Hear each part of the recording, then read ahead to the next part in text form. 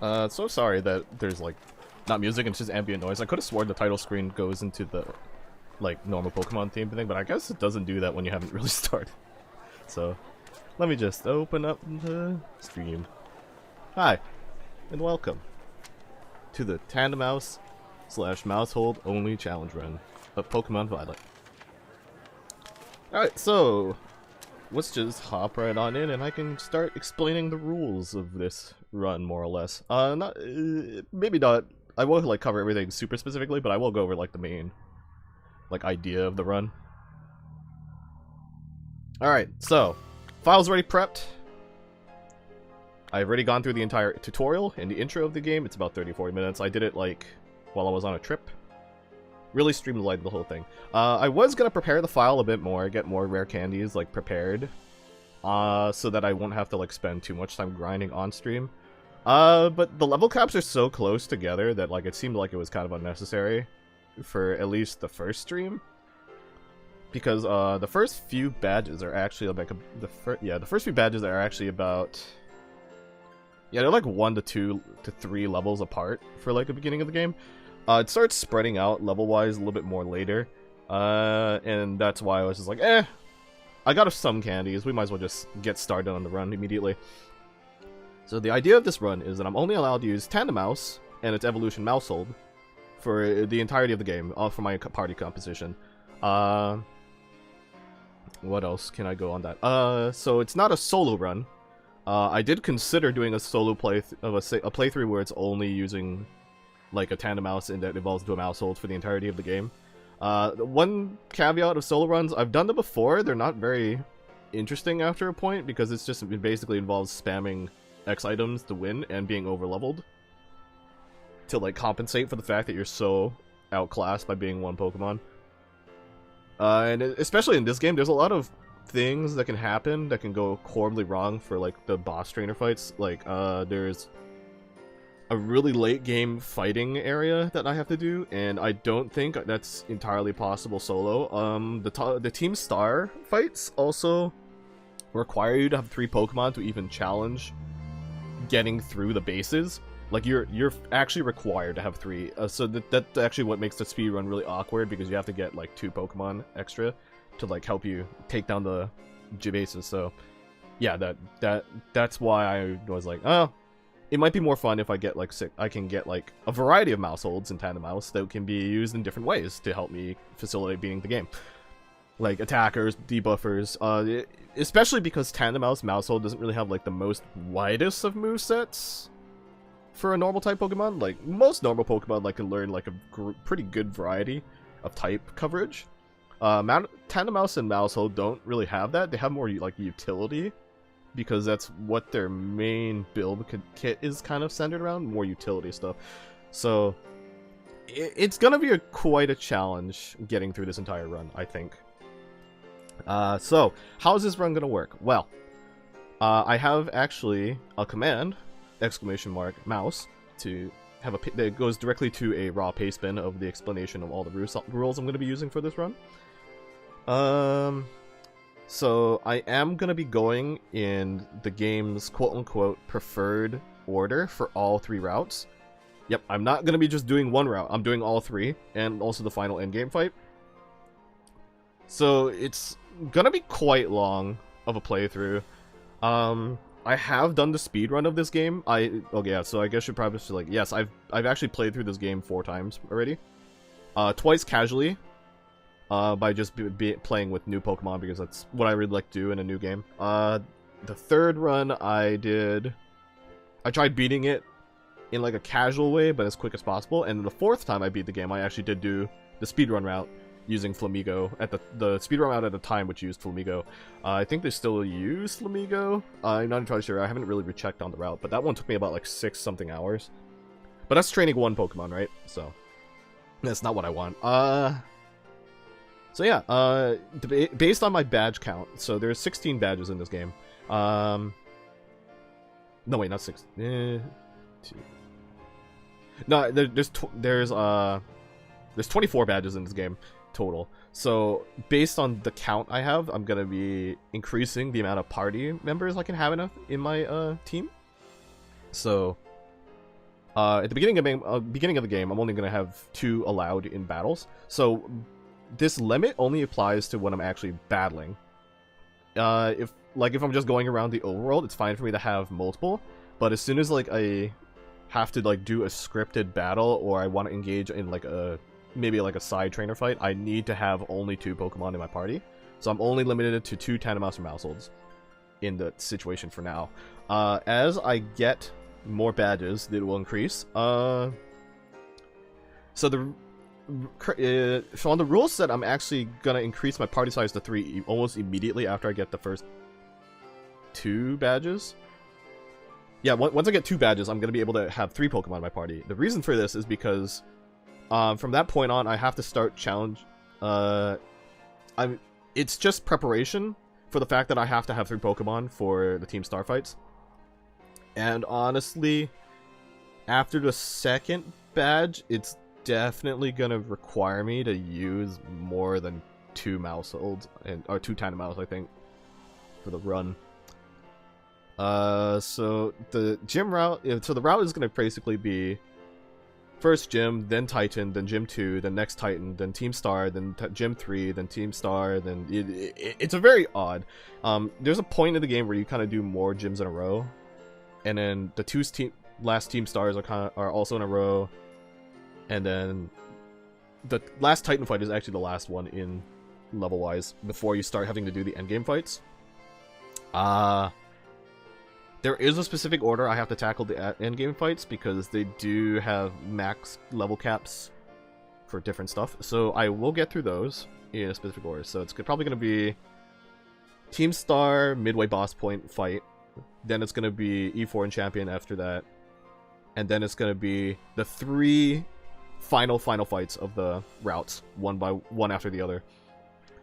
2 of them are the same level cap, which is going to be interesting to have to deal with. I might have to... there's a chance I'll probably over-level a few Pokemon during those fights, and I'll have to take them out in order to fight the second fight of the same level cap.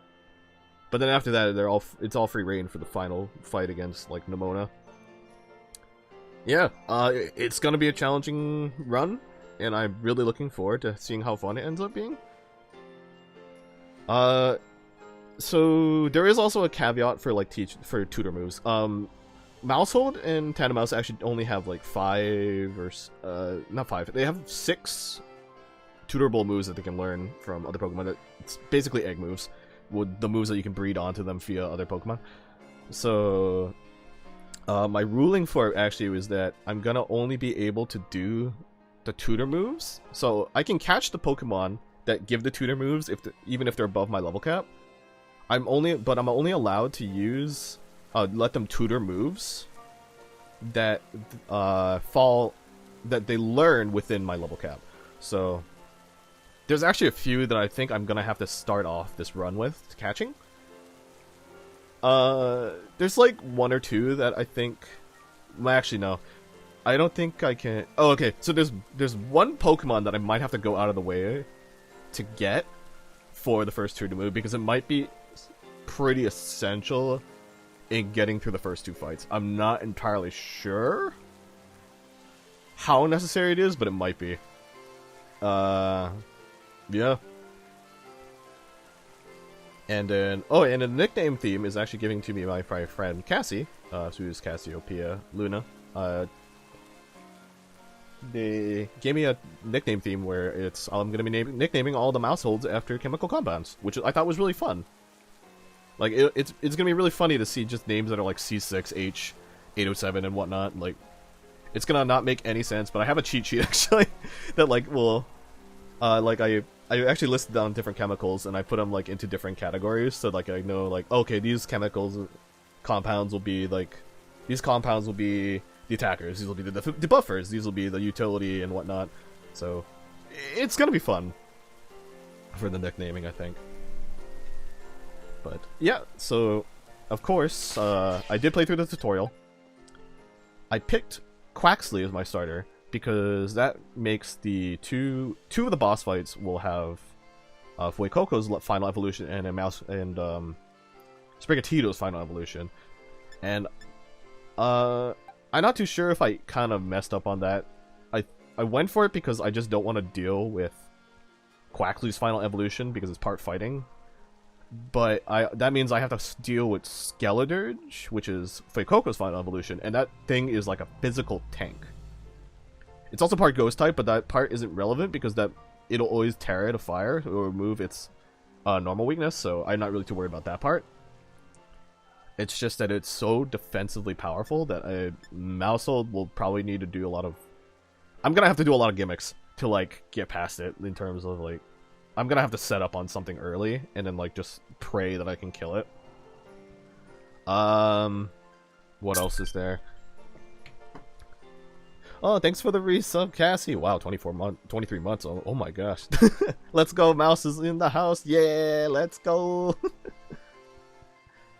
Hello, I'm actually explaining the run right now. Almost 2 years. Shook. Yeah, can you believe it? Almost 2 years. Oh yeah, and also forbidden in this run is items. X items are broken, and they basically just trivialize any challenge runs, so I'm probably not gonna use them. Healing items also trivialize a lot of challenge runs, so I'm not using those. What else is there? Oh, there is level caps. I did mention that earlier, but yeah, so... Level caps. Playing with level caps. It's gonna be set to the ace Pokemon of the boss trainers. In the case of the Titans, it's their... technically what level they are. It might cause some issues there, I'm not too sure. For the Team Starfight, it's based off of their party ace Pokemon, because... technically, the final Pokemon that you fight in Team Starfights is Revavroom, and that one is one level lower than their ace Pokemon, so I was just like, let's just keep it to the actual highest level. Make it easier. But, without further ado, yeah. As you can see, I don't have any mouse in my party. For the tutorial, I basically just took Quaxly, named it not Maushold, because of course I did, and then the tutorial catch... I got the tutorial catch, I'm blanking on names, Lechonk, and I caught a Wooper just to make fighting Nemona a little bit more brain dead when I was going through the tutorial. So, without further ado, let me reorient myself in controls, because it's been a hot minute since I've played this game. Get some Pokeballs, and then we're gonna go catch our first Mausholds. I do have 23, thanks Nemona. Because I only used one Pokeball at the beginning of the game. So let's do that. And let's go look for our Mausholds. Well, Tandemaus, because, yeah. It's time, mouse. Yeah! Alright, so the reason why I picked Tandemaus and Maushold is because you can get them relatively early in the game, and because they're fucking cute, and they're the best fucking cutest thing ever. And they have really funny gimmicks, so it just seemed like a more amusing run to go through. Alright, so here we can catch our Mausholds, our Tandemauses, because what this area is actually is the lead up to the Elite Four, and for whatever reason the Mausholds spawn here, so we're gonna go catch our first Maushold, our Tandemaus. I keep saying Maushold, but I mean Tandemaus. Oh, there's one behind us too.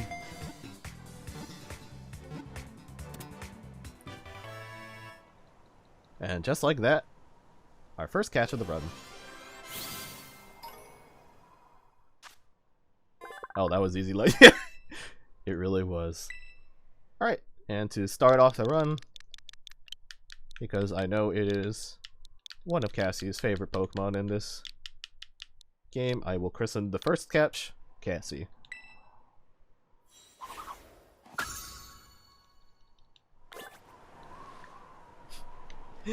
No problem. Alright, and now we move on to the chemical compounds. Oh.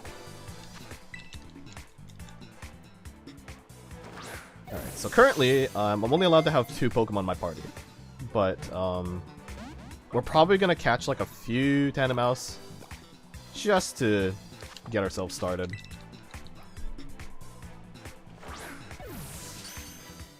Ooh, a critical capture. Very nice. I'm very curious about your decision on naming. Oh yeah, so for the naming, I'm basically gonna go with, like, if the compound sounds like it's something that would be like an attacking kind of thing, then definitely want to like name it something really aggro. So like for this cutie, I kind of want to see what kind of starting stats we have. Alright, so this Maushold is... Let's see, it's a neutral nature. That's pretty good, so we don't have to worry too much. Oh, is this one also neutral? Wow, I got 2 neutral natures. That's pretty cool. So it looks like this Maushold has a higher HP threat, IV, and Cassie has a lower HP and lower attack and lower speed. Right. So we'll probably build Cassie to be... Cassie could be a pretty good debuffer, I think. Or a good buffer. Yeah. And then this one, for now, we could make it a... Oh, wait, I have to double check which ability it turns into. So, Tandemaus has 2 abilities that aren't hidden that we might need to consider. So, Runaway and Pickup will turn into Friend Guard and Cheek Pouch. So, Runaway will turn into Friend Guard, which is pretty good. Pickup will turn into Cheek Pouch, which means that so Cassie will be able to use held berries twice, I think? Is that what Cheek Pouch does? I don't really use this ability. Oh, yeah. It also heals on top of the normal effect of the berry. So that's pretty good. Yeah, that's really good for a support Pokemon like I'm aiming for Cassie to be. So that's really good. So this one's a little bit more Angie. So let's see if we can nickname this one. Alright, so this will be our Angie Tandemaus. True to my roots. Eventually down the line, we might be able to turn you into an attacker too. It all depends on what I need, so we shall see. Okay, so since this one is gonna be an attacker, we shall name it... How about... We'll name it Butane.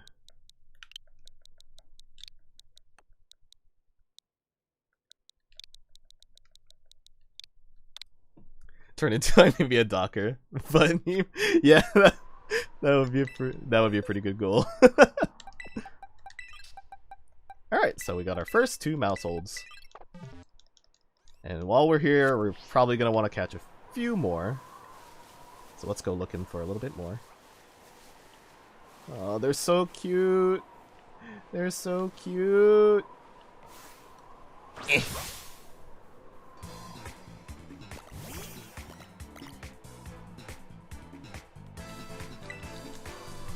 So, just like Legends Arceus, if you can back hit Pokemon to get like a surprise attack, and that actually increases your chances of catching them without having to fight them.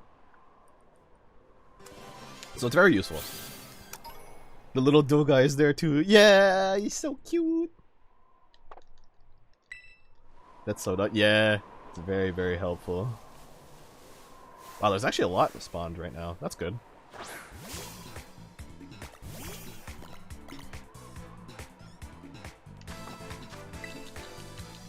It's also very helpful for the speedrun, actually, and it's actually a tech that you have to do for catching the Pokemon that they use, because it's a higher level than you're supposed to be able to catch. So there's a lot of RNG stuff there for the speedrun.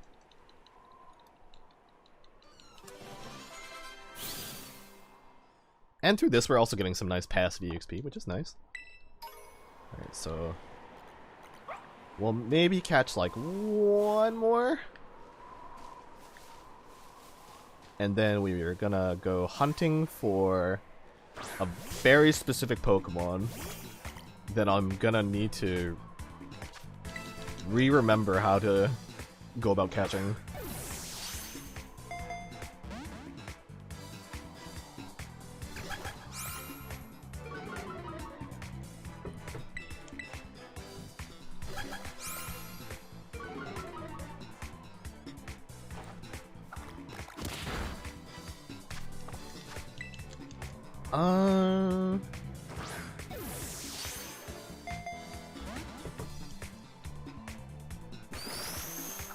Ooh, Super Fang. I didn't realize to get it this early. That's actually going to be very helpful.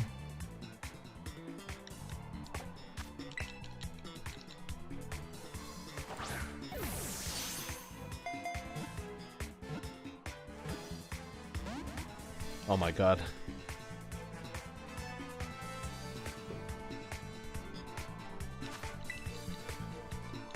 So the reason why Super Fang is useful is because it's a move that has kind of low accuracy, but it guarantees 50% damage on the Pokemon's current health, which makes it really good for making up for if you don't really train into the attack stat a lot. And will help us kind of bypass, like, one of the bigger things that we're going to have trouble with, like rock types. Because we're normal, which anything that essentially is resist normal is what we're going to be favoring quite a lot.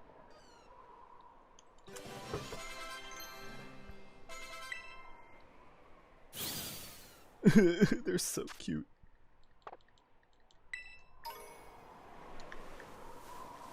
Hi, Fido. Okay, so let us look at... Oh, Cassie picked up an item for us.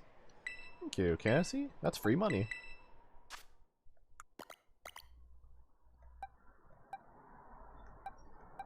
Wow, we actually caught a lot of neutral nature ones, which is really good. Alright, we got a few more friend guard ones. And a few more cheek pouch. And one more cheek pouch. So since this one... Oh, this one actually has pretty low stats. I might have to bottle cap this one, I think. Oh wait, but this is level... 8? Oh, okay, that makes sense.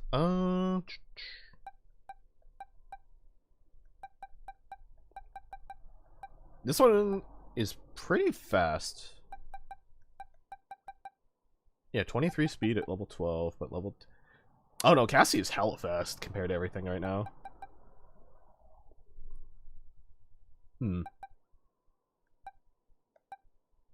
Alright, well, we have one attacker, so let's go about nicknaming a few of these some other things, shall we? Okay, so for now, we'll nickname you Citric, which will be C6 H8. Oh.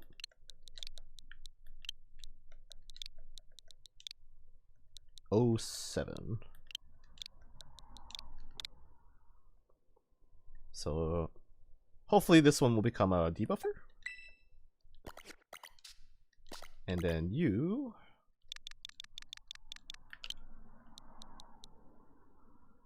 we can make another utility one. So we'll call you Caffeine. C8H10 and 402.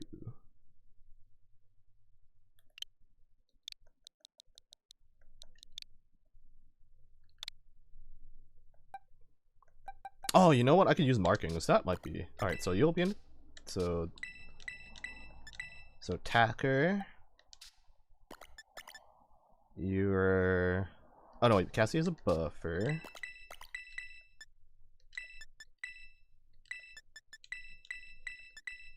Cassie's buffer. You'll be attacker. Alright. You'll be a debuffer.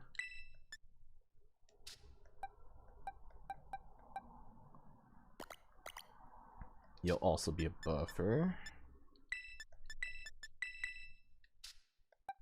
And you will be... I think we can use another attacker. That might be nice. Okay, so let's... So we shall call you... Methane.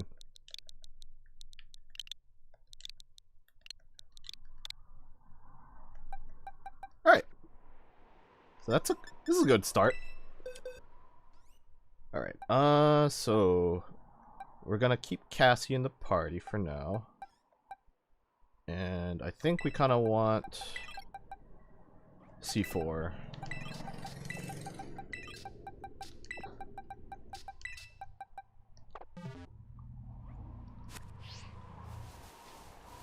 Alright, so we're on our way. Next stop is I want to buy sandwich ingredients. So the reason why sandwich ingredients are very important is because you can actually manipulate encounters in this game by creating sandwiches. So let me... So we're gonna want to make a psychic boosting one with smoky sandwich. So we're gonna want to buy some ingredients so that I can boost psychic type encounters. Because I believe the one that I'm gonna be looking for is good. Well, one, it's gonna be in a higher level area, so it's gonna be a little bit trouble. And ingredients wise, it'll be unless I'm able to get a sandwich without making it. I can try to check. Yeah. So if in this game, if you ever have like issues like finding specific Pokemon, like you realize, oh, this Pokemon's really rare on this route, you can actually make a sandwich to increase the encounter rate of it. And level 1 encounter power is actually really strong. Yes, this says electric encounter power fighting, item drop power psychic. Yeah, so we're gonna have to want to create our own sandwich, which is... It really depends if I can get the ingredients or not, so I need to look at the store. So let me go check. So the first Pokemon we're actually looking for is a Gothita, which is the Goth Psychic Pokemon that was introduced in Gen 5.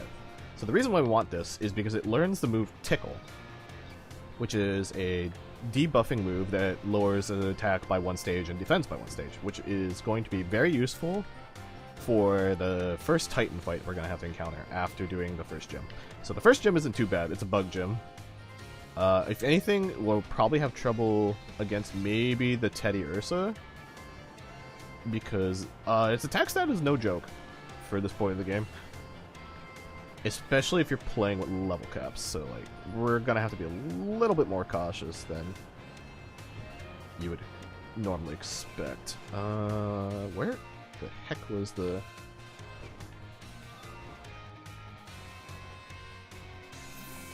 There are other food places too to get different types of food, and they're all very cute. So that's Encounter Powered Dragon, Raid Powered Ghost, Catching Power Psychic. So that one would boost catching psychic types.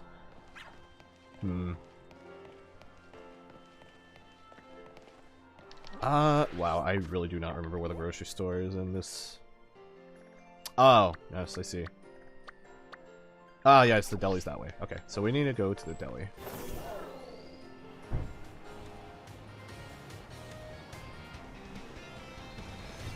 Ah, yes, there we go. So we want to make a smoky sandwich.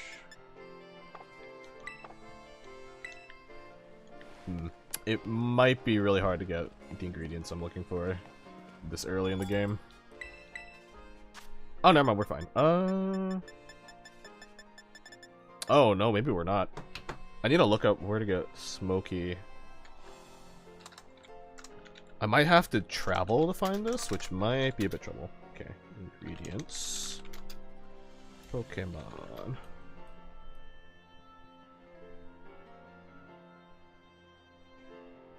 Alright, so there is a item called smoked fillet. Oh no, not smoked fillet. I want to have... Oh, onions? Wait, was it onions? Huh. Okay, let me buy some onions. I think that might be it.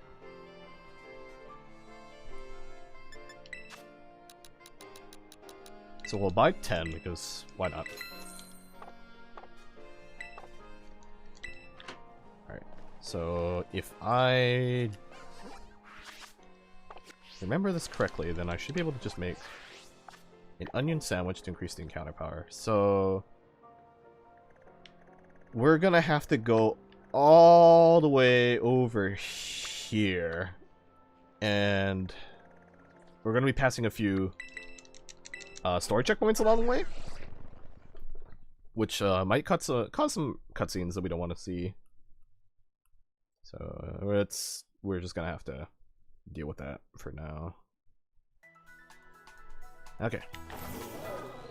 So first things first.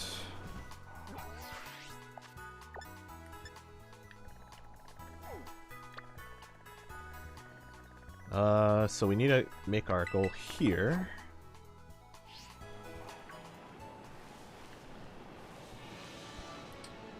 There are a few other battles, a few other Pokemon we can catch for the sake of move tutoring, and one of those moves is Bite, because a Dark type is not doesn't get resisted by Rock, which will be very relevant for the second thing we're doing battle-wise. And it will probably pair well with if I can manage to get Tickle. So, luckily, Bite is available from Shinx, which is in this route. Very fast, very easy to get. There's actually quite a few Pokemon that can learn Bite in this area, so like that one I'm not like very worried about getting, but a lot of other Pokemon I'm a little bit more worried. Once we beat the first gym, we'll be able to actually make use of another Pokemon that I want to get moves of, and that is Oricorio, because Oricorio at level 16, which it's one of the earliest Pokemon that can learn the move Baton Pass, and that won't be relevant for a while, I think, because it'll require me to need to have like a boosting move, and I don't think I'll learn any useful boosting moves for like a while. Alright, so we have Artisan tagged, which is really good, so this will help us get back here faster later on in the story. So a lot of certain like held items and stuff is like tied to locations, so like we don't actually have to like progress the story in a lot of cases. It does getting gym badges does actually unlock more items to buy from specific shops, so that'll be like relevant to... Okay. Oricorio, as you can see, is very common here, and we will grab them later. But for now, we need to really get to here, which is... It's possible to get there, it's just a pain in the butt to get there. This area might also trigger a cutscene for Team Star. I'm not paying attention. Okay, so these Pokemon should be like in, yeah, the 20 range.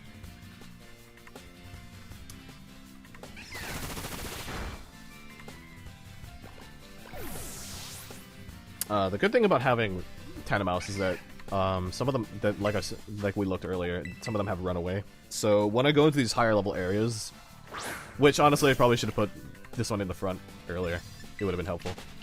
But it'll guarantee that we can run away from them. So the running away is based off of your speed, and it's also based off of your level difference. But since we have Pokemon that have run away, it's very helpful that we can just run away at any time.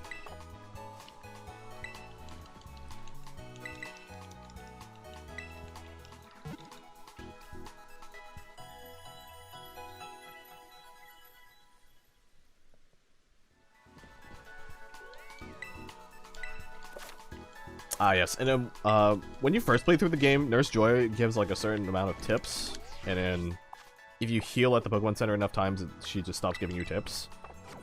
It's gonna take a while until she exhausts how many tips she has, so it's gonna be a while till we can ignore that. I don't remember where I can use to skip, so... Ah, damn! No, Miss Joy, help me. I knew. Oh no, yeah. I forgot to swap to the runaway one. That's annoying. It's fine. It's fine. It's fine. We have runaway. I'll just make sure that I switch it to the back one.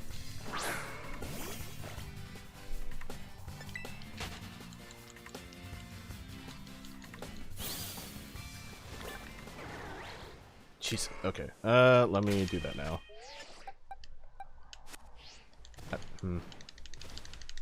I'm forgetting all the shortcuts. It's been so long. Okay.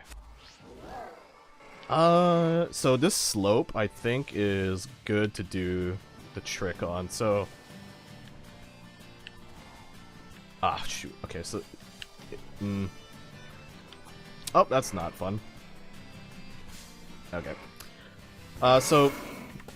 The way that forward motion is... So the way the mount... Miraidon works is that it has... Like, for video games when you program movement, like... You have to, like, kind of sometimes do triggers for, like... Is the player moving forward? Is the player moving backwards? And then, like, you do, like, some sort of condition. So the really funny thing about... Miraidon is that it's... Miraidon and Koraidon are... They're programmed in a way where, like, only the forward motion... triggers this response to climbing up hills where, like, you slide. Or I can just climb it by accident, but anyways. Yeah, so that sliding motion is only matters if you're jumping forward. If you're jumping backwards, it just does not care. And then you can, like, skip areas like that.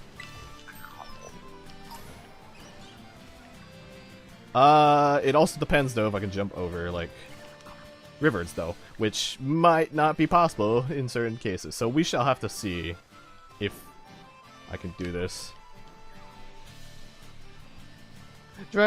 Forte, hello. Drag, what is that Maushold named Butane? Because it is our attacker. Also, it's our nickname theme. Yeah, it's not steep enough for me to do this. Okay, blah. There should be like a Team Star barrier coming up. That's why that It's supposed to, like, try to stop you from going in this direction, but, like, it doesn't work if we can, like, do dupe thing. Ah! No, I triggered the cutscene.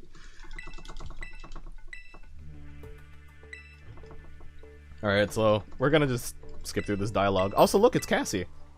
I can't believe Cassie wants me to take down a criminal organization. Also, it's the best character, Clive.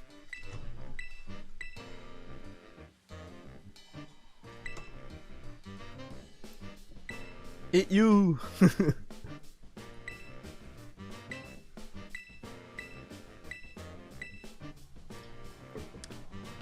Forgive me if you wanted to read through the dialogue, but since this is my 5th playthrough of the game, I already have an idea of what's going on, and I kind of just want to get through.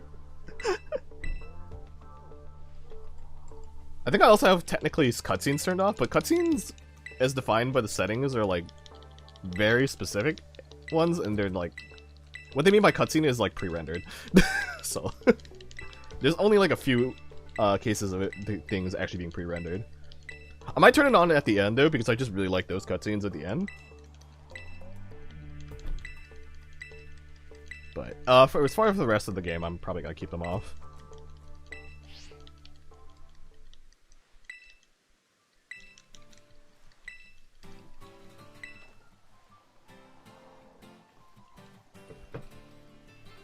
If anyone exudes the "Hello fellow kids" meme as much as anyone, it's probably Clive. Best character.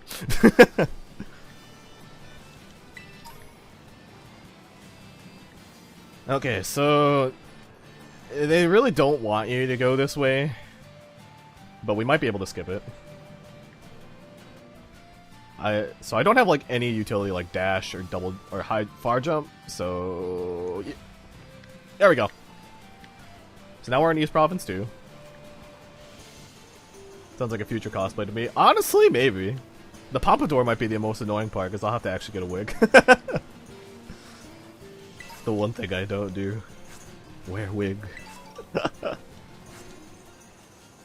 Occasionally we'll want to check out these terra crystals. Oh! Oh! So, this is actually the Pokemon I was looking for the tutoring purposes. And it's a raid den, so I might be able to just do this here. If I can do this here, then I can skip going all the way to Levincia and using the sandwich strat that I was gonna do. So, let's just try do this. So the way Terra Raid works is that they have like different star levels. Based on your badge count, you get more badge levels and whatnot, but in the beginning of the game, there's only 1, 2, and 3. 1 stars are level 15, 2 stars are level 25, and then 3 stars is like 30, 35, I think.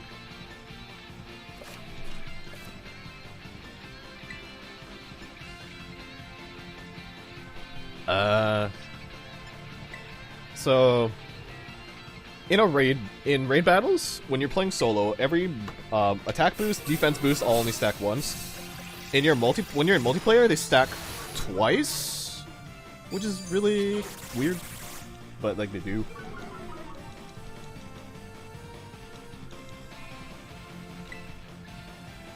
Okay, so we did the attack boost because when you're solo, AI will always go for defense boost, so it's really pointless to ever touch it. And because we're being tickled, which lowers our attack and defense, we're gonna try to go for Echoed Voice. Because, like, yeah, okay, so we do, like, no damage, so it might be easier to just catch, I think. Either that, or we're gonna have to hope that our allied Pokemon can take this down. Alright, so that's a crit.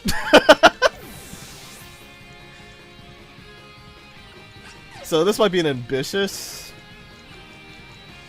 attempt to get this, but I mean, if we lose, we lose. I'll just go back to the original plan. It's just very funny that conveniently this was here. So since I've been tormented, I can't use Echoed Voice over and over again, and the gimmick of Echoed Voice is the more times it's used, the stronger the base power gets, so can't really do anything about that. However, I can use Helping Hand to boost one of the other Pokemon to, like, do more damage. I have to hope that they actually use an attacking move, though, which is not ideal. Also, I died. Yeah, honestly, this might be a terrible idea. I think I should probably... I should just go with the catching plan. It's probably gonna work out better.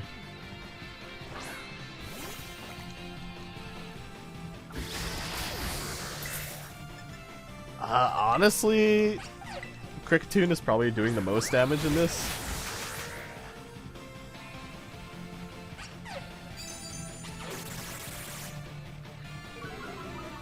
Yeah. Oh yeah, this is not happening. This is not happening.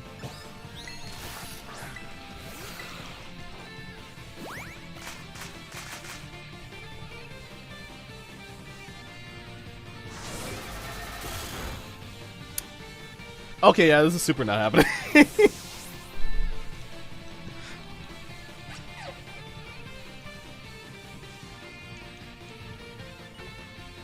So while I'm dead, I might as well explain some Terra mechanics that isn't really well explained. But the lower level your Pokemon is, and despite how many times it gets knocked out, it actually does not reduce the timer as much as a higher level Pokemon dying. Alright, so we're just gonna run away. So, like, if you see a person who's, like, constantly dying in, like, an online Terra Raid battle, they might not be throwing as super hard if they, like, brought, like, literally a baby Pokemon, because it does not reduce the timer at all. So, like, I don't know, keep that in mind. But okay, so we're over here, and we want to get over here, so now we gotta start making our way to Levincia.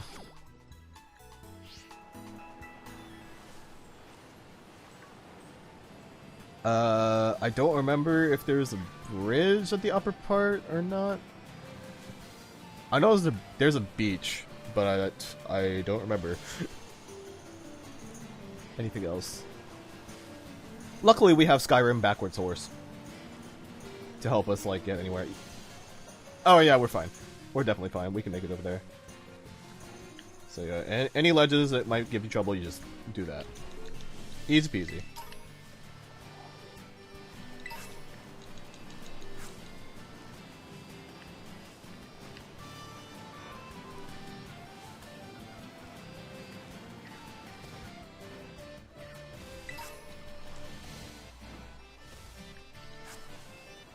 Ooh, a Meryl, how cute.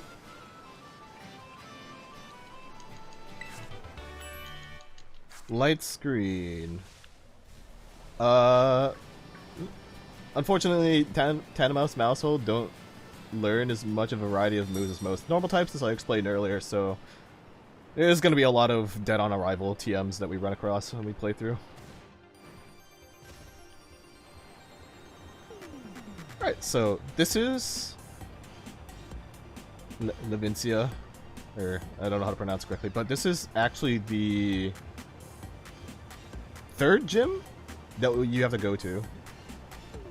But in terms of playthrough order, it is the 1, 2, 3, 4, 5. It is the 6th area that you're supposed to be visiting.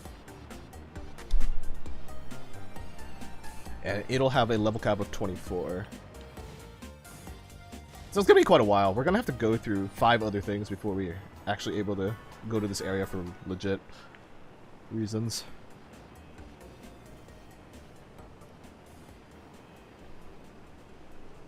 Alright, so we're just taking a nice leisurely stroll all the way there.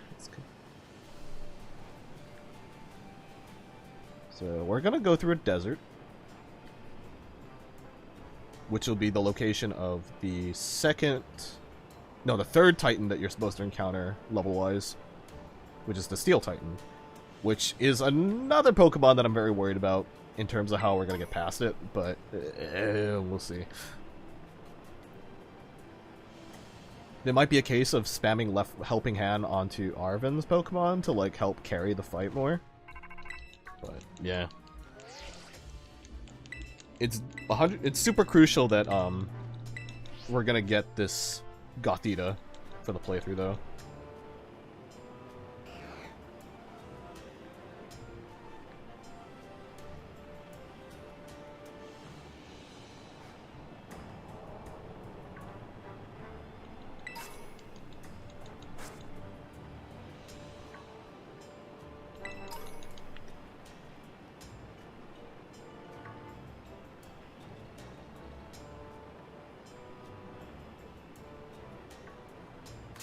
Oh, fuck. Alright, it's fine, we have run away. Yeah, so as you start looking at the levels, it's gonna start getting a little bit hairier in this area.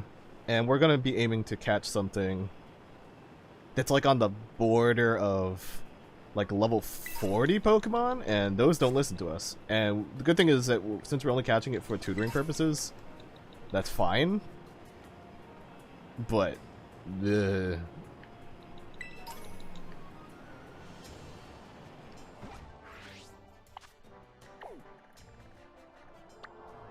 so we want to end up at Zapapico.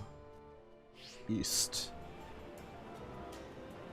And luckily, if you target a location on your map, it will reorient you in the correct direction. So that is incredibly helpful. I'm talking to this Nurse Joy because this is actually another teleport spot that you can get. There's actually quite a few fly spots that you can get that aren't actually tied to Pokemon centers. Most of them are like sightseeing spots, so like you can tell they're a sightseeing spot if they have like a sign in front of it that explains like a description of like, oh, this is the whatever landmark. And then it'll give you a free teleport spot to it, so. Always good to keep in mind of those things on a casual playthrough. Yeah. So, see here, the slope is too high, but... So, like, just moving upwards on it just makes you slide backwards. Only when you go forward. So you can do backwards movement, and it'll completely ignore that trigger. Also, for whatever reason, it's like slightly higher than normal jumping forward. So, like, movement tech.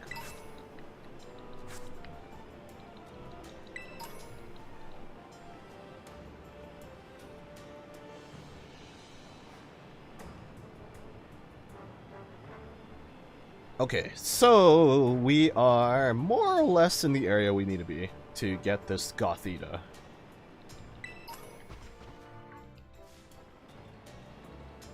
Oh, and there's one right there. Okay, so I was worried if it was going to be super common or not, but it looks like it are super uncommon, which is why I bought the sandwich ingredients in case.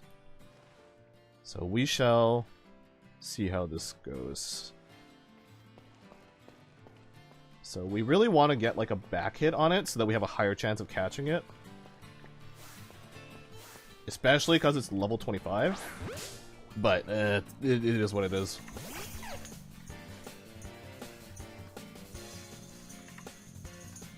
Alright, so what I'm gonna do actually, I'm gonna get the Maushold in the party that has Super Fang. And we're gonna keep a runaway one on the back line for now. And we'll keep Cassie here. So this is... So as per our rules, because it learns Tickle at level 11, we're allowed to catch it for the tutoring. However, it's just going to be very hard to go about this. Alright, so because we caught it off guard, it actually has a higher chance of a higher catch rate, so we're just going to go for the Great Ball Throw immediately.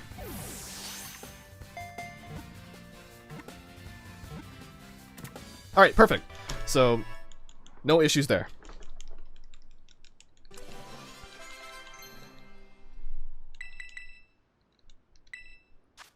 And we got some sweet EXP for it, so always helpful. And we do not want echoed voice on anything because it's so bad. It's so bad on Maushold. On Tandemaus at the beginning. Alright. So, Gothita, because we're using it for specifically to tutor the move Tickle, we're just going to call it Tickle, just to make it easier to understand why it's here.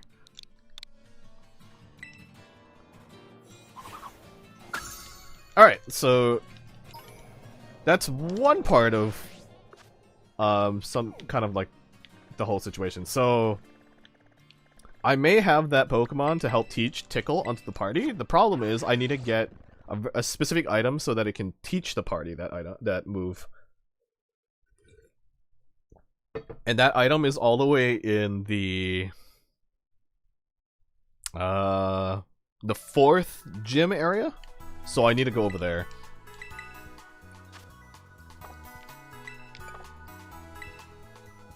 So before I set out, let me move Gothita here, bring back Cassie, and then move out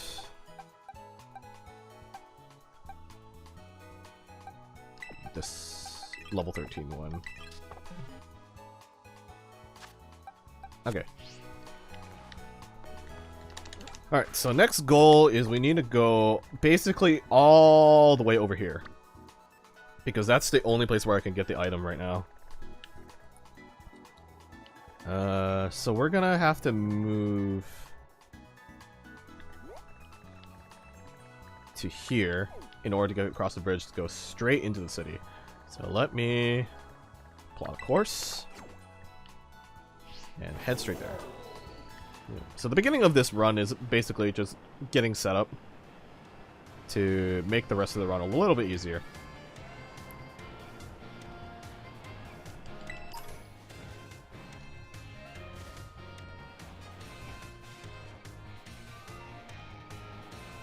Why is this fence here?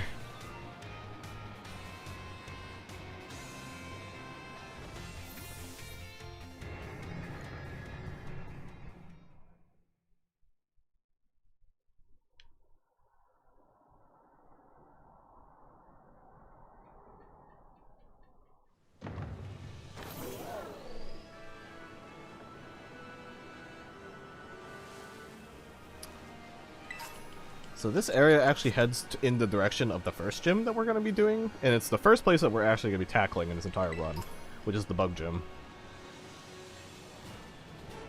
But of course, we want to kind of get through our preparations first before we actually touch it. Oh yeah, also these weird watchtower-looking things, those also count as flying points. So the open world is a bit daunting, but like there's quite a bit of like good landmarks that you can use in terms of getting around.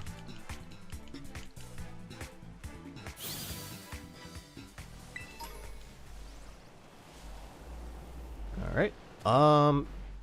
So there are a few things that we could technically find in this area. There's like a couple of TMs. But one of the more important things is that there's actually a very early mint in this area. And I believe it's either a speed mint or it's the adamant mint. Yep, there it is, adamant mint. So basically that will make it so that your Pokemon will have a nature that is defined by the mint. And what's good about the adamant is it basically makes your Pokemon adamant nature, and adamant nature is very good for making your Pokemon more of an attacker, and because it raises the attack stat and lowers the special attack stat. So we want to make sure that we maybe use that on a few of the attacking Mausholds, because in the late game we're going to be able to use them for population bomb, and that is going to pop off and probably kill a majority of the end game, which will be pretty sweet. But yeah, it's also going to require some extra effort. So the reason why I don't like visit the Pokemon centers is because you actually only have to really tap onto the platform with like your toe. You don't have to go fully onto them, you can just pass by them and go, cool, I made it here, and then leave.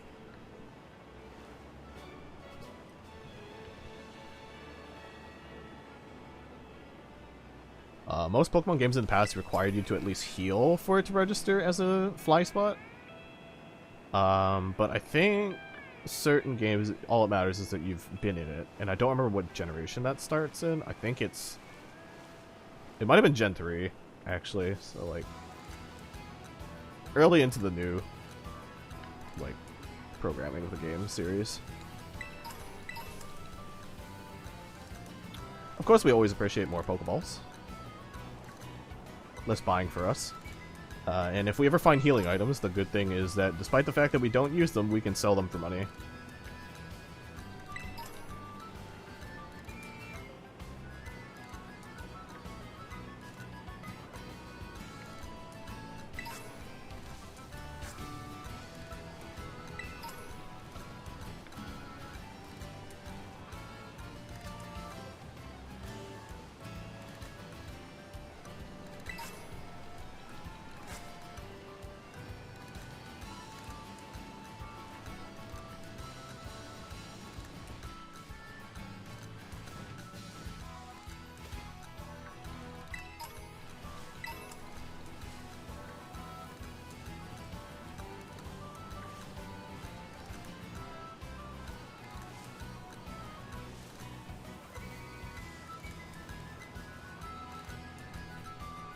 So this method of like kind of going around and just picking up teleport points and picking up items along the way is actually part of the speedrun. You actually don't do any of the actual fighting in the speedrun for quite a while. Like you go around the entire map with your basic bike abilities, and then like you just manage to collect everything that you need for the run, more or less. It's a lot of EXP items. Because essentially what you do is you catch Flamigo, and you just dump a lot of EXP into it so it just becomes overpowered. And then you just kind of raffle stomp the rest of the game.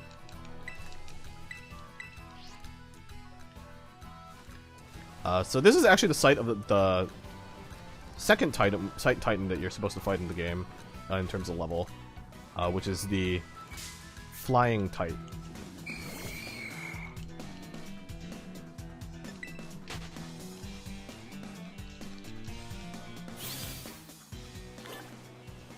And when you defeat Titans, you unlock different moves for your bike, different abilities for your bike, because what you're hunting is something called Herba Mystica. Also, this counts as a teleport, another fly spot.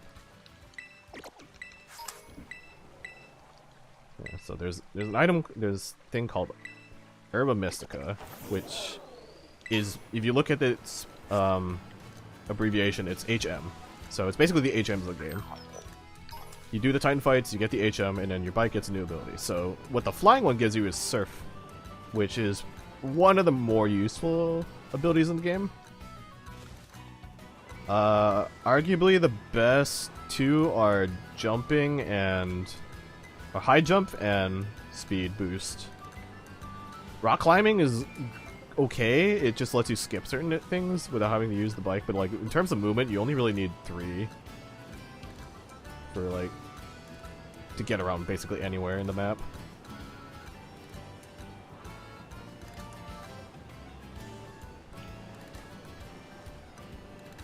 And like, usually in Pokemon games, like flying is like one of the more important ones that you get, so you can go anywhere. But you can already teleport via the Pokemon Center warps.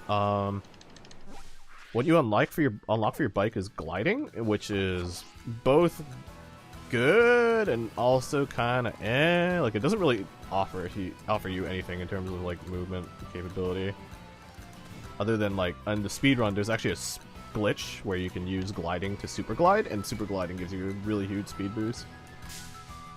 Oh, that's a Nimble. Hello, Nimble. I almost ran you over.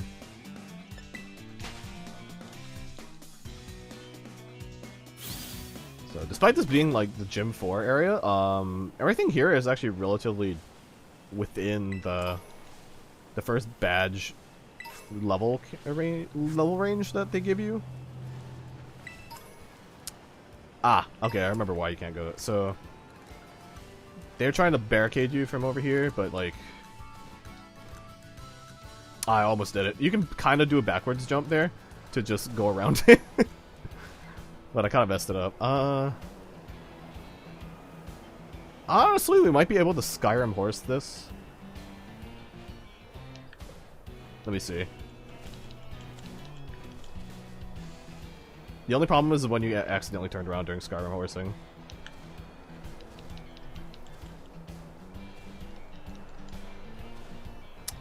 Okay, so there's a slope here. So I can't, there's like a really steep slope, so I can't do that. I can move more this way, and that might help.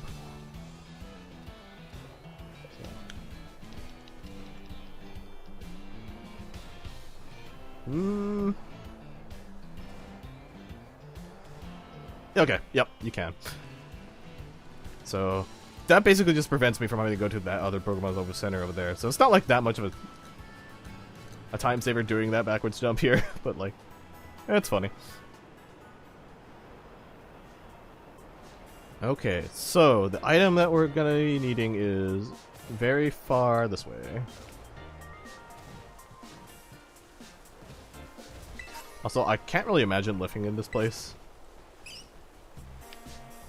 Cause like, my god, can you imagine having to deal with sandstorms like every day in this town? Like, it is just not ideal. Also, the muscle band that I picked up actually might be pretty useful for the early game, because that'll give me a pretty decent attack boost on physical moves.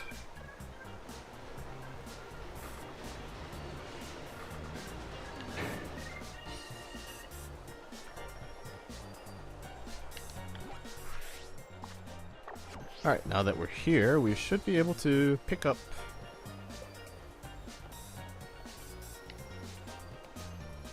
Oh, it's a Chansey one? Oh wait, where is Delibird Gifts?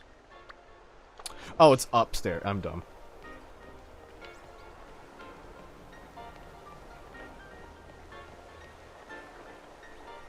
Yeah, so every town in this game that has a that has this specific store in it, they all have different items that you can buy for health items. So it's very good to, like, remember where to go for each one, or you can just look it up, but yeah, very helpful. So what we need is this item, the Mirror Herb. It's 30k, which is very steep, but we only need one, essentially. I don't think we need the leftovers yet, but we'll keep that in mind. And then I might actually want to go back to Levencia, because I think this is where you can get Wide Lens, which might help out with some accuracy issues that we're gonna have with this Pokemon. And then eventually, once we start getting Population Bomb, ooh, the Wide Lens is gonna help us hit all 10 of the hits that it can do for the late game. There might be, honestly, like an argument that to use...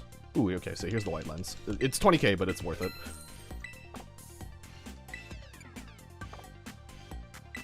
There's like an argument to be made about, like, getting loaded dice possibly too.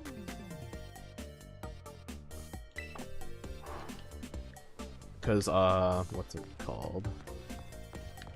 Oh, yeah, because, one of the moves that Maushold can learn is actually Bullet Seed, which is a multi-hit move, and loaded dice, essentially it makes it so that the checks for 2 and 3 hits on a 5-hit move never get picked, and it only picks 4 and 5 rolls.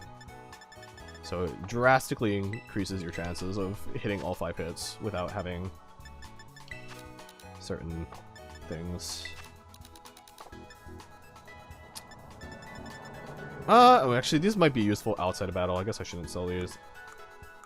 Okay, so I'm not allowed to use any of these, so these are free to sell. Oh, actually, oh no, I'm not allowed to use Poké Dolls because they're in battle.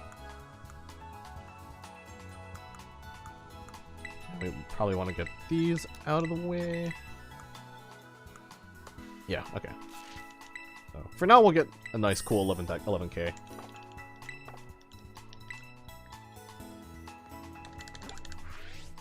Alright, so now that we've got our training stuff out of the way, we're gonna come back here and start prepping for our first fight.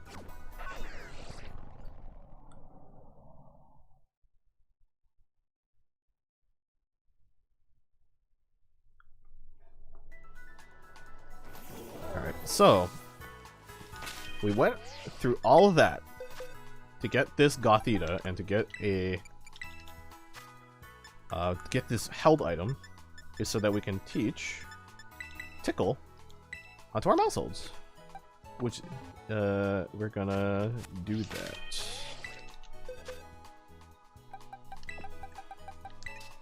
And you can actually do move deletion in this menu now. It's really nice. Oh no, you only can do relearn and rearrange. I think you can only delete moves in this menu. So what we want to do first is we're gonna get rid of...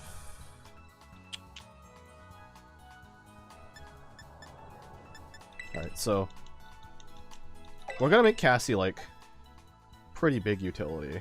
And then we're gonna make this... Oh, yeah, yeah. Oh, this is Cassie. Yeah, yeah. Okay. So Cassie will get Super Fang eventually. But we need to... Yeah, I need to remove another move off of this. Wait, why can't I remove? Okay, there. So we want Cassie to have basically just mostly utility. And yeah, so what you do is you put the mirror herb on the Pokemon you want to learn the move from. And then you create a picnic. And you don't have to do anything fancy at this picnic, we just need to start it. And then you can leave. And it should add the move into the move pool. I did it wrong. Oh, sorry, it doesn't have it on its moveset. So I need to remember the move Tickle. And we don't really care about this, whatever the heck this Gothita knows, so. So we're gonna go open a picnic and teach the move.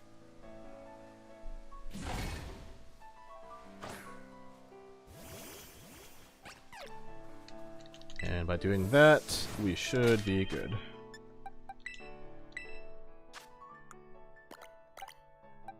Or not? Oh wait, do I put it... Am I being dumb? Yeah, I'm dumb.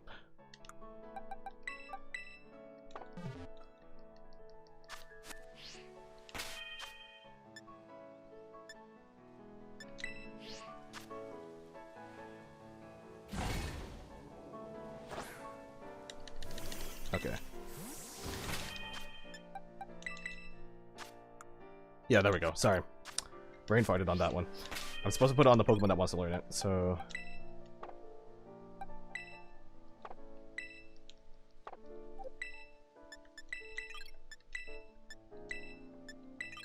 There. And now I go to the picnic again, and this should teach Tickle to the other one.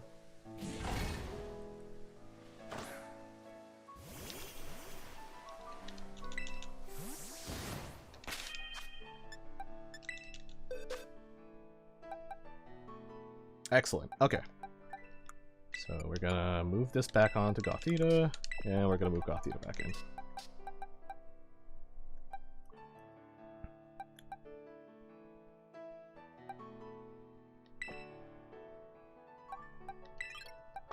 Okay, so let's save in case I do anything bad. Well, thanks for the hydrate and stretch, Goldie. Hello, hello. How you doing? Alright, so the first level cap is 15, so we have some candy to like work with.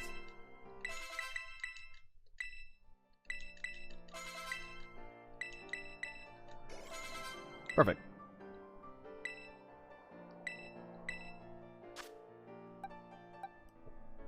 You're doing well? That's good to hear. I'm doing well too.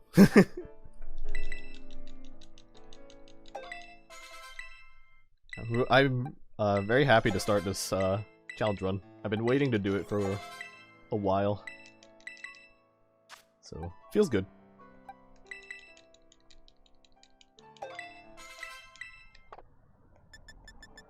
Alright, and actually we're gonna use this adamant on Butane. So that Butane could get a little bit more of an attack boost. So let's use that on Butane. Alright. Now Butane will have a plus attack nature, which should give it a little bit more damage to its double hit.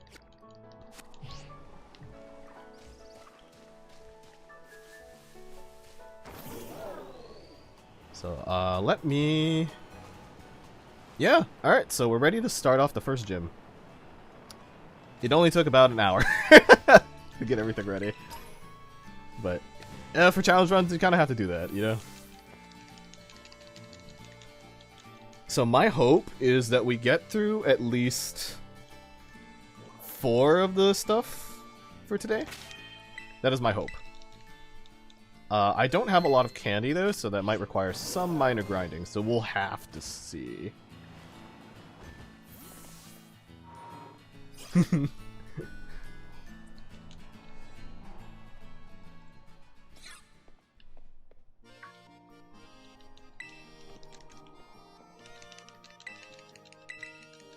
Alright, so this is our friendly rival, Nemona. She's basically Goku because she's like she's fight sexual. She's very into Pokemon. She really likes Pokemon battling. You could do it. Thank you, Goldie.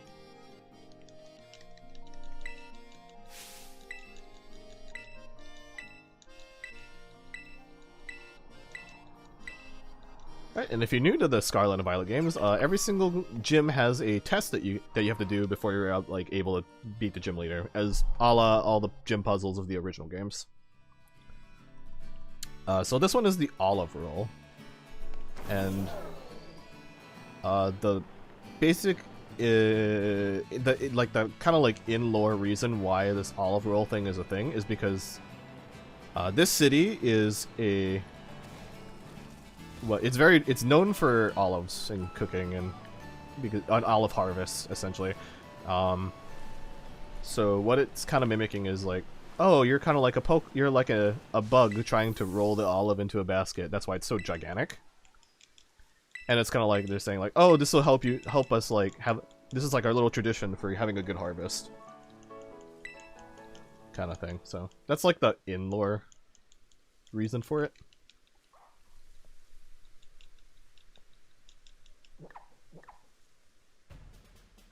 Alright, so the point of this gym challenge is you're basically trying to roll this olive from point A to point B, which is here all the way to the basket.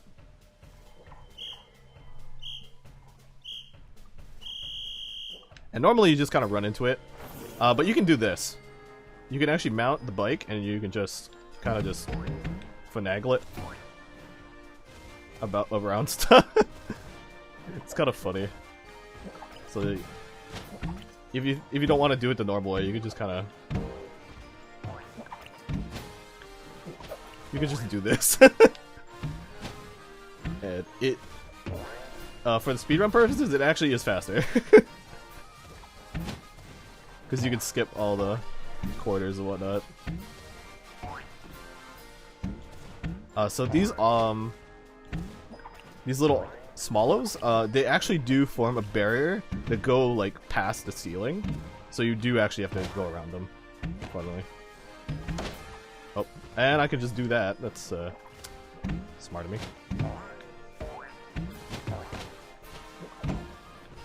Yeah, and that's it. Point A to point B. I beat this game, but somehow all of this is a blur to me. Forgot this existed.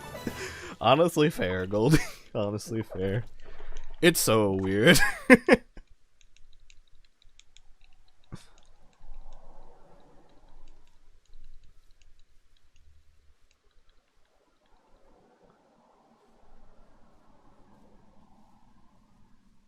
So since this game is launched, actually, there's actually been quite a few patches to like help out with some of the performance issues. Certain areas they lowered like the amount of NPCs that can appear at once, which helps somewhat with the loading in some cases. Is it perfect? Not really, but like it works to an extent, quote unquote. So like, it is what it is. This game's jank. Alright. Whenever I was playing yesterday, it was so laggy. Really? Oh, that sucks. Sorry to hear that.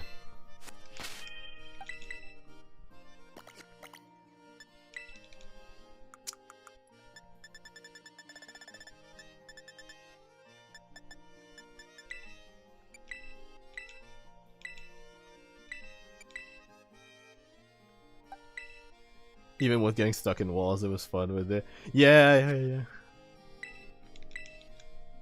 Glad that you had fun. Like, this game be a janky mess, but it's really fun to me. Like, I played through this game 4 times because I actually really genuinely do like it. The only downside to replaying it multiple times is that the beginning of the game takes about 30 minutes, even if you speed through it. It's like 30-40 minutes to get through the entire opening dialogue stuff. Even if you beeline from A to B, it's that long, and that's like the only junk thing about playing it over and over again.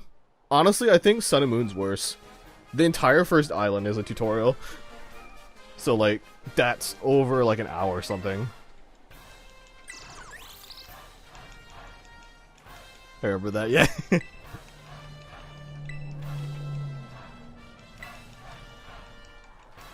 Alright, so this is our first challenge. Katie the Bug Gym Leader.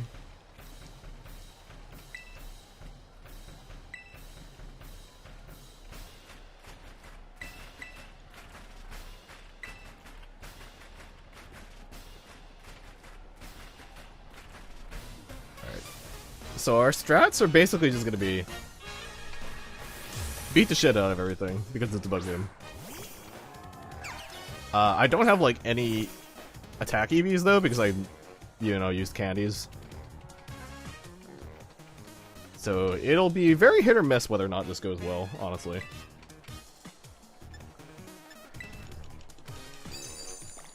Alright, so we're gonna use our utility move Tickle, which lowers attack and it lowers defense. So the reason why we don't really care about, like, Baby Doll Eyes is good, but, like, Maushold is so fast that the priority it gives is kind of pointless. So we're not going to really use Baby Doll Eyes that much.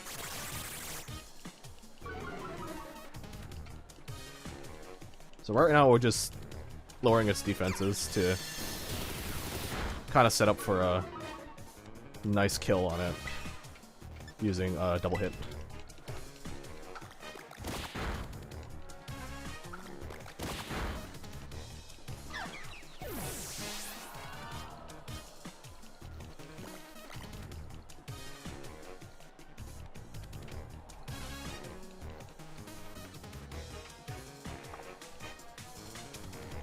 Rest in peace, Nimble. Yeah. So Tarantula is actually pretty defensive, so we're gonna hit it with a Super Fang to cut its HP in half for free.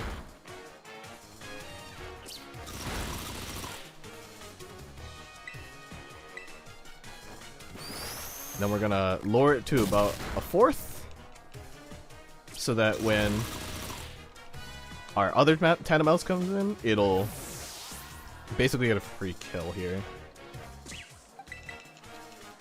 So thank you for your service, Cassie, for your debuffs and taking out Nimble. We're going to be using Butane right now to finish things up. Right, so we're going to Terra here for an extra boost to our normal stab.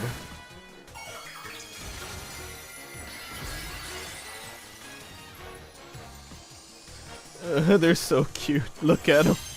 They're so cute.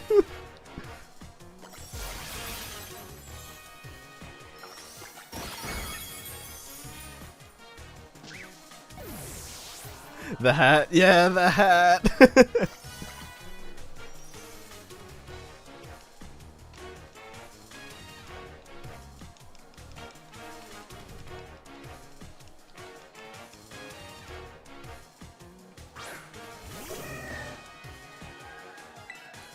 Alright, so we're not gonna go for double hit right away, we're gonna go for a Tickle.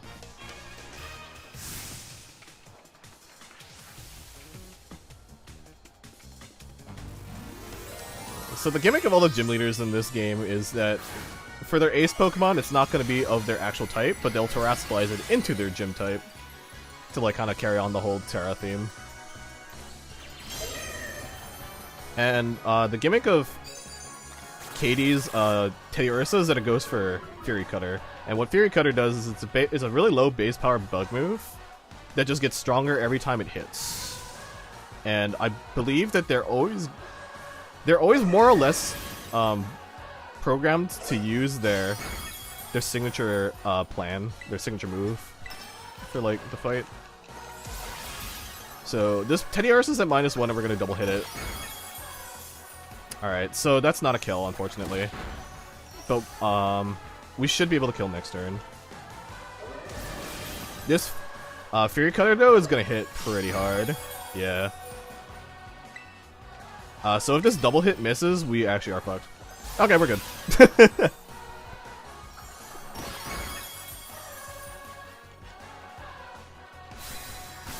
And with that, that's the first gym of the game. And our first badge.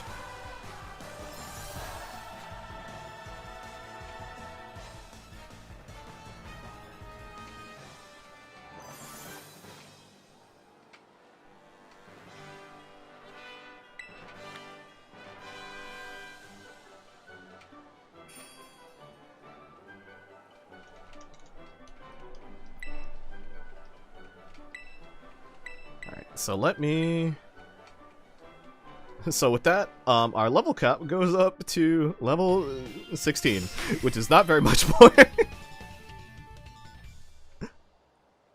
And our party cap stays at 2. But we're moving on to our next goal of the Rock Titan. So let me put that in.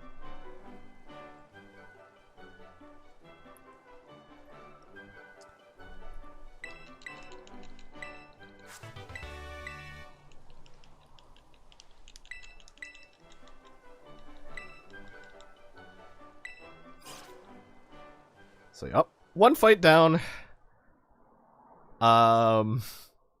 23 more things to go.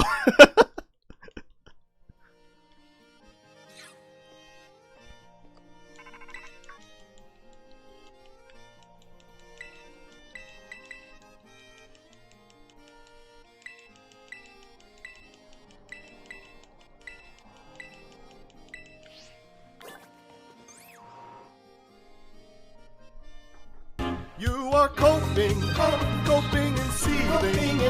You just can't accept what you're seeing. Oh, Yes, Goldie, you're you went for the redeem. Coping and seething. The truth it is scalding, and now you are molding and coping so hard.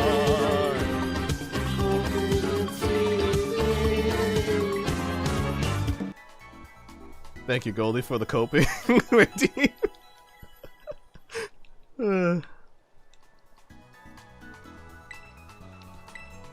I had a lot of fun recording that one.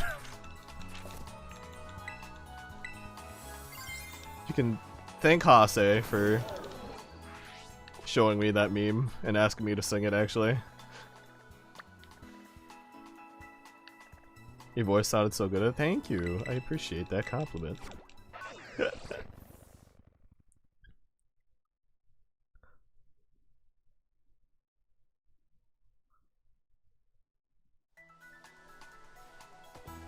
Oh, actually, so you know what? So the next fight we have to do is the Rock Titan, and we don't really have any moves at the moment to be able to use against it, so let me try to check what we have in terms of availability.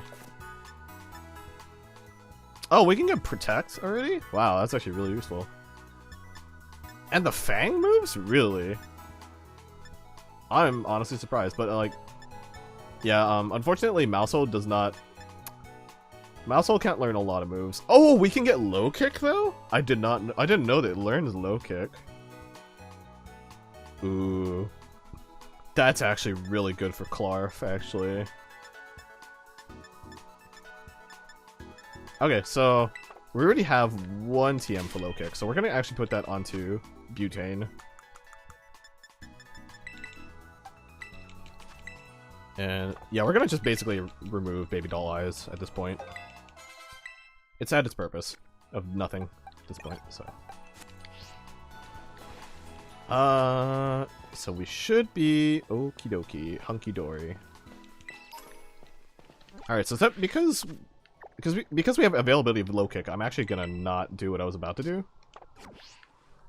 So let's go confront the Rock Titan. And maybe a little bit before that, just do a little bit of grinding to hit 16. So let me go beat something out real quick.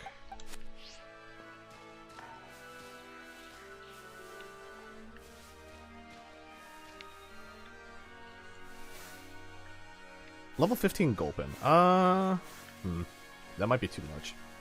Actually, I can use the Let's Go feature to fight it a bit. And get a little bit EXP that way. Okay, perfect. Then I will temporarily swap out butane to this. And let Cassie try to kill something.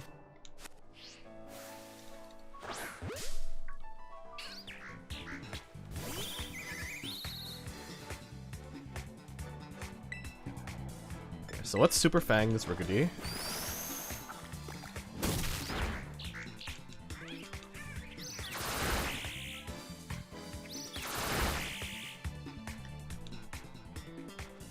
And then we'll double hit it.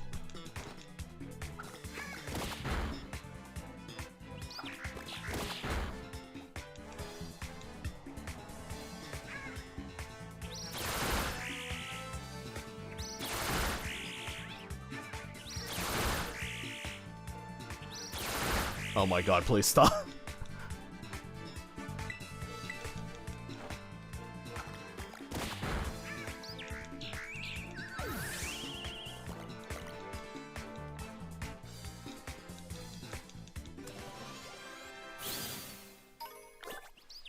And since we're here, we actually should catch this Oricorio.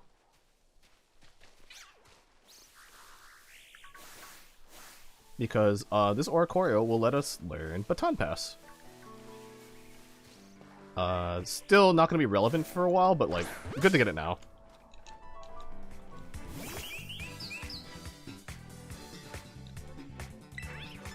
So what we're going to do is we're going to Super Fang it.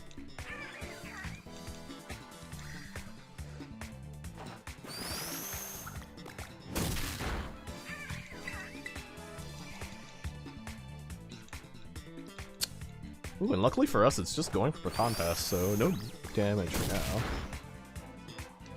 Okay, and we're just gonna throw a Great Ball for the highest chance.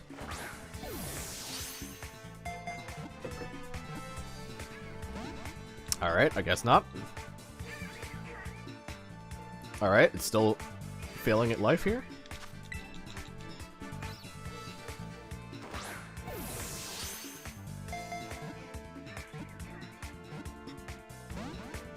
God damn it.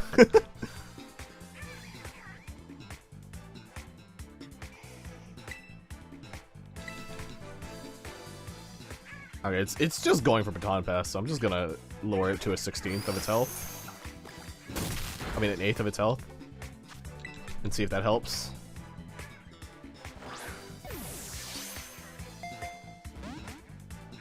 Apparently not. Oh, and it finally used an attacking move. Ooh, that's unfortunate for Cassie.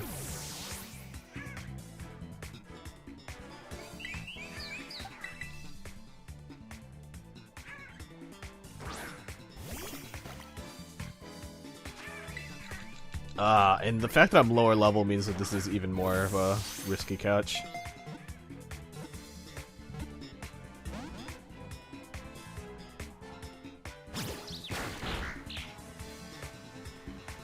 Okay, we're gonna just reset this. We're gonna run and heal and then come back.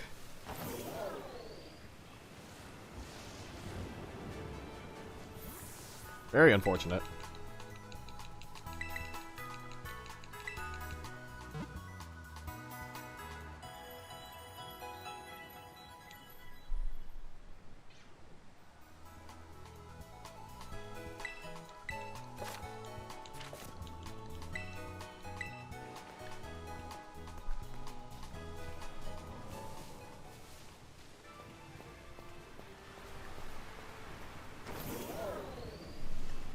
So I still need to level up Cassie, and I don't see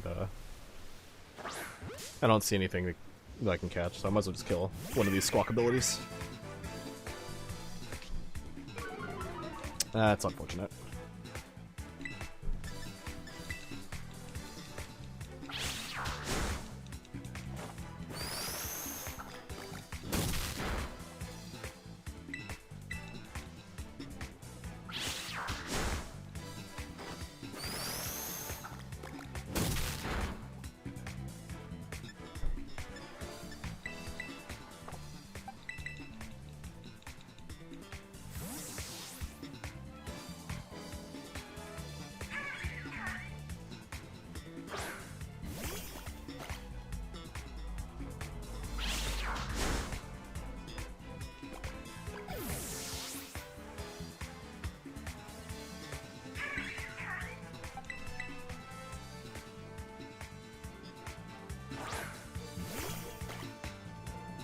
It's just gonna go for... Yeah, it's just gonna go for quick attack again. Yeah, that's unfortunate. Well, I'm out of Pokemon, so... I'm just gonna white out and lose money and go to the Pokemon Center. I dropped $240! Ah, damn it.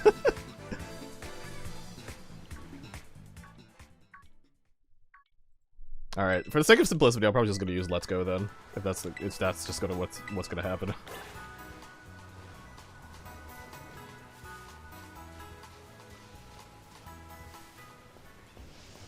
So let me go do Let's Go.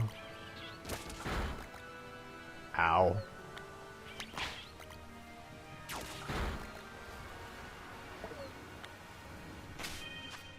Oh my god.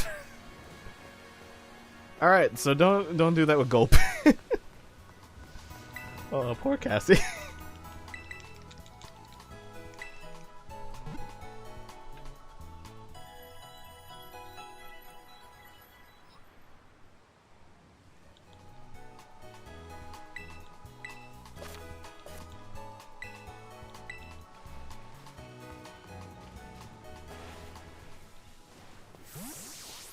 Oh yeah, and reminder that if you ever have any questions on the run, there is a document that you can, or a paste bin that you can access by using command !! mouse, if you're curious.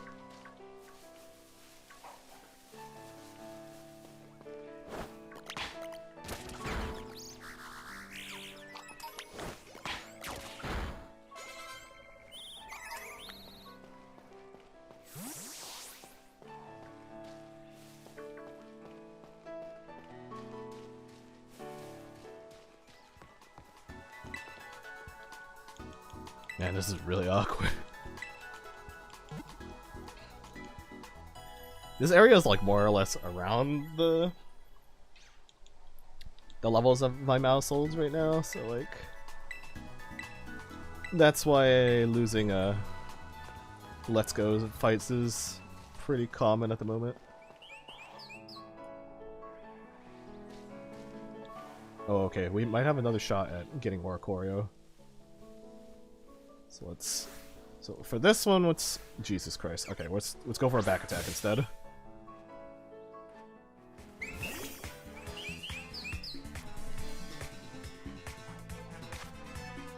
And let's see if we can get the first ball catch on this back attack.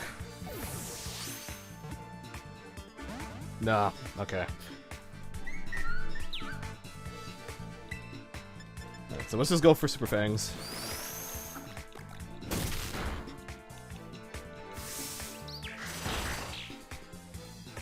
Oricorio's super strong for an early game Pokemon right now. For here.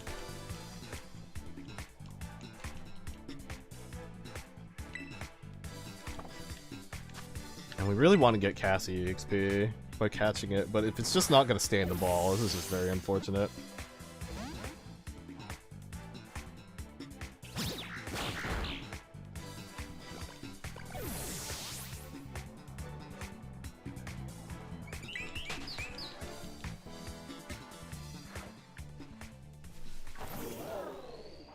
Okay, yeah, let's just postpone Oricorio for now, because with our current party size, this is just not going to work out very well. And with the levels that they can hit in this area.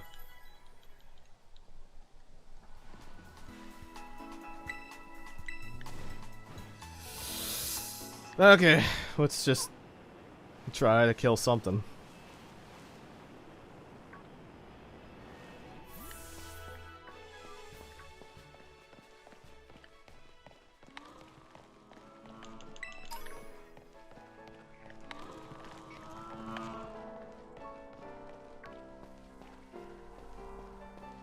So there should be like little baby things to kill.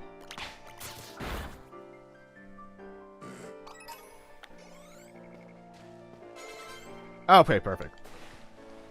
Now Cassie is within the level cap. So let's go do that real quick. So Cassie and Butane again. Cassie's a little hurt, but there's actually 2 parts to this fight, so we should be okay. Oh my god. Damn nimble. Fresh, you'll be fine, I believe.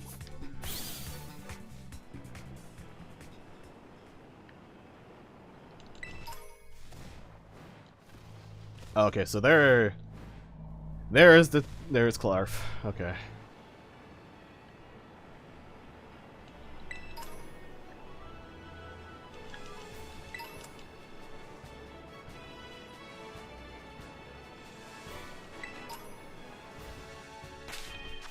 So let's do auto heal, save, and then try to get through this first part of the fight.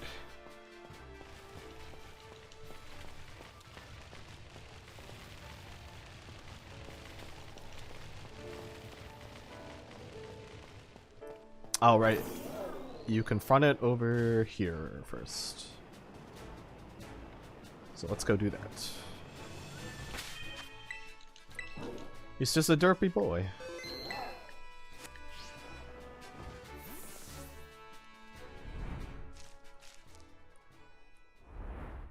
Ugh.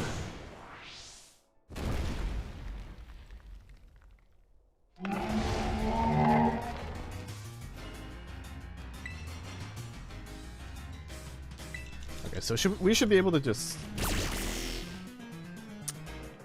Alright, that's an interesting first choice. So we should be able to just low kick it twice, and then it'll go into its retreat.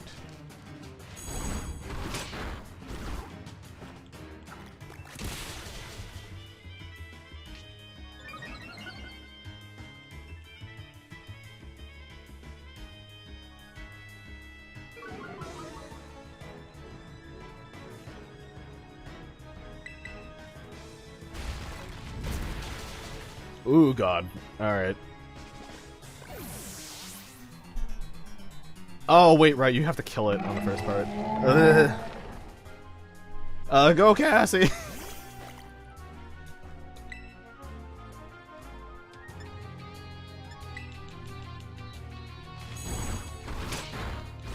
Oh no.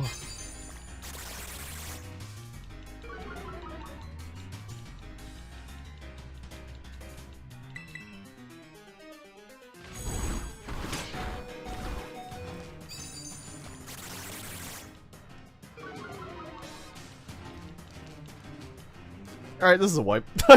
It's +1, I can't outspeed it.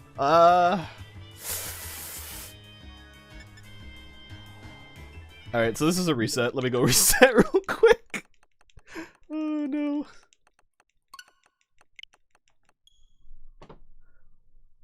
Oh boy.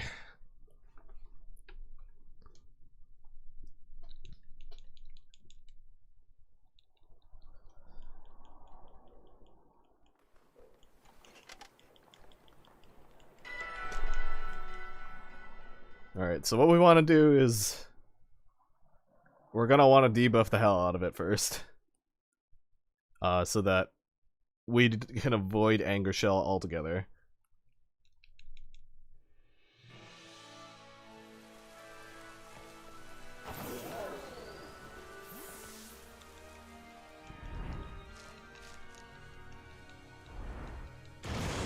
Even the game was like, here's some rain for your death. In that past timeline.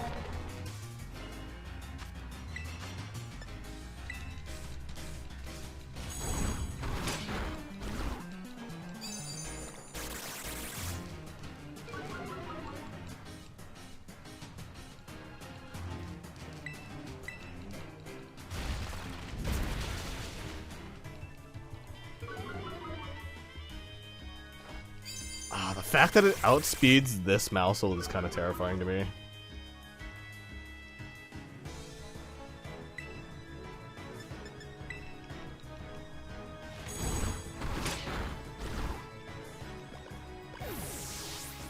Okay, so what I might have to do is I might have to lead Cassie to debuff it and then go into butane afterward.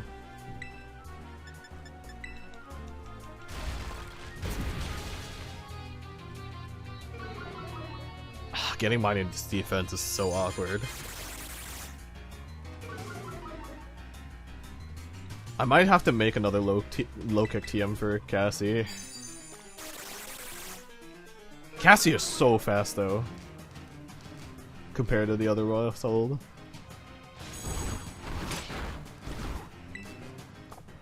Okay, so right now it's at -4.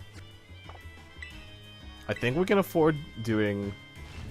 Okay, we can totally afford doing 2 more.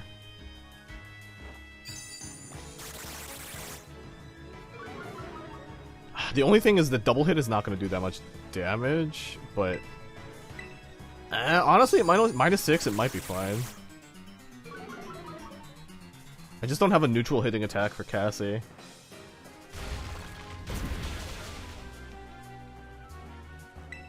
Alright. If we terrestrialize double hit, we might be okay, maybe? It really depends on if I hit anger point or not. Or anger shell.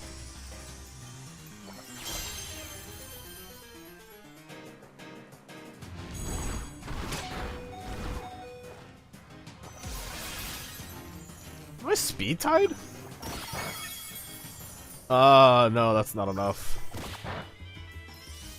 Yeah, I need low kick.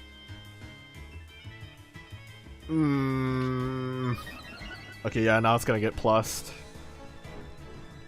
Oh yeah, I 100% need to lead with Cassie. Because now it's gonna outspeed me. Yeah, okay. That's the strat.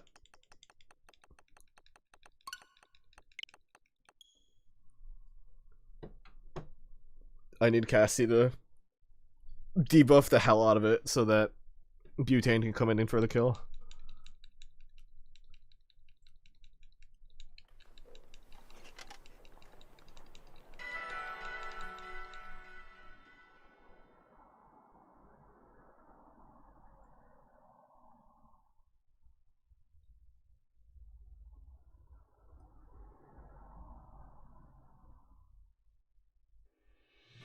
And then I'm gonna have to do this on the second fight too.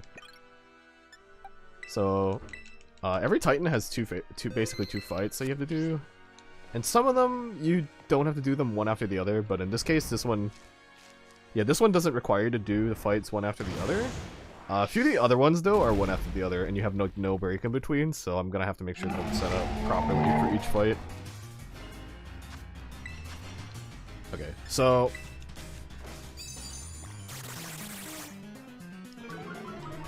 Cassie's gonna lower the hell out of its defenses and attack.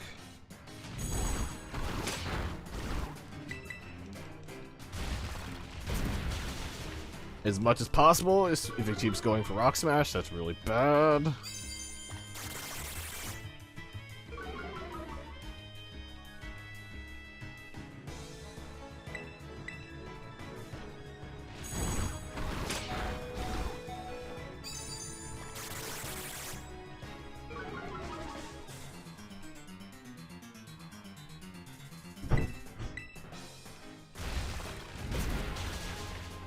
We salute you, Cassie, for your contribution.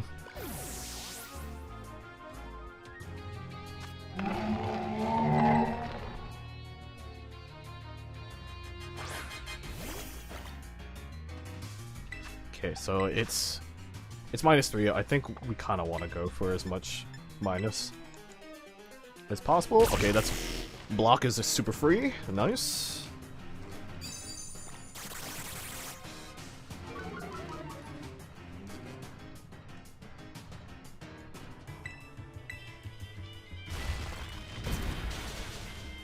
Rock Smash kind of sucks.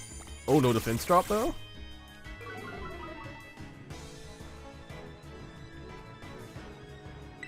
Okay, one more. And then we go for the low kick.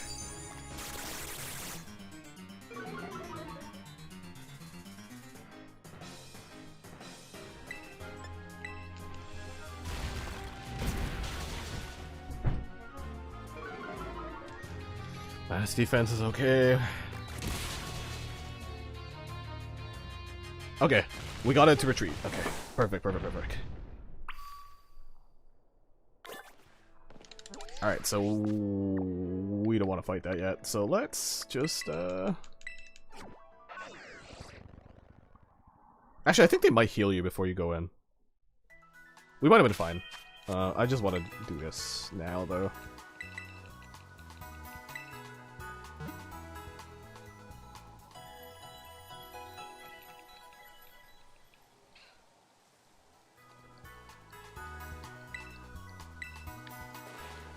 Okay. Let's finish this off.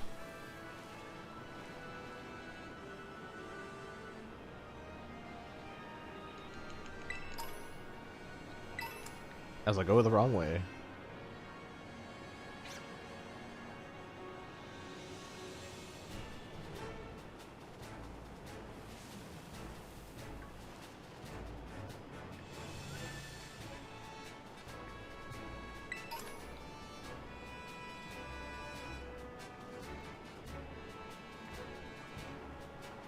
Right.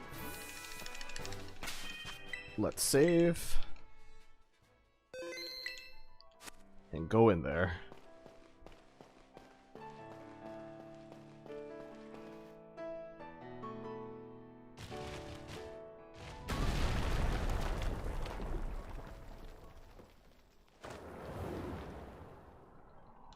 So luckily for this we have a partner, which is Arvin. So we just gotta hope that this goes well.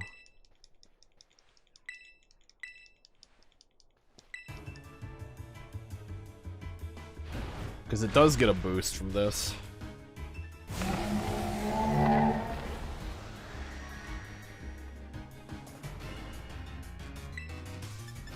Alright, Cassie, we believe in you.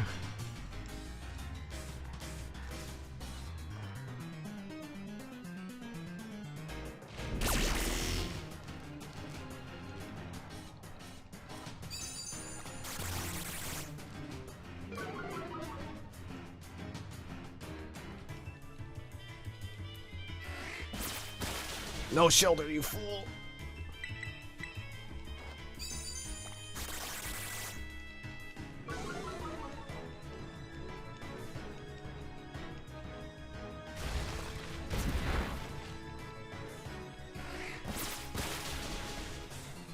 Actually...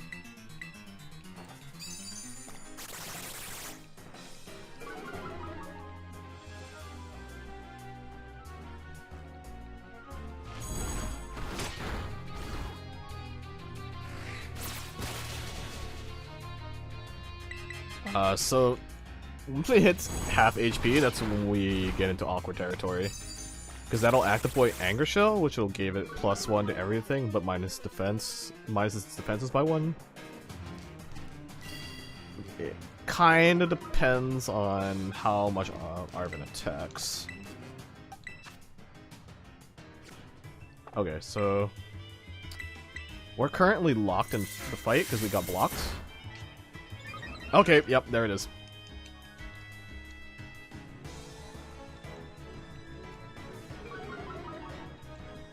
Alright, so its defenses are maxed out, minus now. But we're trying to make sure that it just doesn't have any attack, essentially.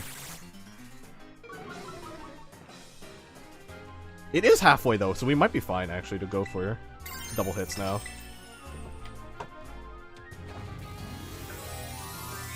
Arvin being here and being a distraction really helps with being able to clear with Cassie.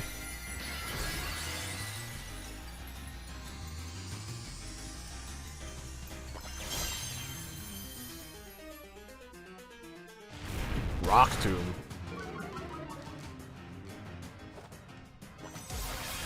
Alright, Cassie, go for that double hit. Ooh, gosh, it has so much extra defense stats from the boosts. So Arvin can finish off with Water Gun, maybe? Yeah! Cassie didn't die! Let's go!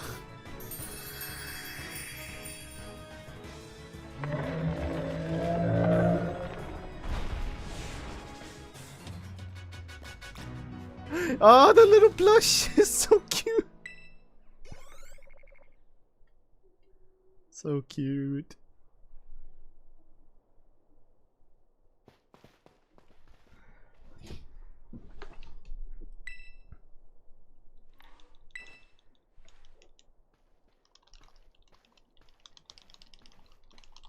Alright, that's 2 objectives down. Currently I'm trying to click through my way through this.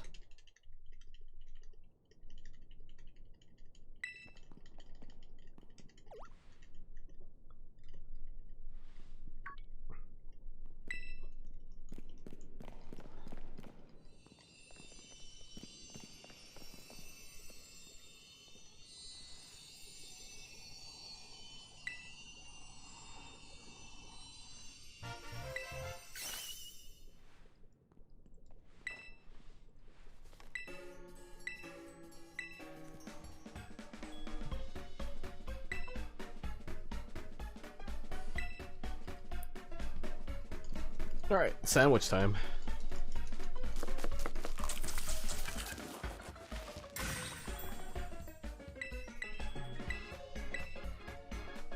Oh, and Arvin also gives you badges, so this is why there are quote-unquote 24 badges in the game. So the next level cap is 17. Our party is now able to hold 3 Pokemon. And our next objective is the Gym 2.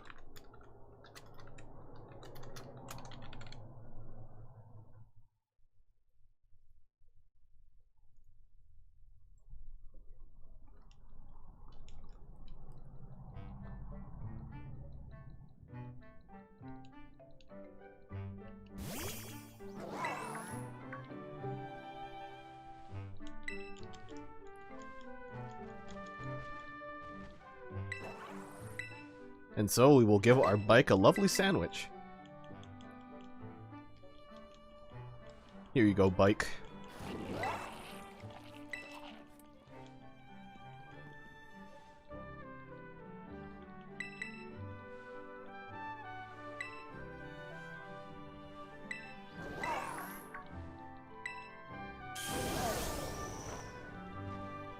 I may be speeding through the story, but I really do like the Titan Path because Arvin's story is so good in this game.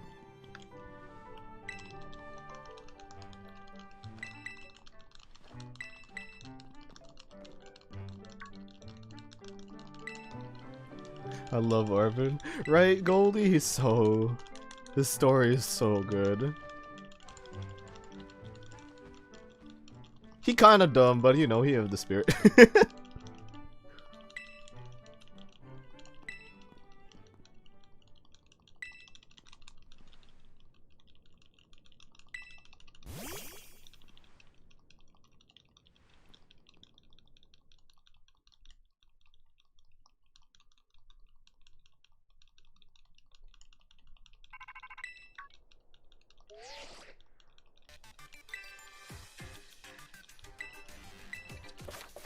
Alright, so with that, we unlocked dashing with our bike.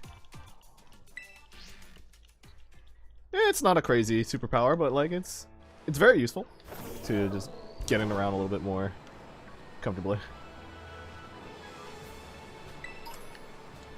Alright, and then with that we can actually continue to the next objective, which is right here.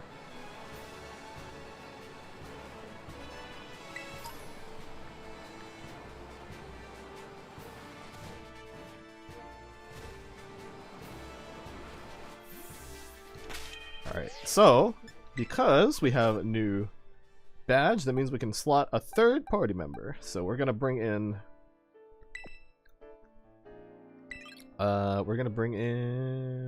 Methane. Because we kinda can't go wrong with a second attacker in the party.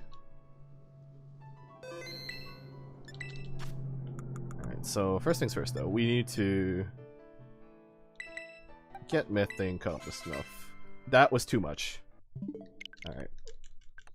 So the level cap is only 17, and I kind of went a little bit overboard.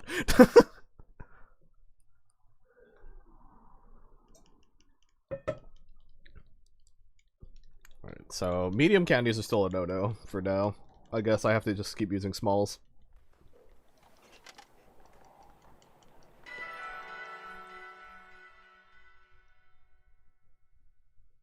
Methane was truly explosive in that moment. Explosive growth. Alright, so the next gym challenge is one of the more notorious ones because it's really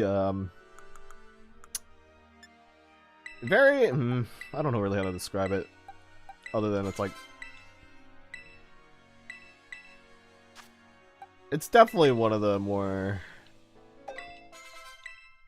the ones where it's just like, yeah, it's pretty evident that this game was kind of rushed kind of ones. Okay, actually, now that Methane's in the party, I might want to slot in Tickle on it too. So let me go move the mirror herb here.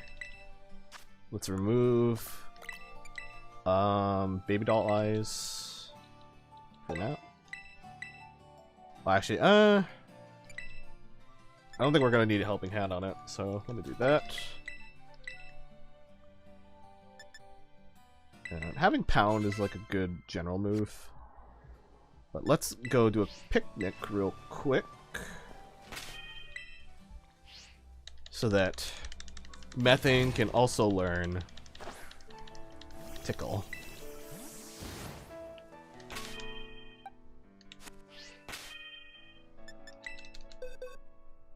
Alright, so that should be good.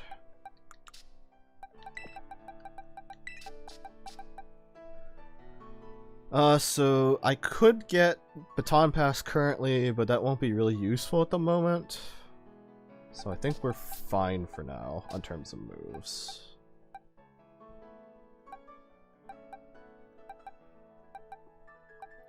Yeah.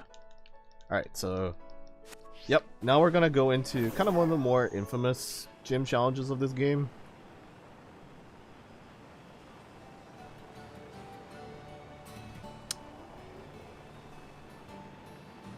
Wait, do I have a Nimona fight coming up? No, I think it's one more gym. I think it's the third gym where you have a Nimona fight. So I think I'm safe. I'm really worried about over leveling at this point because everything is like a 1 or 2. Oh, it's like so these first 3 objectives are like 1 level apart in terms of level cap. After that, it's a 3 gap, and then it's a 1 gap, and then it's a 3 gap again. It's very fucking wonky.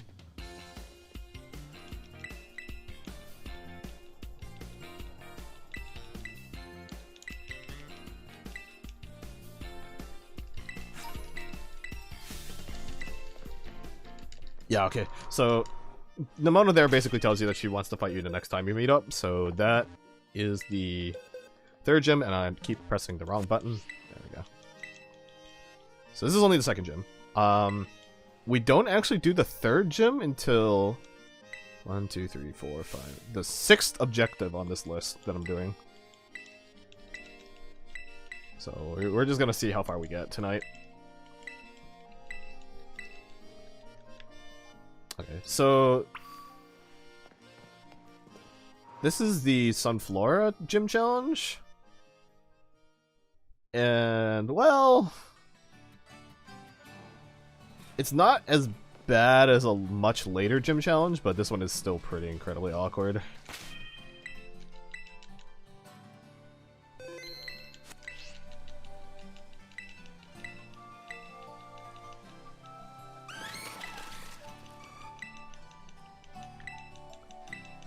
Alright, so the point of this gym challenge is that you go around town finding Sunfloras.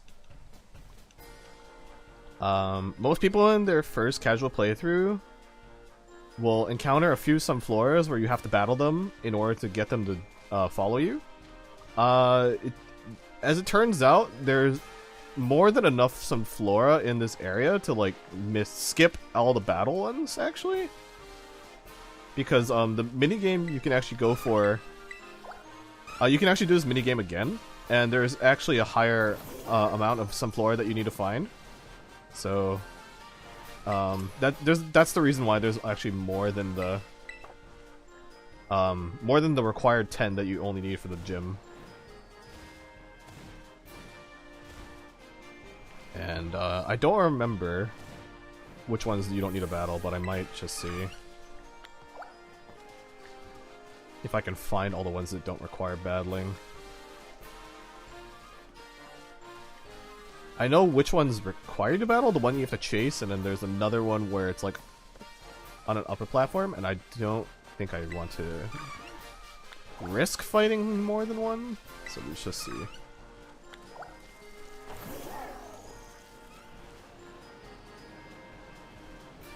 So one of the rules I put in is that I'm allowed to over level with candies and reset, which is fine because it's just I don't really know the amounts by heart. But the other rule is just that, oh crap, right, this is a running away, I shouldn't have fought it. The other rule I chose is just that,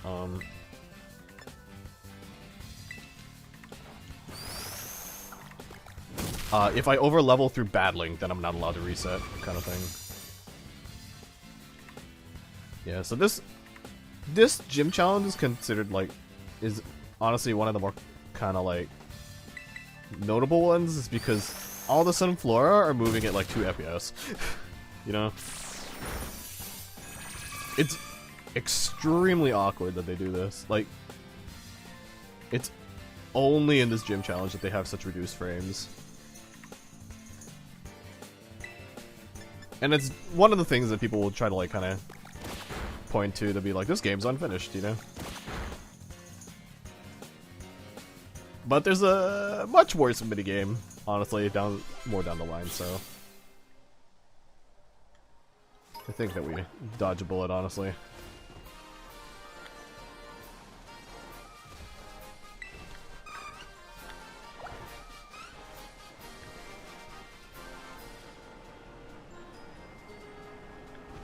I think there's like a few in a maze. I only need 4 more.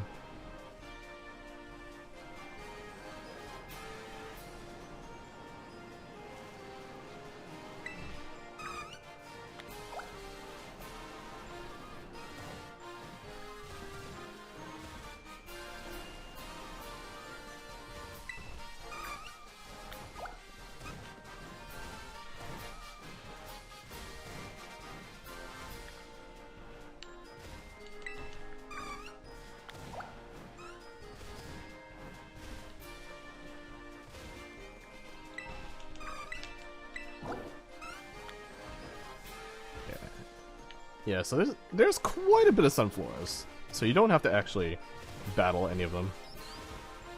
But most people will find the one that runs away, and then there's one up here that you have to fight, essentially.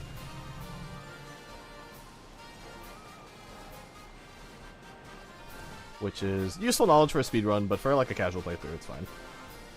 For a casual playthrough, it's free XP, you know? Because they're second stage Pokemon, and they're like pretty hard to obtain in terms of before, where it's just like you needed a Sunstone.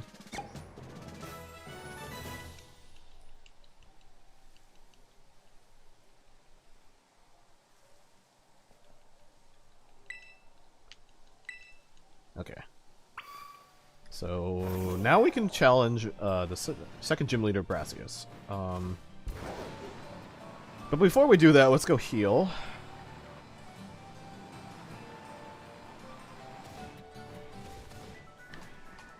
And then from there, we will carry on with the Flying Titan.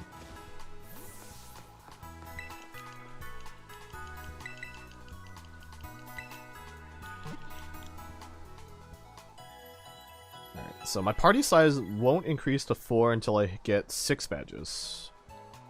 Which would be after fighting Iono. So still quite a bit.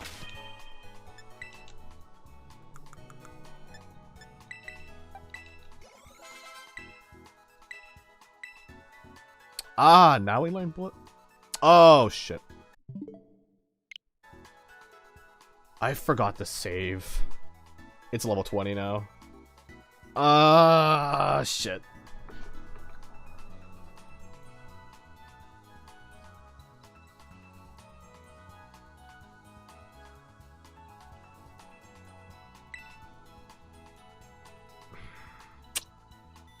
I can train up a different one.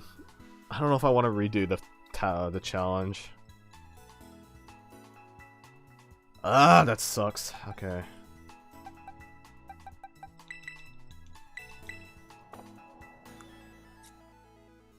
Yeah, let me go level up another one.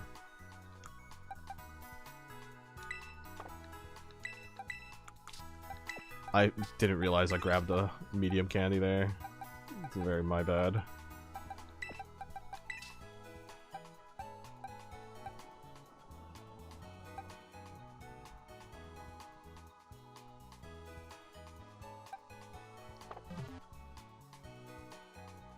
Okay, let me save here. The good thing is that one that I hit level to 20 will be usable in the next fight, but ooh, that's kind of close.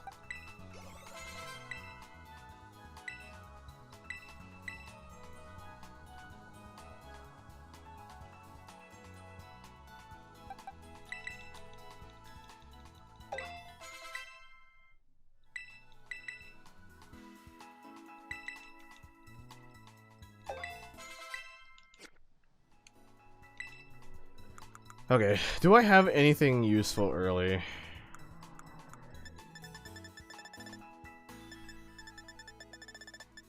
No, I don't really have any.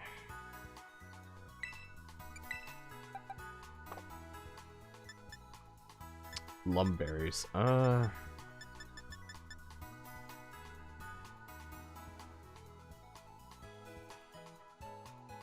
I do have Chesto, because I know that the Petalil will put people to sleep. It's also Mega Drain.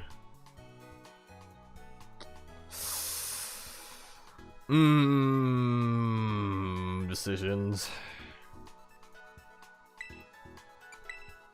You know what? Yeah, let's try to do that.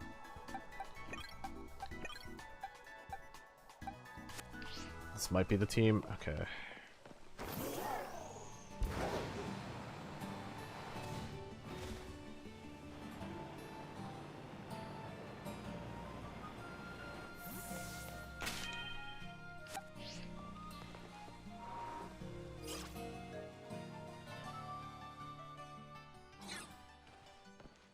Let me double check what else they can learn, actually. Echo Voice, yeah, it's just Echo Voice of Pound, okay.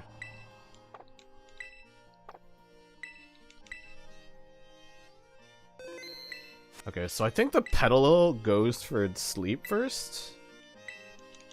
So I might be able to get off at least a Super Fang first, and then I can try go in for, like, just hitting it. The more problematic one would probably be Sudowoodo.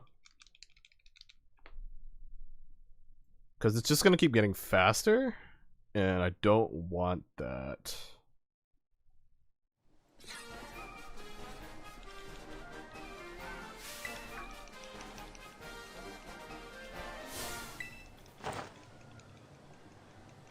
Because his Pokemon are Petlil, something, and Sudowoodo.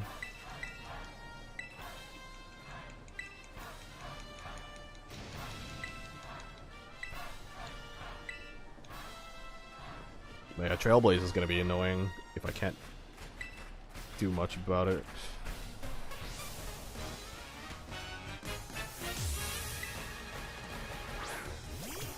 Actually, I might be able to get away with low kicks still. Oh no, wait, but my low kicker got over leveled. Damn it.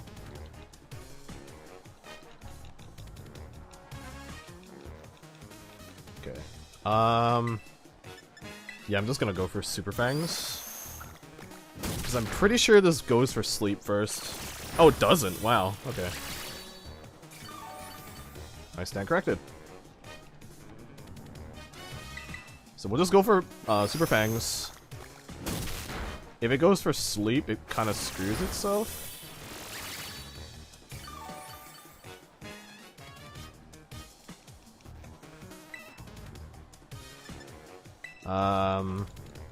I don't think this is kill. Yeah, it's not kill range.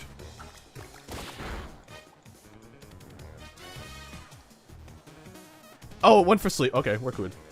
Oh, when we avoided it? Oh, perfect. Alright, alright.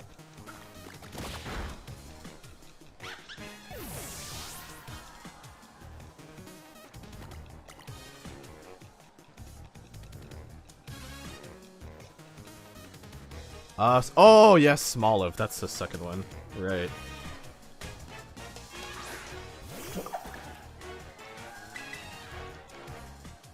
Go for double hit. I should have went for Super Fang. Yeah, I should have went for Super Fang. It would have been more worth it.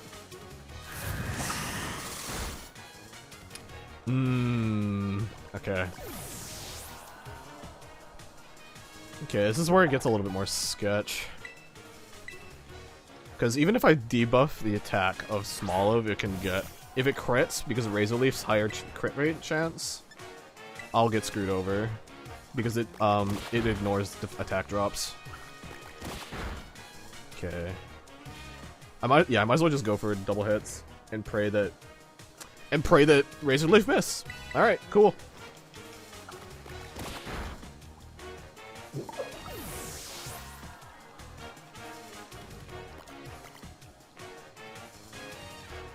Alright, so... Ooh, okay. Level 18 is pretty good for... Since we're in the fight, the getting over the level cap doesn't matter, so... Yeah, level 18 is pretty good for this. We're not gonna do Bullet Seed yet. Actually, I don't think there's anything I would really need Bullet Seed for. Oh, no, wait, Kofu. When I get to Kofu, I'll probably want to use Bullet Seed, maybe, and, like, loaded dice strats. That might be that might be the play there.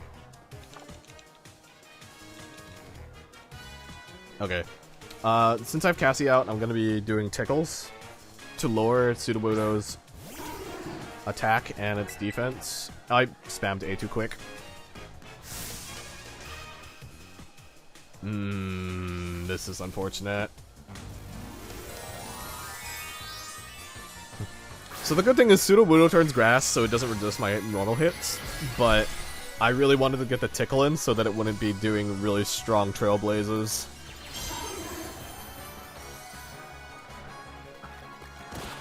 Yeah, and it is a defensive truck for this point of the game. I might have to... This might be a wipe and reset for this fight. But I at least have a better plan, but I won't have my RNG luck. Yeah, now it's faster.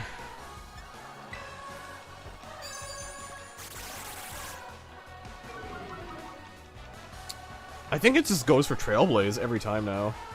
Yeah. So it's gonna get hella fast. Ooh, no! The Cassie!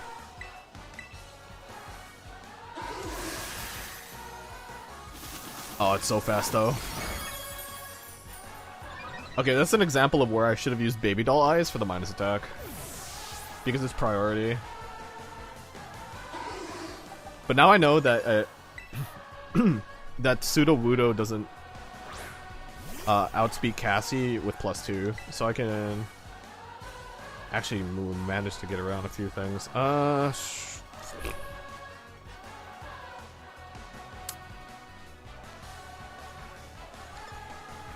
Do I just go for the Super Fang and then go for the double hit at this point? It's -2? No, it's -1. Oh, Jesus. I didn't get anything off.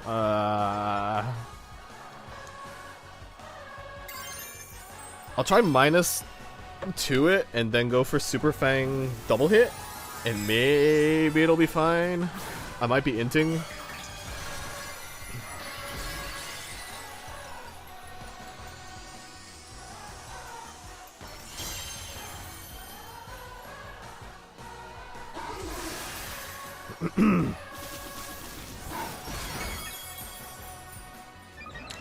Okay, so that's 16. Crits are 1.5. So that's... If it crits, it should be 24, but then... No. It's -1. If it crits, it removes the attack defense. Ah, shit. Yeah, that still hurts. That 16 might have been a low roll too. We just go for double hit and pray that we live this Trailblaze. Okay. Got a real low roll on that one, and then hope the double hit does any damage, essentially.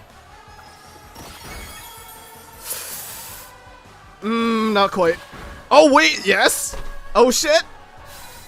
Oh, I thought I must have low rolled the first hit. Oh shit. I flubbed it, but it still worked out in the end, thank god.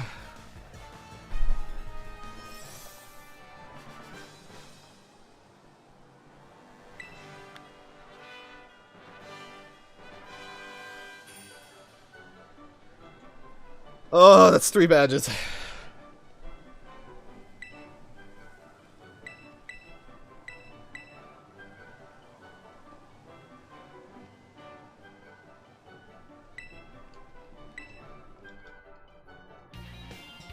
Alright, new level cap, 20. Party size still remains at 3, and our new objective is the Flying Titan. Alright. Good stuff. I really should not have won that fight. There was so much RNG luck on that one. All the misses. And then capped off with it being murdered with that double hit at the end. And me misclicking Tickle, which I could have gotten earlier.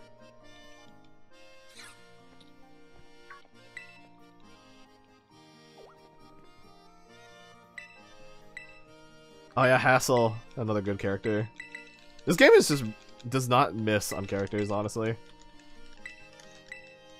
Well, I guess arguably there's like maybe 1 or 2 that I'm like not crazy about. Like, Gita is kind of whatever. Who else? Just like another character that I feel like I'm not like that particularly fond of. Oh. Maybe like 1 or 2 of the Team Star guys I'm not like, about. But they're okay, but like, I'm not like crazy about them.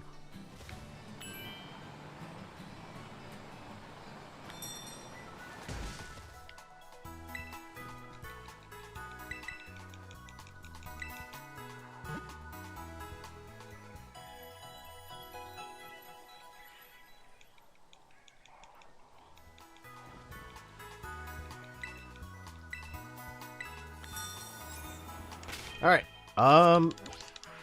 and with that, we get to move on to our next objective. Alright, so we can probably take this chesto, and it's not going to come in handy for a while. Okay. So yeah, next up is Bird Titan. We can dump,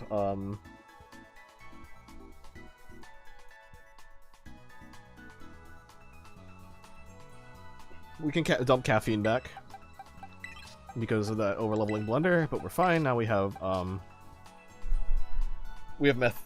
methane, but we have butane back after that overleveling blender. I'm gonna save, and I believe Cassie should be fine if I use a medium candy now. Cassie is barely fine. Okay, cool. No bullet seed. Okay, Cassie's fine, but methane is a bit behind in this regard, but we might not even have to cap butane. We might be fine. So let's make our way over here to the Flying Titan. And luckily, because we were doing those early game hunting for moves, that really cuts down on travel time for this section of the game. Alright, so who do we want to lead with? So this is, again, a two-part fight.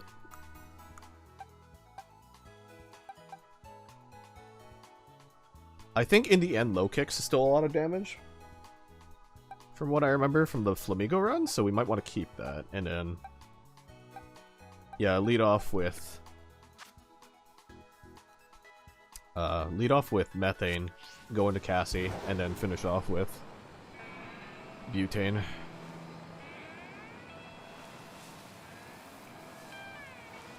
So yeah, let's just go off this direction. Ah, damn it.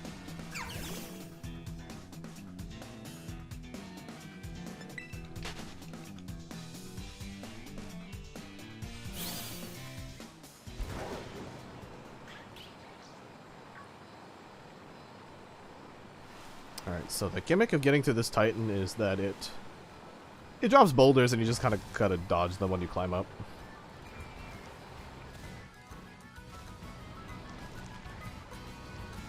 And because you have the dash ability from the other Titan, it's not that hard. But we want to save before we actually get into the confrontation.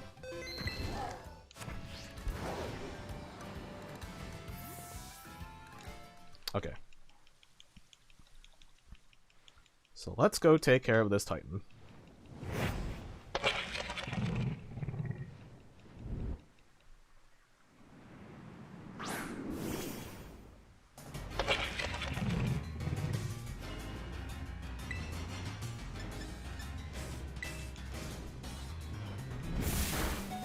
Ow!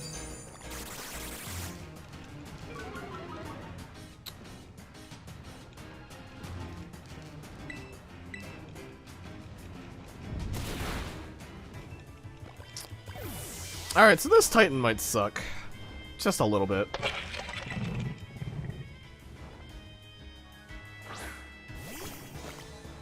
I might actually have to use Baby Doll Eyes more than Tickle, I think. Ooh, it even outspeeds Cassie. That's very unfortunate.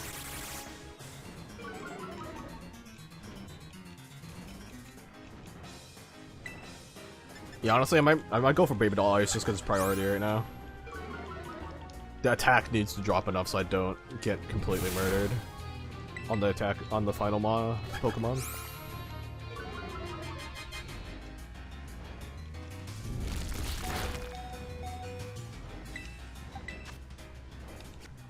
I can do 2 more minus attacks, and then I can just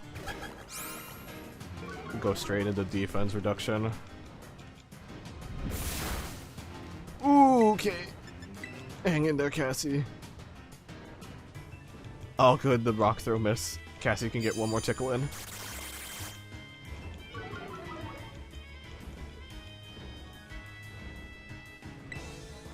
Maybe we can hope for another miss? No, that's big attack. That's 100% accuracy. Thank you for your service again, Cassie. Alright. Back into Butane.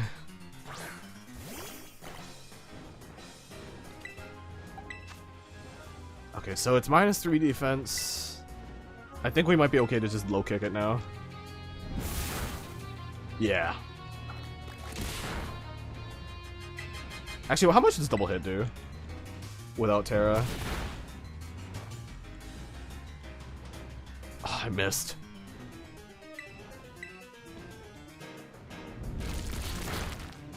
Don't flinch. Oh, okay, double hit is way better. Yeah, I can just go for double hit.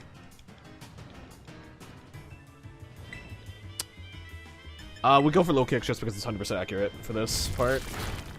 Don't flinch. Nice. Okay. So at this point, I believe we get a free heal, so we should be fine going to the next part.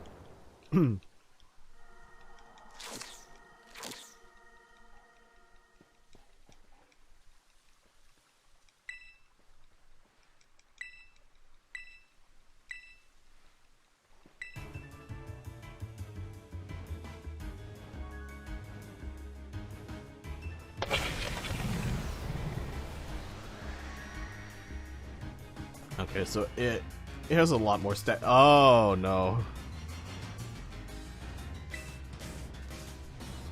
Oh, that sucks.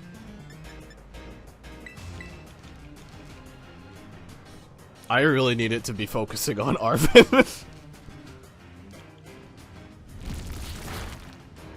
Oh no, Nackley sucks.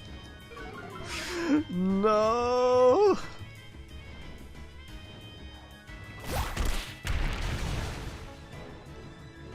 Oh?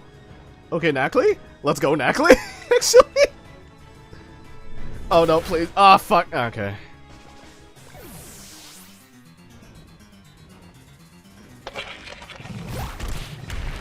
Wait, what? Wait. Wait, does Arvin just solo the fight if you die? Really?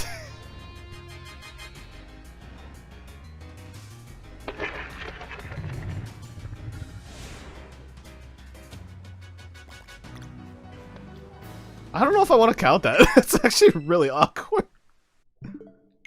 You know what? I would.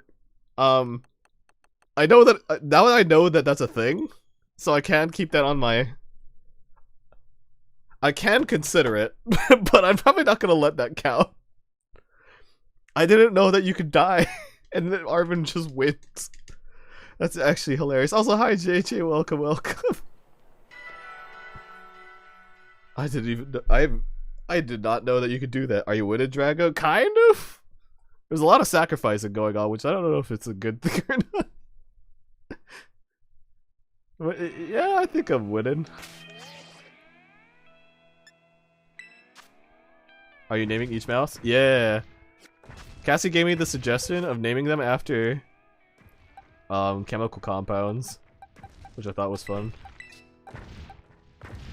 Did Cassie dodge? Yeah, Cassie is like doing really well as a debuffer. I'm just realizing though that I probably want to have a bit of a move change to like maybe survive this better. Because the name of the game at this point is just kind of survive. So I'm gonna try to replace Pound with Baby Doll Eyes. And I might actually need that on Butane too.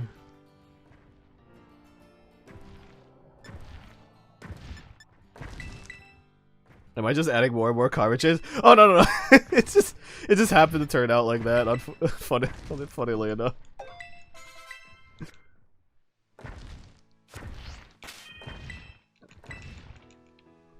I think that'd be so fun. That would be really funny. That's another good one I could have done.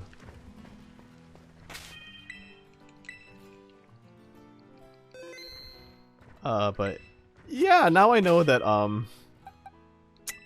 if you die, you just awkwardly let Arvin finish the fight. So I'm gonna just give this Oron Berry to my end game carry to see if this helps. And Cassie might be able to just double hit in the other part of the fight and just kill it. And as long as I have 2 up, I think I'm fine.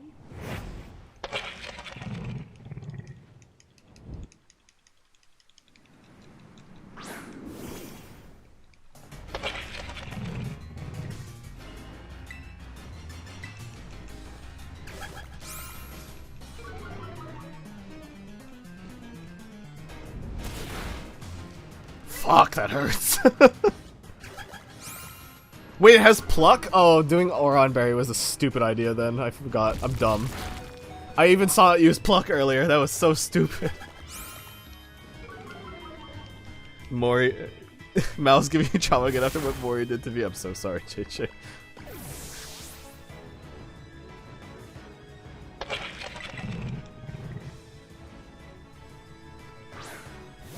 It's okay. I think you get Terra for the second part too, so we should be fine. Who knew the ring target Gambit would work? That was so fucking... That was so good when you managed to pull that off. Oh, so good.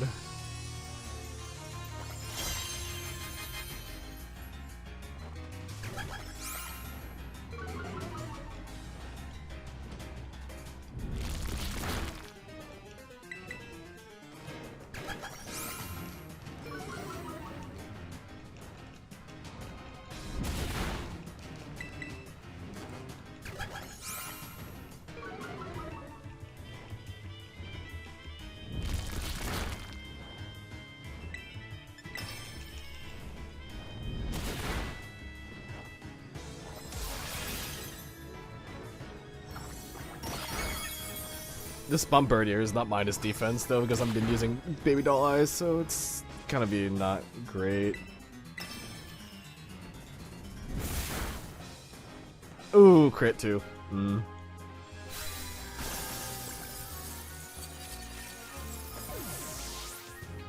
So I definitely need to switch to using Tickle at some point while I'm doing this fight.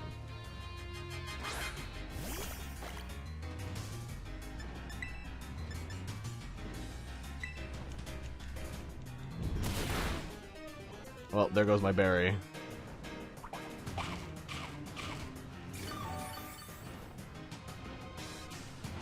Yeah, I even saw it do that. If you have 6 sets of mouse, all whole hand, so you can make it. That's pretty funny. I should have double checked if first phase even has the multiply HP or not, because I don't remember.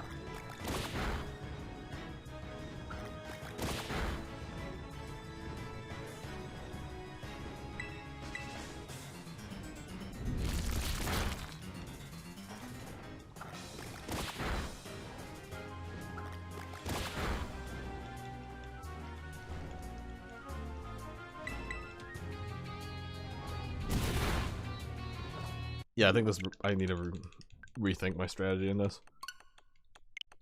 JJ is the one to ask molecule questions too. He's the molecule wizard. Really. The wizard. My Ocam days are behind me.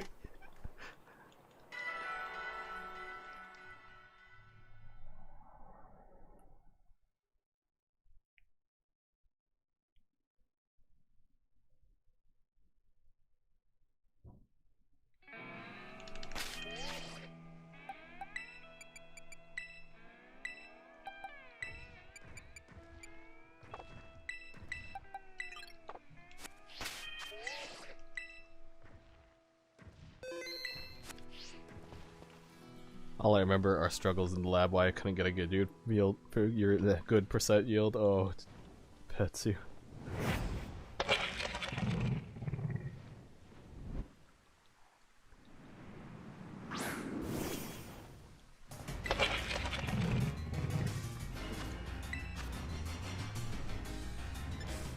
I'm gonna go for Super Fang just to check, because I don't remember.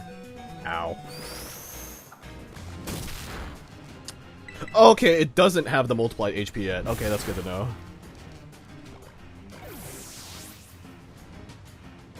So I actually probably should be leading with Baby Doll Eyes on that one. And then go into Super Fang on Cassie and just finish with double hit.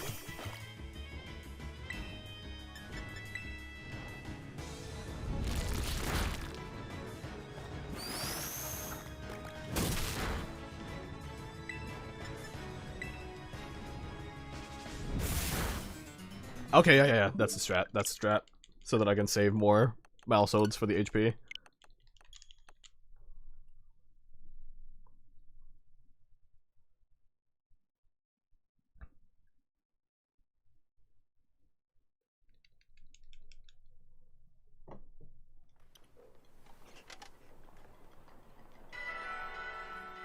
Actually, think about it. I should make a text thing to show how many badges I have currently, actually. Let me go do that real quick.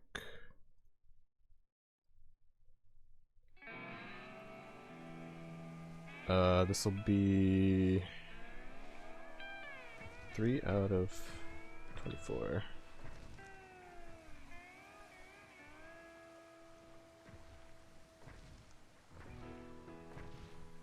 We'll make it jank right here. Let's see.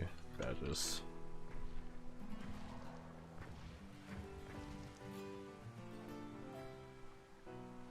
Oh, it's like slightly off. Let me fix that real quick. Alright, that'll be more problematic later once the font size gets too crazy, but we'll keep it there for now. Okay. Okay, so I got the idea of what I'm supposed to do to make sure that I don't die during the second part. But let's see if I can get it in execution.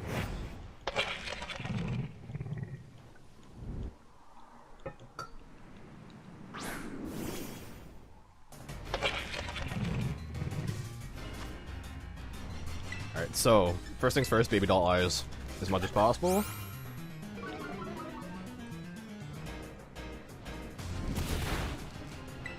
Still hurts like a bitch.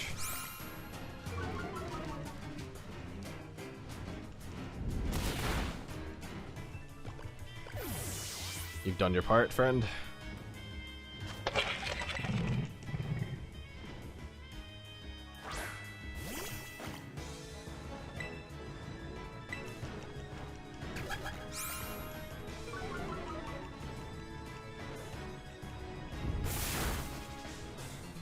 Okay, that's unfortunate and just annoying.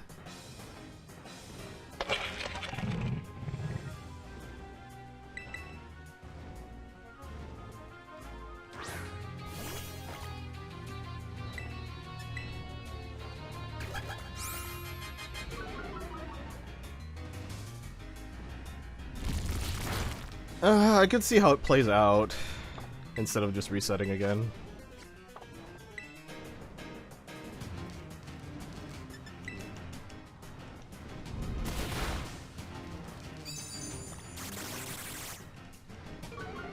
Nah, I'm taking too much damage for this.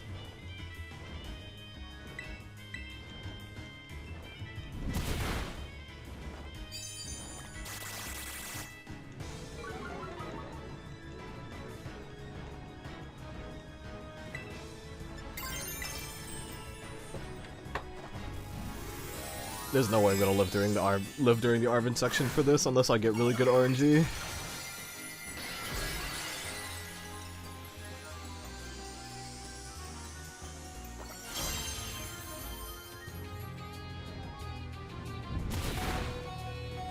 Yeah, that's 10 damage. Holy shit!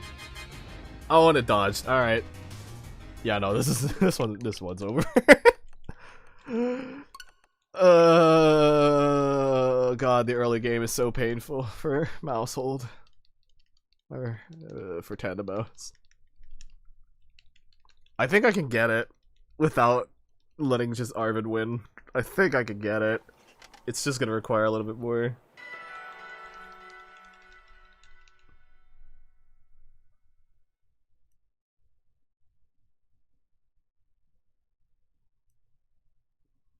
And I have a team star fight after this. This is gonna be really rough.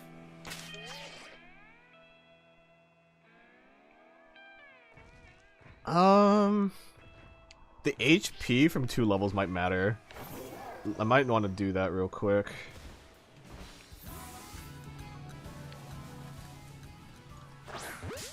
Oh, that wasn't its back.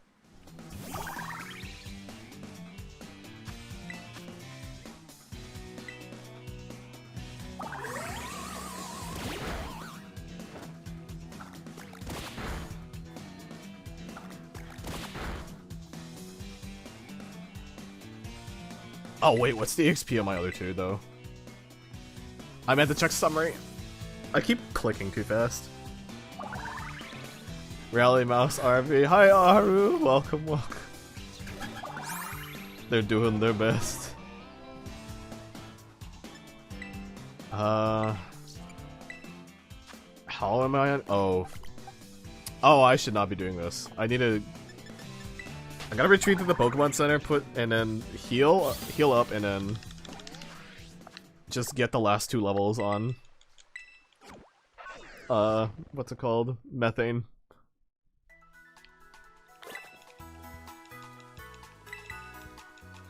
How's my Sony run? Oh, it's going pretty okay, except for this part. So far I'm 3 objectives out of 24 done, and I'm working on the 4th one. So you can technically die in this 4th one, and then like the NPC can win the fight for you. But I'm kind of like on the fence of letting that count, so I'm just like, I'll try to beat it without it getting cheesed like that. So we'll see how it plays out. If it's just too much, then I might make it so I rule that I just ignore that. So we'll see.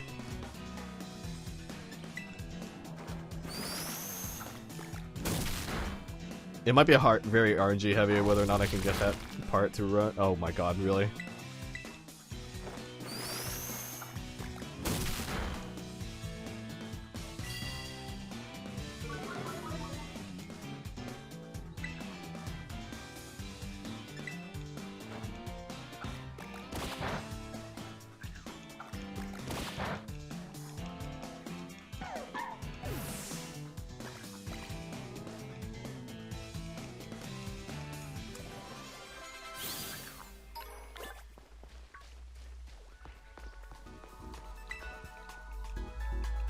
Unfortunately, I don't have any like smaller candies to like level up my Pokemon.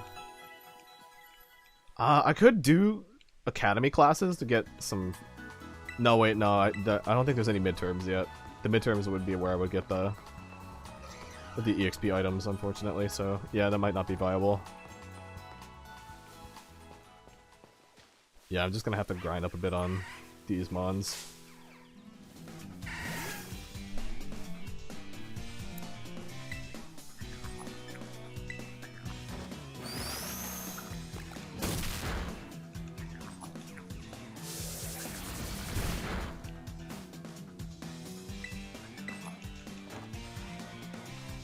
Oh my god, the accuracy of the double hit missing. Ooh, I'm getting Whitneyed.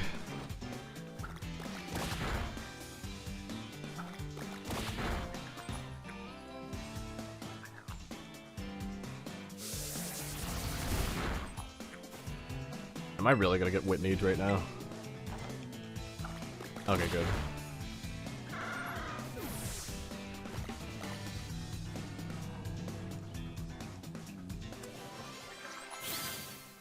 Okay, so they just need one more level to catch up to the current level cap, and then the HP that they'll have will maybe help them survive a little bit more hits for the baby doll eyes to take effect.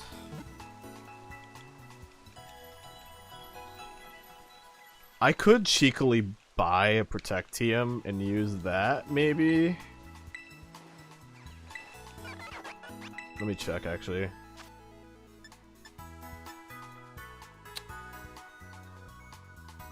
They can learn Mud Slap. Good to note. Low kick.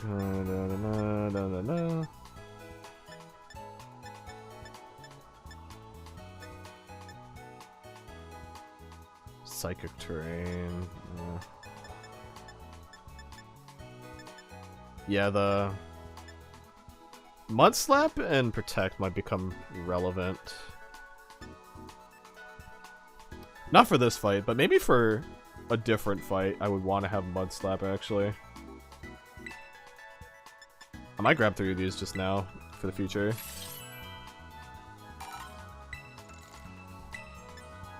And then maybe 1 Protectium, in case.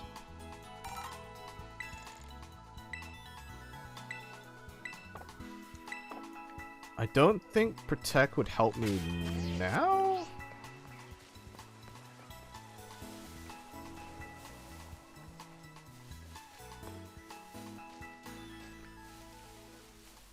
I mean, it can protect me every other turn against, when I'm waiting for Arvin to kill it.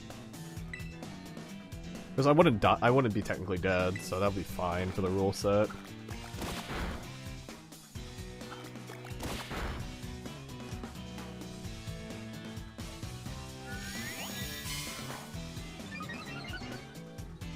Oh, please don't go for rollout. It's gonna be double power.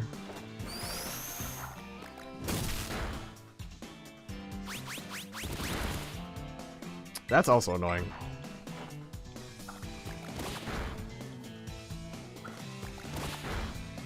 Okay.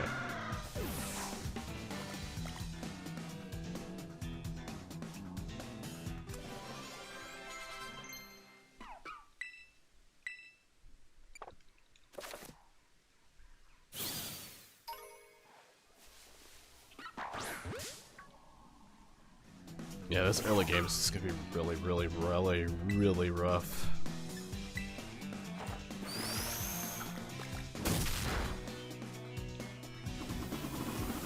You have double team, really?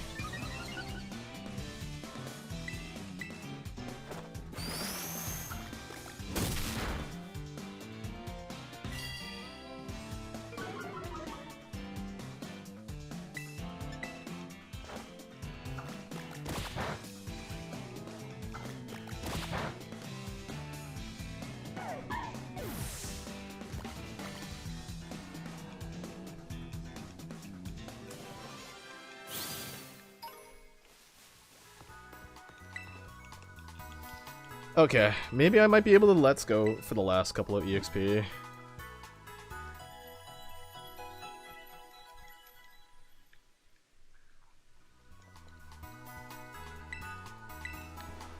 Okay. Yeah, let's see if I can let's go this. The answer is no. I cannot. I cannot let's go this. Oh, jeez.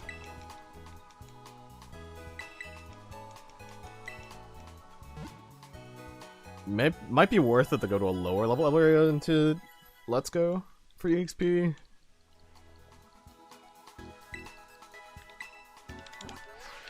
Yeah, let's do that. Okay, so let's go to here because I think they're low enough for that kind of situation.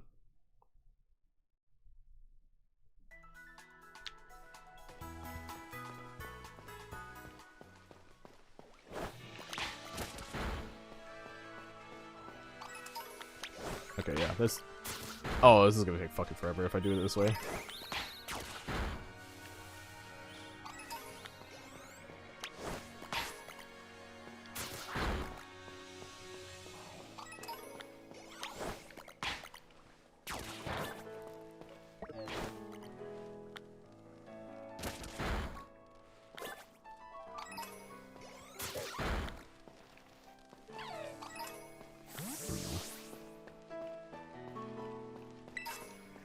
I could make a sandwich and I could technically give EXP to...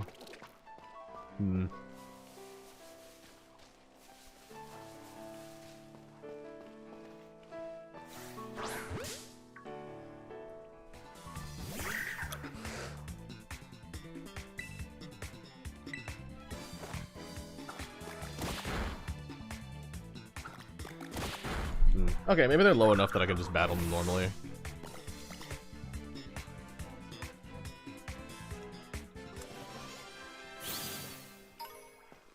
Yeah, that's not horrible EXP.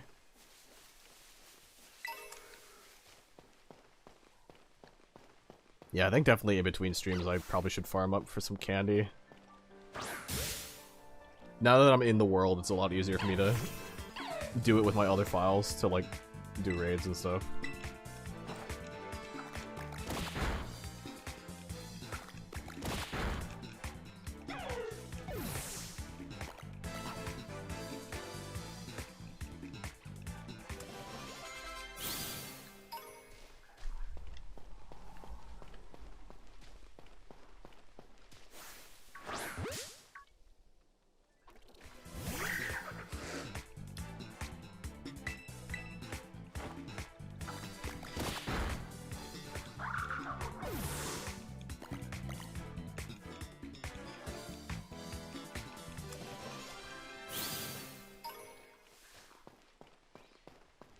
If there's one thing at least, though, just the comforting music being a bop. Dun dun dun dun dun dun.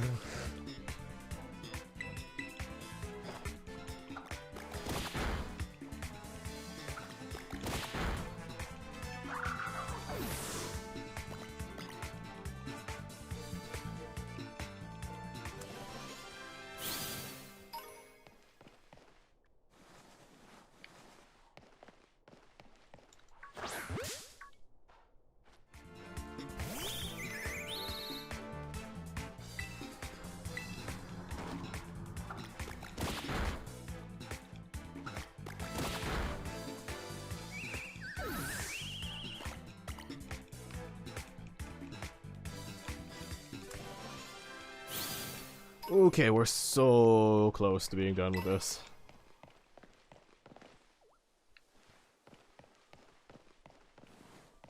Free me. Be rivalry, be rivalry, be rivalry. Oh, thank God.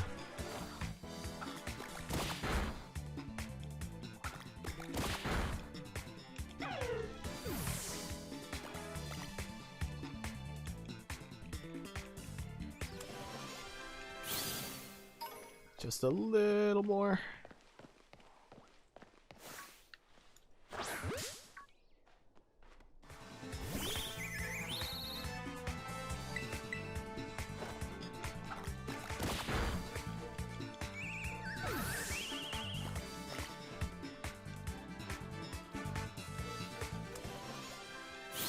Oh, come on.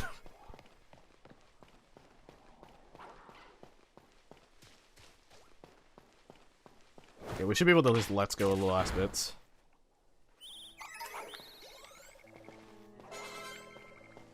Okay, we did it. Alright. Back we go.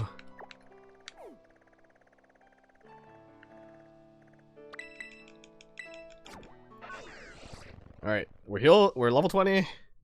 This would give us a little bit more HP to like live. Also, wait, what?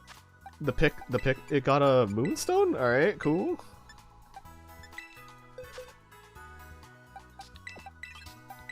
Don't knock that.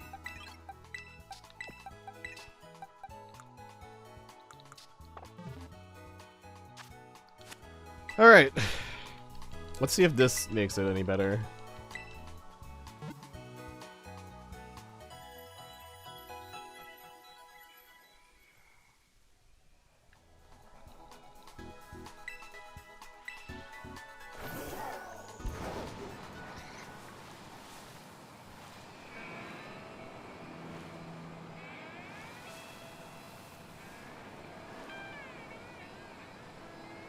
So what I'm really afraid of the Team Star base is you have to do the Let's Go mechanic, and I don't think my Tandemouses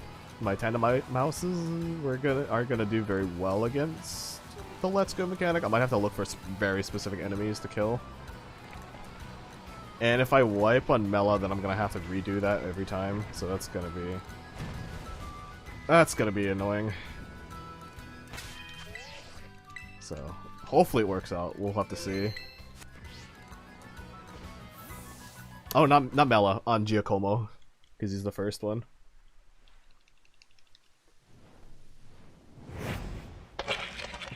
So let's see how this one goes.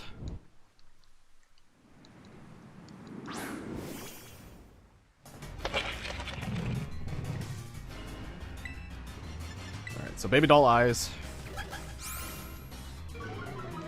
Immediate attack drop. Okay, yeah, having more stats definitely helped from being 2 levels more on par with this thing.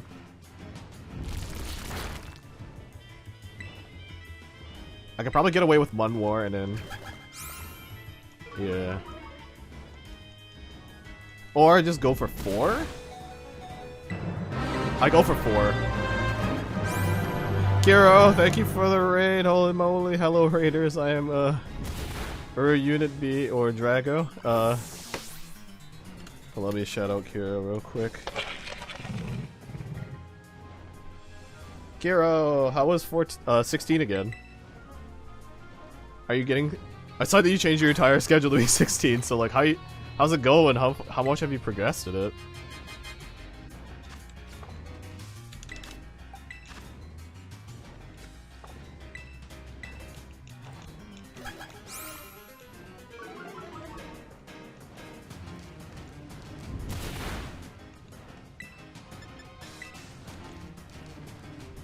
$25 hours in? Ooh, pretty good.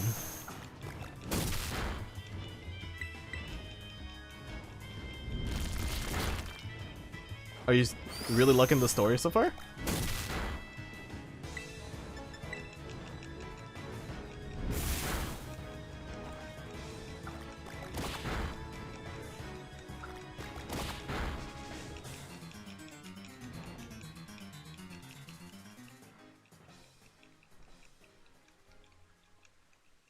Also, hello Raiders, well, yeah, I'm URAunitB or Drago. Currently I'm doing a challenge round of Pokemon Violet. This is my 5th playthrough of the game, and I'm doing a run where I'm only using the Pokemon Tandemaus, or Maushold, when it evolves.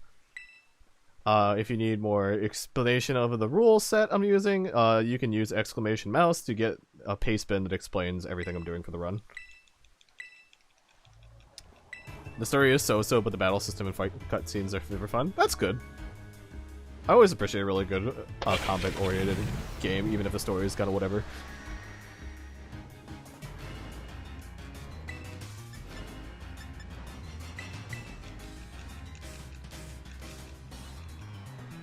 To give an explanation of what I'm currently doing, I'm on this fight, and you have a partner for this second half, but I'll use Torment. That's actually really bad. And I found out while doing it that if you die, it lets your partner finish off the fight, which I thought is funny, but like I didn't think it was like a good idea to let that count for the run. I want to be able to like at least I can let Arvid carry my ass through this fight, but then like I have to live, you know? I feel like it feels more appropriate if that's the case. So yeah. I had to rethink my strategy a few times so that I wouldn't have less Pokemon on this part of the fight, so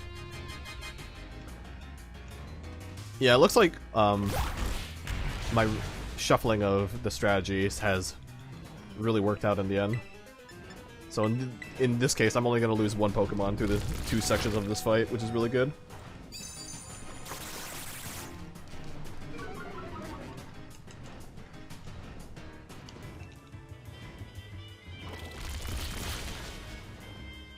Well, yeah, thanks for bringing your community over, Kiro. And I hope you have a good, chill rest of your night. And then I hope everybody will enjoy their time here for the time being. Also, yes! I finally did that without dying in the fight, so that's good.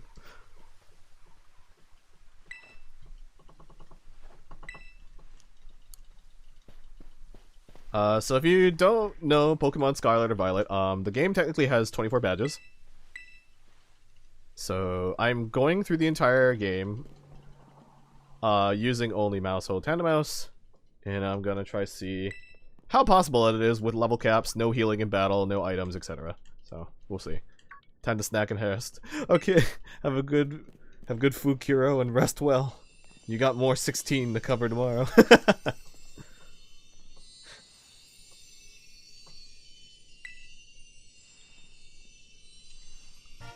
Also sorry if you're interested in the story. I'm actually skipping through a lot of it because,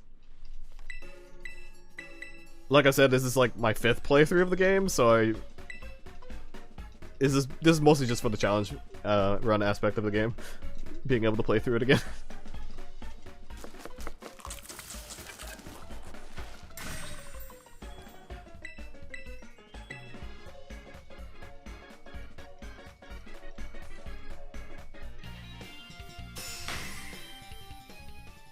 Oh, I skipped through the badge cutscene. Okay, so with that is 4 out of 24 badges, which means my level cap is raised to 21, which is not great, and my party size still remains 3.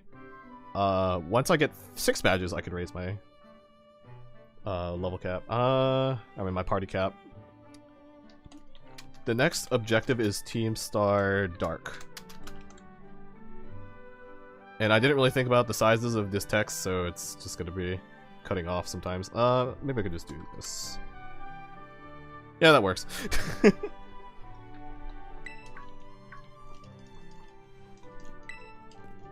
Alright, so for the next section of the game, this is the first Team Star fight I'm gonna be doing, and all these essentially require you to do a gauntlet first, where you use a mechanic called Let's Go, where you throw a Pokemon out and it just auto battles.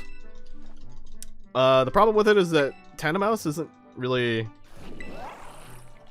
doesn't really have the base stats to like really do well in Let's Go mode, so it might be a bit problematic when I do this section.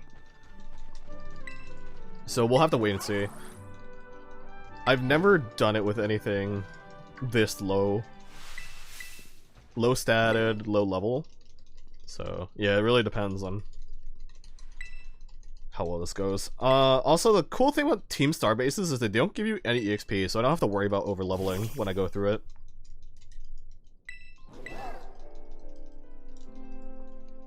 Currently my goal for tonight was getting through at least 4 objectives, but honestly I might be able to get through another 2 more, which would be a good fourth my overall goal for this playthrough. So yeah, we'll see how well this goes for the rest of the night.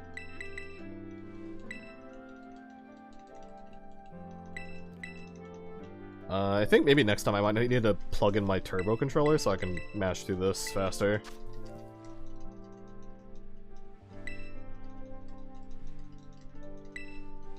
So as I play through this game, you might notice a lot of jank, but like, despite the jank of this game and like what people have said, it's actually really fun, and it's probably like the most fun I've had with a Pokemon game in like years.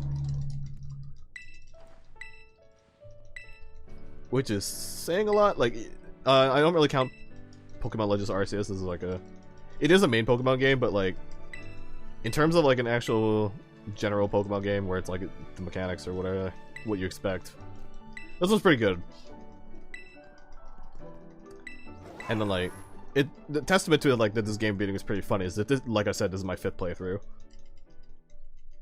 The only complaint I have is that the beginning of the game is like 30 minutes and it's really hard, it takes a really long time to get through on subsequent playthroughs because it's essentially the tutorial section and like the whole story setup, and it's just basically pretty much all of it is just matching A, which is, you know, not really fun, but yeah, it is what it is.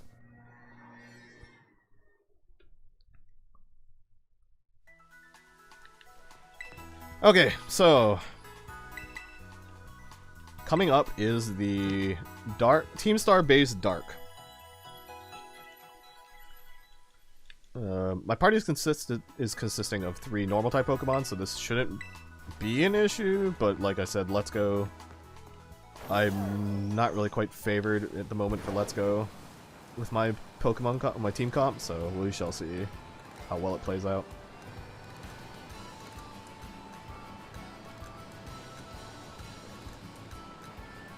The reason why I'm not like immediately leveling things up to 21 at the moment is because there is a required fight at the gate here that I need to do anyway.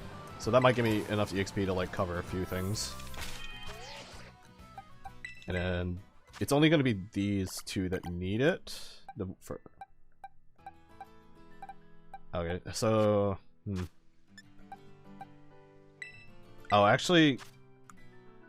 Okay, so Cassie might get overleveled, which means I should probably swap Cassie out temporarily and bring in Caffeine. Caffeine should be fine here. I don't think I'm going to use him to carry this section right now, but we'll just save real quick and then go into it.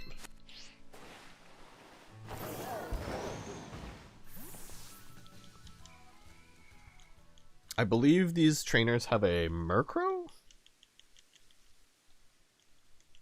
which shouldn't play too much of an issue for us.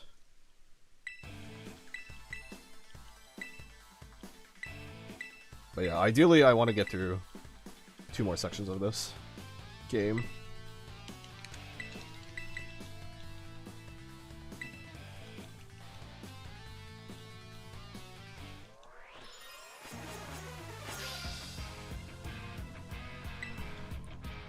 We are going through the part of the game to the trainers that have like probably the best battle theme in the entire game, or one of the best ones.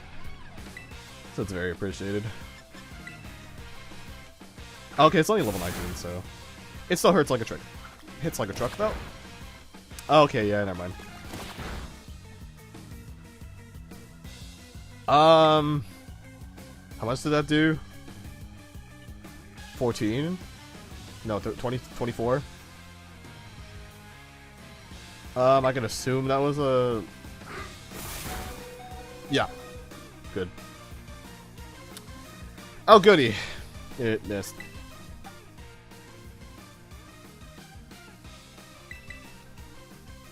I really want Butane to get... I mean, not Butane. No, yeah, that was Butane. Butane needs to get a little bit more XP, so... I don't want to let it die just yet. So we're gonna let Methane to take over. Or it can die to a crit.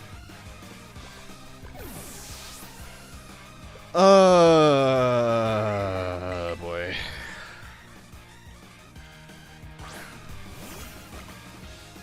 I don't have any speed investment on any of my Pokemon either, so they're all slower than Murkrow, unfortunately.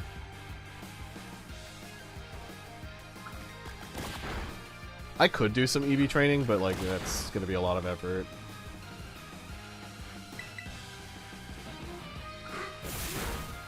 I should have just Terra'd. I can just get recharge after.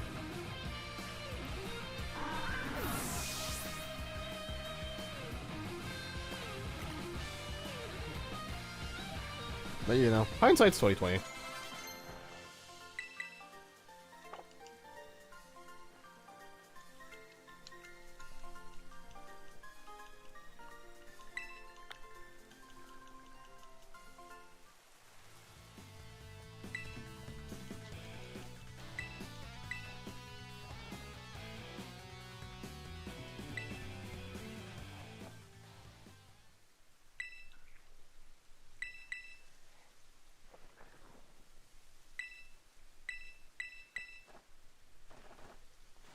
Okay.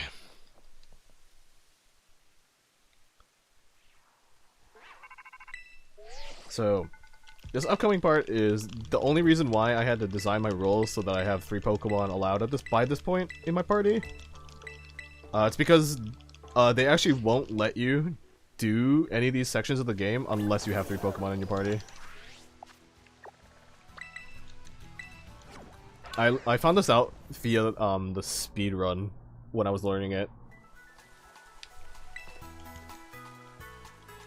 Because yeah, as it turns out, you have to like catch, because you get your starter in the speed run, and then eventually you catch a Flamingo Pokemon that's really good. But you also have to at one point catch one more Pokemon for the sake of doing the Team Star raids, and then there's also a requirement to have 2 Pokemon for one of the gyms because it's a double battle gym. So, yeah, you have to route in catching at least one more Pokemon, and it's usually either Halucha or Scyther, I think, for your other option.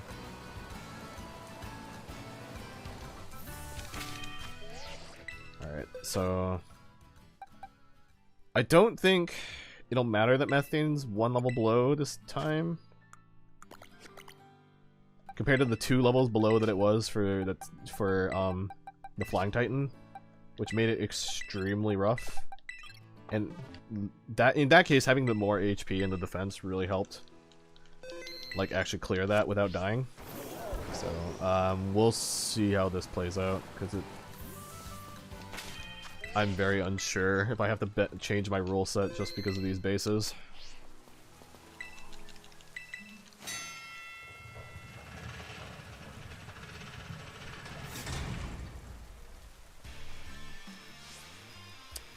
There's actually a gym. There's actually one of these later that's a fighting type one, and I don't know how the hell I'm gonna get through the Let's Go section of that one, to be honest. Yeah, so this basically just explains, like, you have to knock out 30 Pokemon using the Let's Go mechanic, which is just pressing R2 essentially over and over again, or R1 I mean. It's basically like kind of streamlined fighting the base, or beating up grunts in a base as you raid it in Pokemon. Okay, it looks like it's going okay actually. Maybe they like have like a pretty low stat requirement to fight these with Let's Go. That might be the case. Okay, okay, I was really scared of how bad this could be.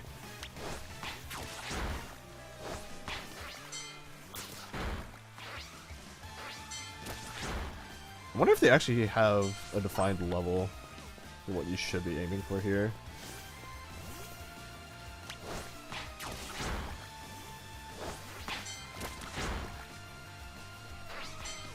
So once I get through all 30 of these, the boss fight I think is probably going to be the roughest part.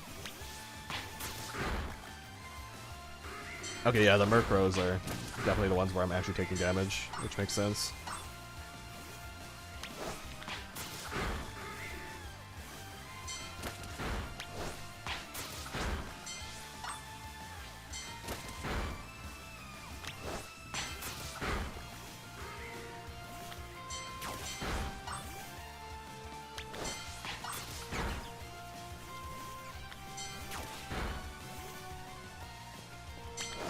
The rain lag is not helping.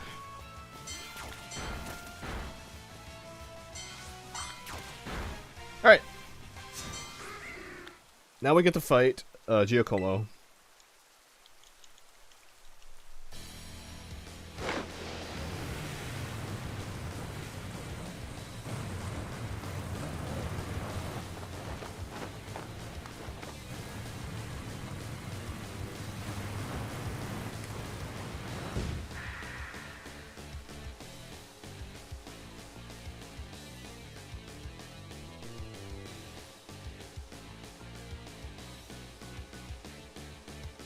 Uh-oh.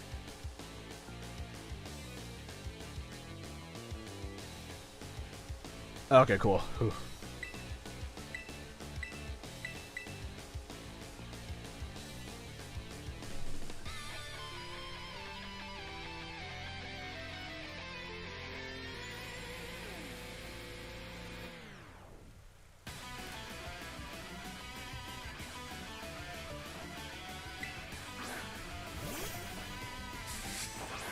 Okay, Poniard's not a horrible start.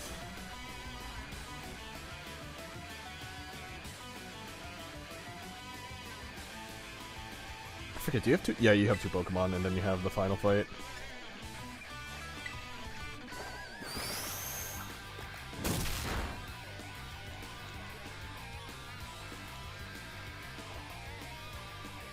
DJ Vice bringing the house down. Ah, I should have used low. I should have brought a low kicker in the front instead.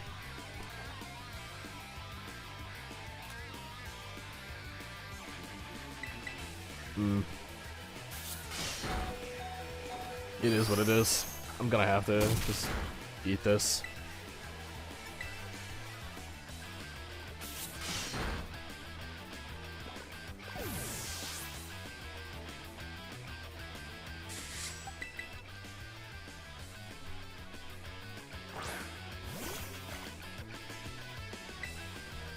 Okay, I think we go for the double hit on Cassie. Never mind.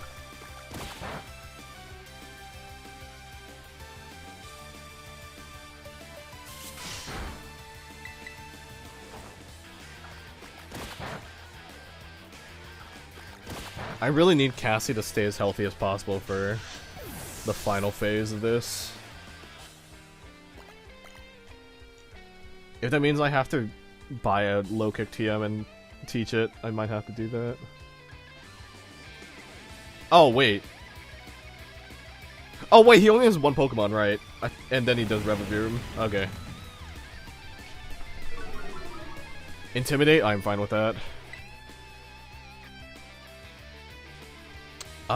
Do I go for Baby Doll Eyes or do I go for Tickle? I should be faster. Never mind, I'm not. Okay, that's unfortunate.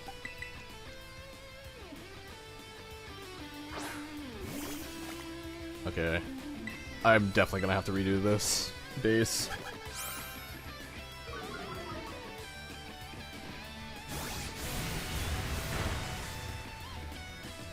God, that's so much fucking damage.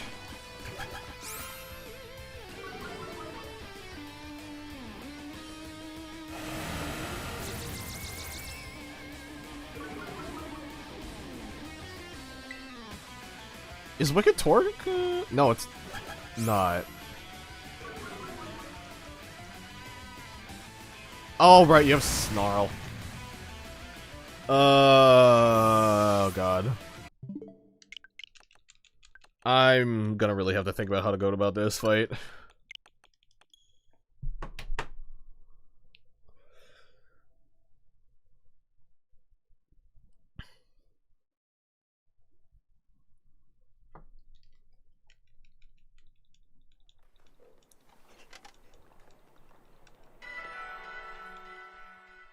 Okay.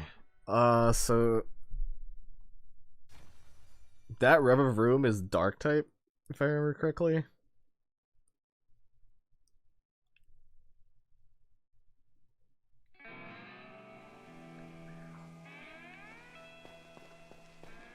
I don't have a way to reduce speed either on the enemies. Okay, I'm gonna have to get a...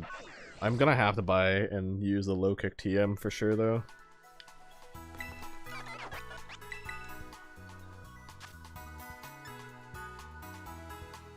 I do have Mud Slap as an option. To, like... completely attempt to screw over the Rev of Room. It's kind of a long shot, though, because it... When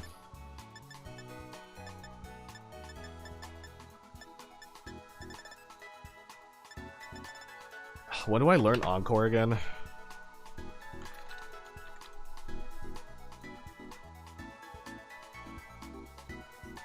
$22. Oh my god, this level cap sucks. That would have been so good.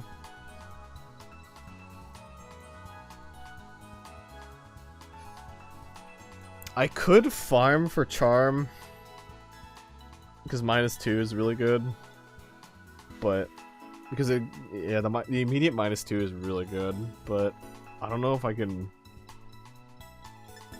tolerate that one. Okay, let's try and get low kick first, and then so that we can take out Poniard faster, and then just, you know, just beat up the car afterward.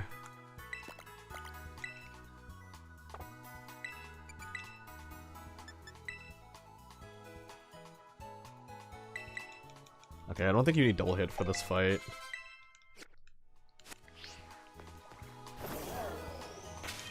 Actually, you know what? We can try to see if this does anything for Cassie. If Cassie can get off like a bunch of like funny shit, then we can probably see if this works.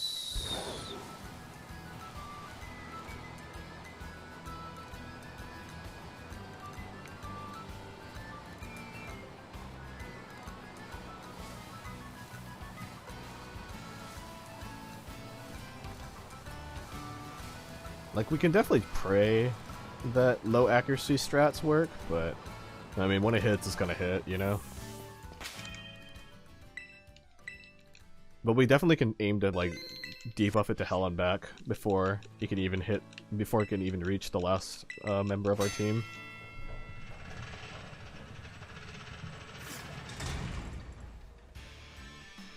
I don't remember what Snarl's accuracy is.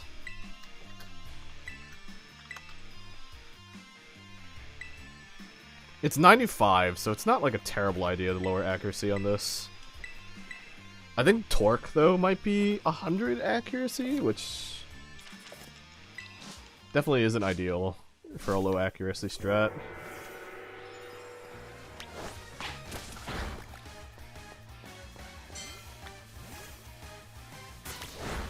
Oh, I don't want to send it against Sableye. Sableye's a ghost.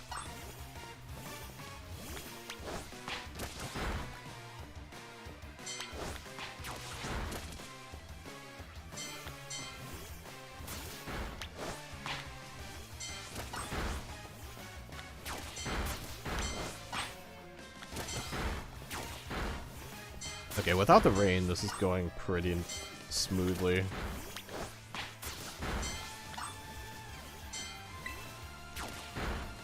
Gotta heal up real quick.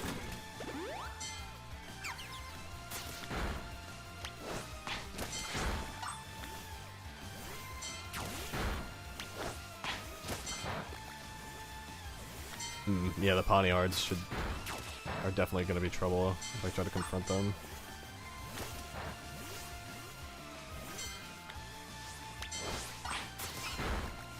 Sneasel's made of paper, should be fine.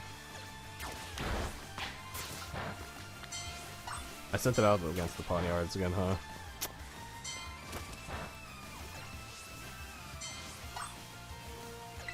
I actually don't know if this... I don't think that party HP at this point matters. I think it's only for the sake of clearing. But, like... might as well see.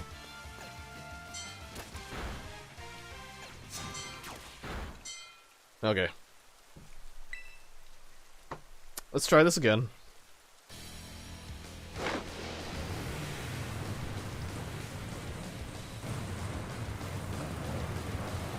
I'm definitely gonna have to do item shopping at some point because held items are gonna be so key to this run.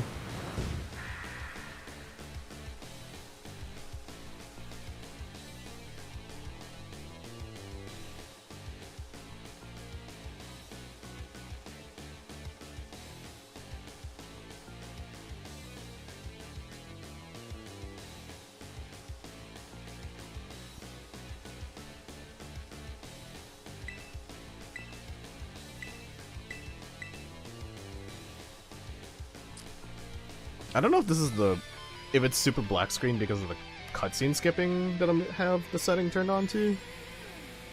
That might be it, I'm not too sure anymore.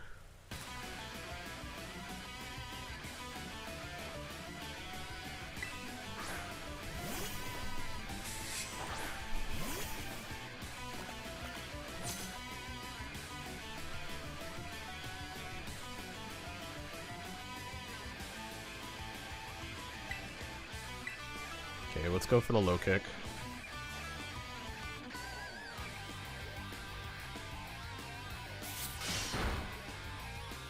Fuck, that hurts.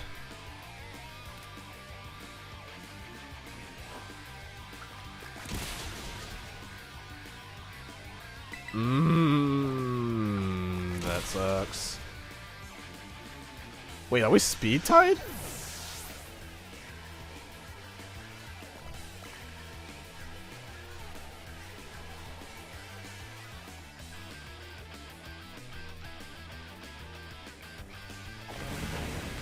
Okay, rev of room. That's fine. We go for the baby doll eyes.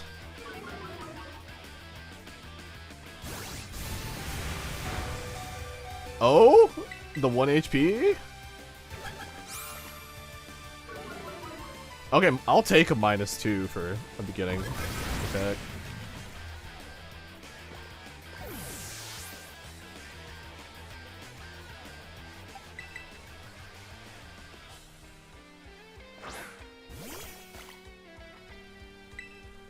The -2 might have actually caused it to start using Snarl, which is actually pretty bad. Yeah, I think it did, actually. Okay, luckily it's special attacks kind of shit.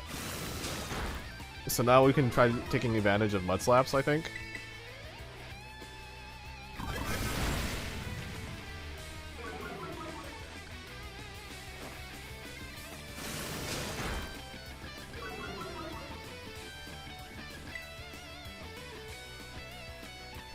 Either I go for the guaranteed -1 on attack, or I pray that I get a miss and I can even do more Mud Slaps. I think I'll go for the miss. It has Swift? Oh, God. I'm gonna really have to brainchild this one for a while, I think.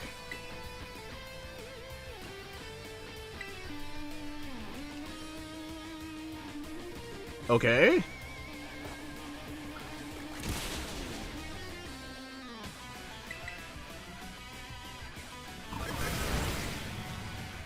I think the minus is helping a little bit.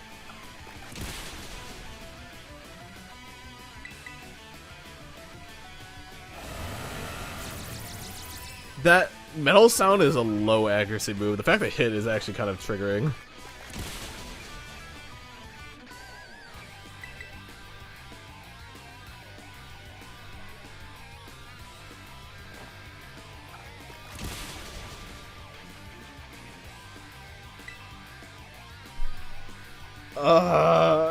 I don't know if double hit Terra does more damage or not actually at this point. I think it might.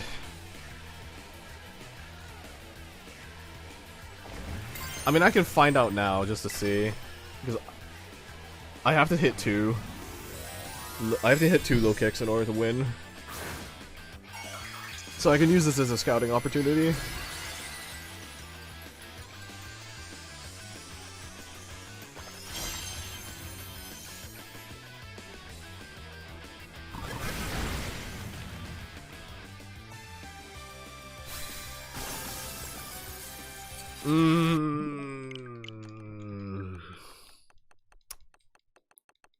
I think that might actually have to be the strat though. Oh no.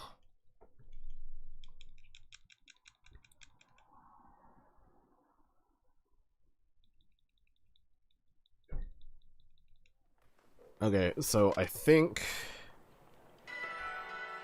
what I can do is I can Baby Doll Eyes first turn because it's gonna use Torque, and then go into Tickle.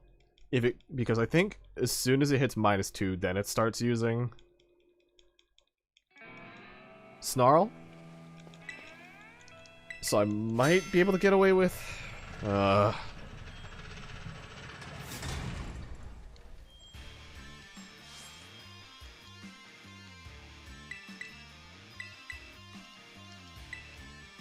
yeah, this is gonna definitely take a while. Almost as bad as the bird, I think.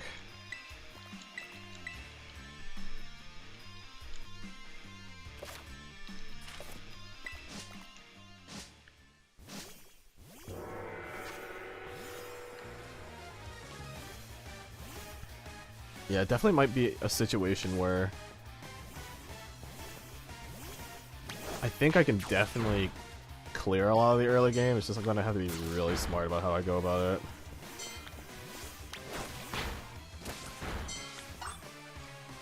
Because after this, I have to do Iono, and her team is actually kind of scary.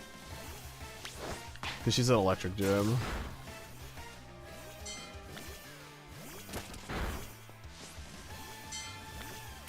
Her Electrode alone already is pretty terrifying for what it can do with its speed stat.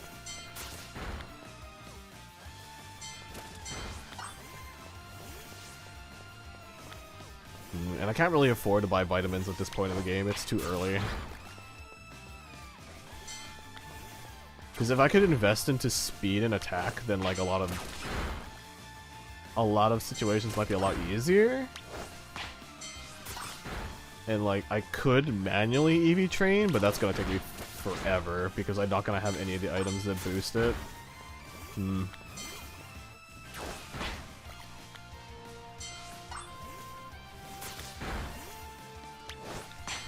I think I should be okay. I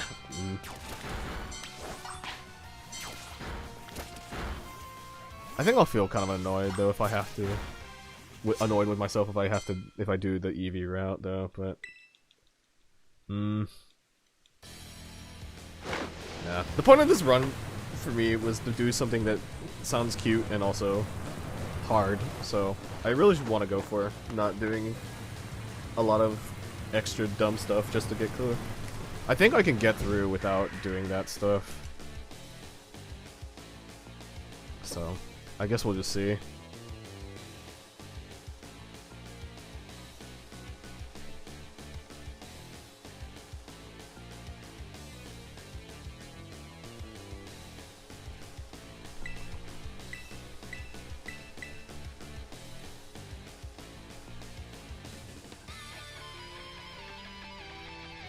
Right, I also have to take care of Iono's gym challenge, which involves fighting 2 gym trainers, I think. And I gotta make sure I don't over-level over her level cap, which is 24.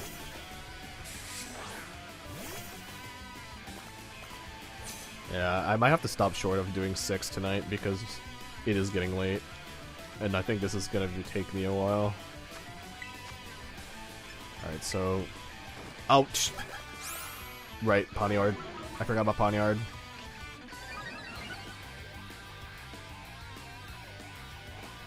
I immediately thought I was doing Rubber Room. I'm so dumb.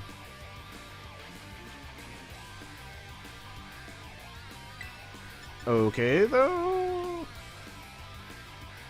Okay, though.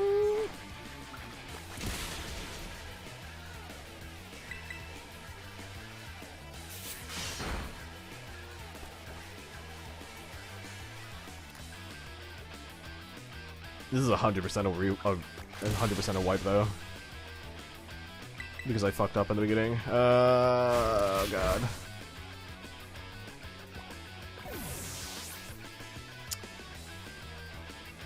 I mean, I'll see how it plays out. I might be able to get lucky.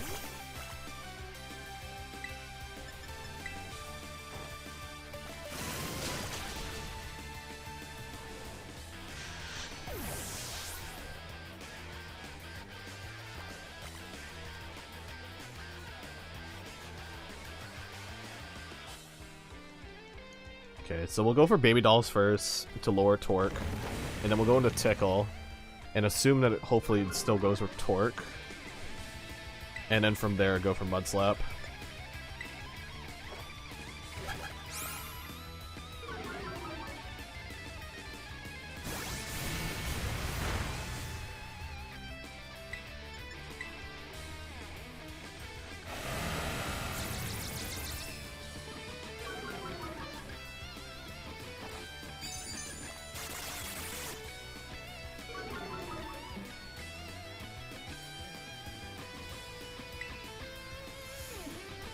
If it goes for Snarl though, I'm just dead. Yep.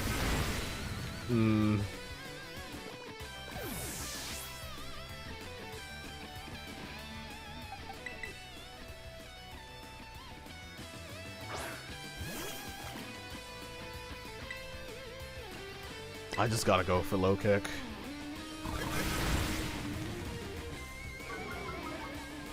Okay, so how much does -1 actually do for this? Not a lot.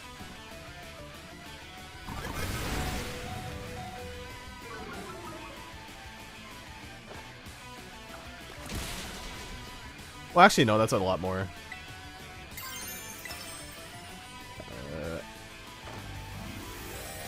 I can Terra Prey that misses just so I can see double hit damage. I should have did this first.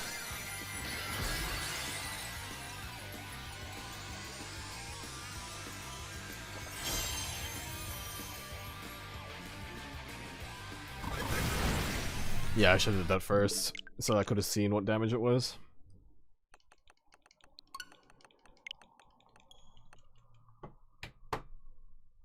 I definitely think I have the right idea down, though, for what I'm supposed to do.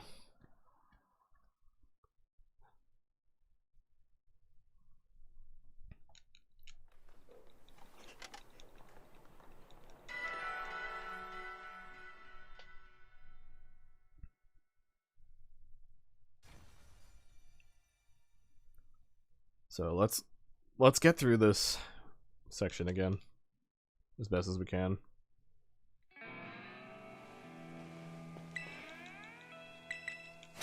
But yeah, definitely I think after I beat this, that's where I'm gonna call it for the night, because damn, this is really draining actually, this part of the challenge. Like, I thought the bird was bad, but this is pretty bad too. And then next stream I can, before next stream, next time I continue this run, I'll have things prepped with more EXP candies and whatnot, so I don't have to worry about grinding for a bit. And by grinding for candies, then I can get sellable items, so I can get more money, which could lead to me investing into vitamins and stuff to get more stats.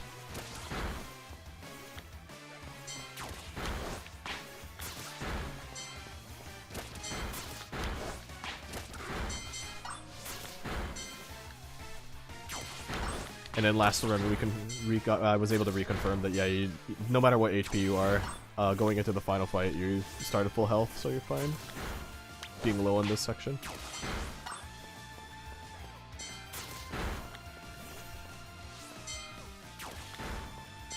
I'm not going to get any good RNG on the Pokemon that are getting sent out, though. There's a lot of Pawniards and stuff.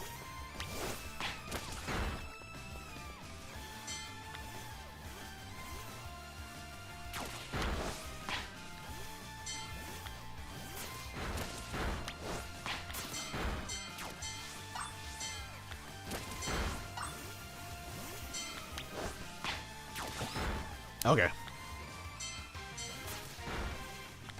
So remember to do low kick first. Remember to do low kick.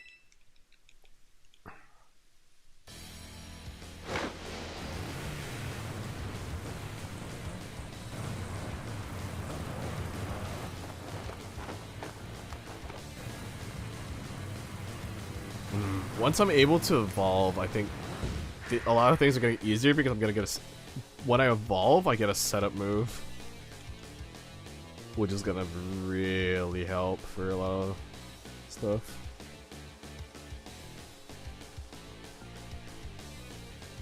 And if I get a setup move, that means I need to catch Oricorio for to get Baton Pass strats.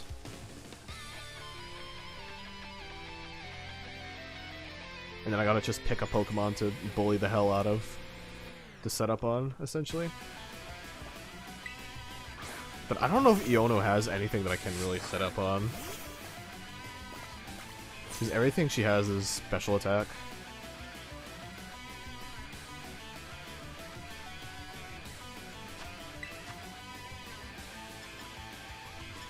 The low kick, fighting this stupid thing.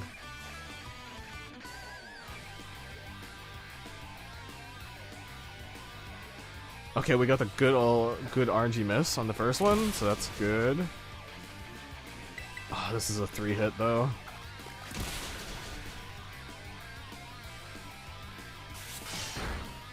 That's fine.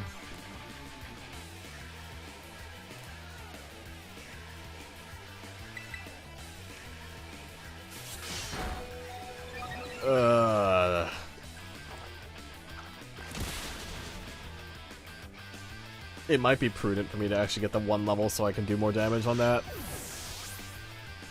Not entirely sure.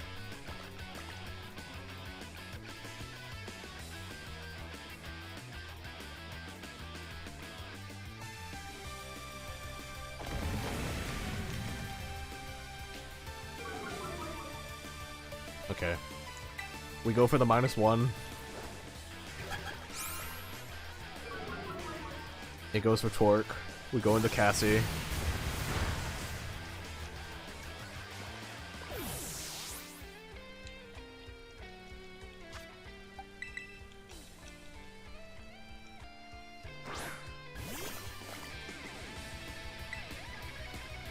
We go for the Tickle. Okay, we take those.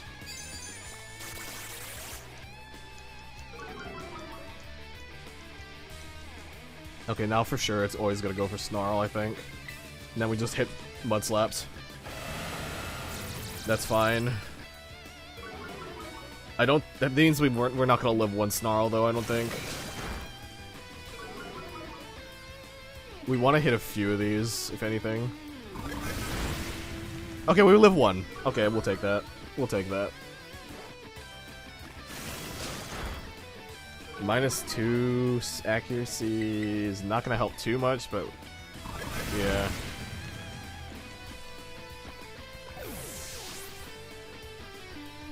Okay, at this point we just kind of pray.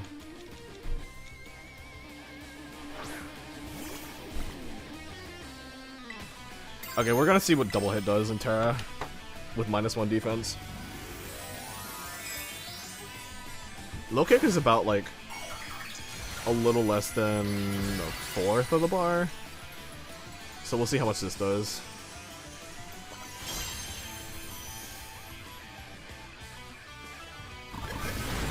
It just needs to miss more Snarls.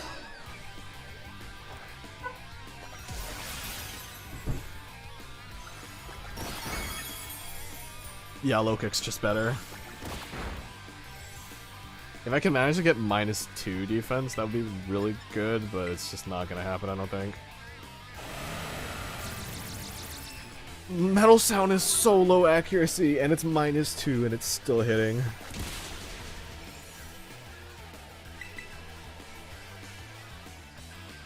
We take that. We take that.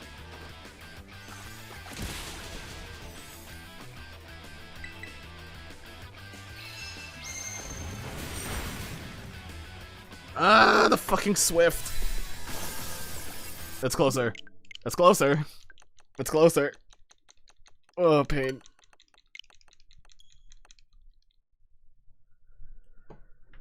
Okay.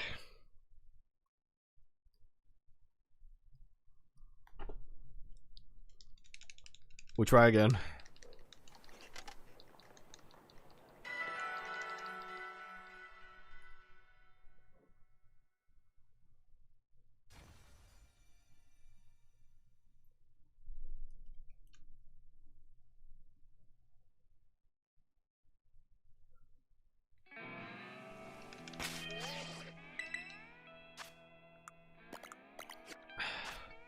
This is kind of a waste of a regular rare candy, but like honestly, I don't really care at this point. I think it's fine.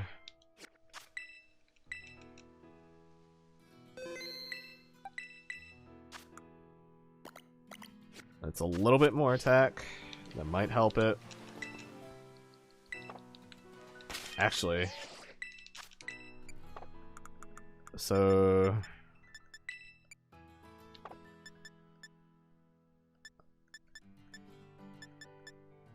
Oh, great. Okay. So that won't do much, but it'll do something at least.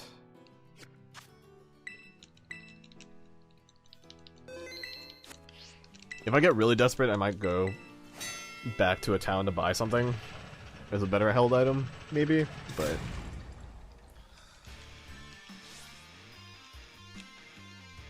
Because I just really want to kill. I want to at least two-shot the Poniard, that's why. Because I want to only really, if anything, eat only one or two if I get lucky with the miss, but... Yeah, we'll see. The fact that it's been missing these last couple times is just incredibly lucky, honestly.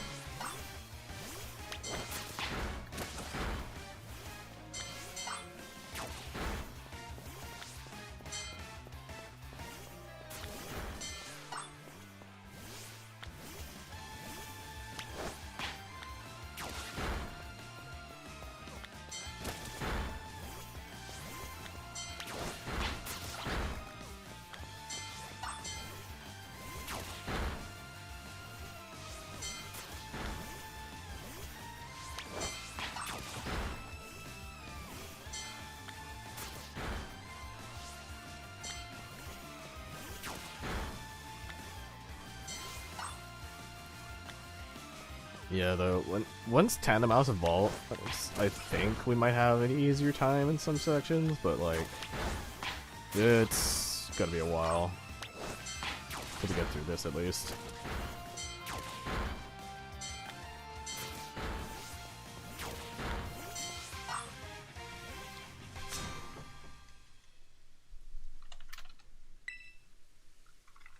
Because Tandemaus evolves at, I believe, 25, yeah. Iona, yeah, it evolves at 25 and Iona's level cap is 24, so I still can't evolve it.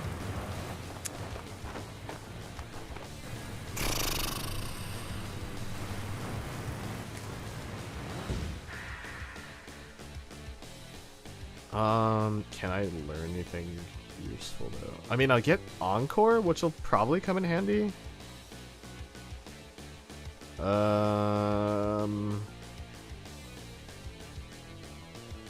Oh, if I could find Low Sweep, that'd be great, actually. Or Dig.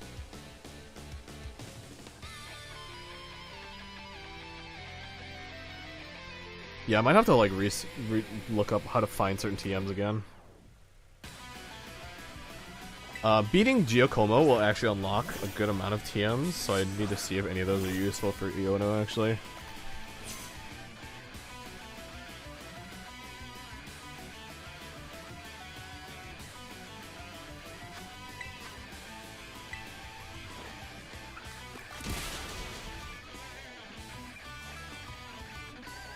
Okay, so it can at least two-shot, and it's not speed tied anymore.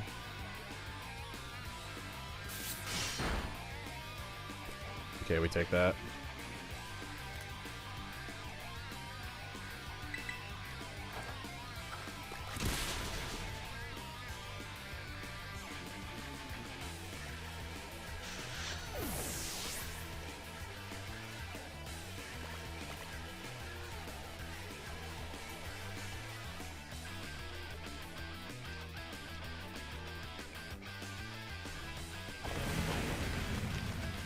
The thing with Reverboom is I don't know if I live a torque from 50%, which is why I go for Baby Doll Eyes.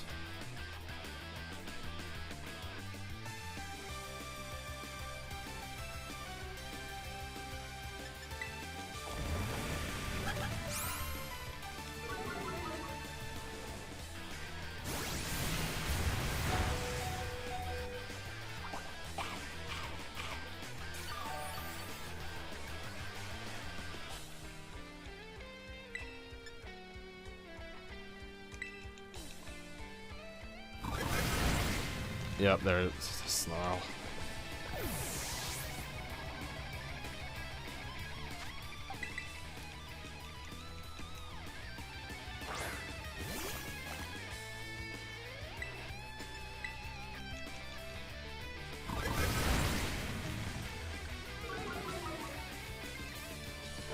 Okay, there's the tickle.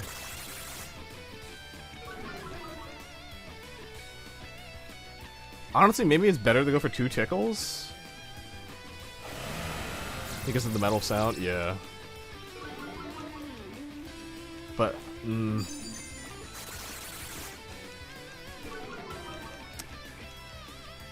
it's just the minus accuracy for mud slaps are actually very important. Because I just died of it, yeah.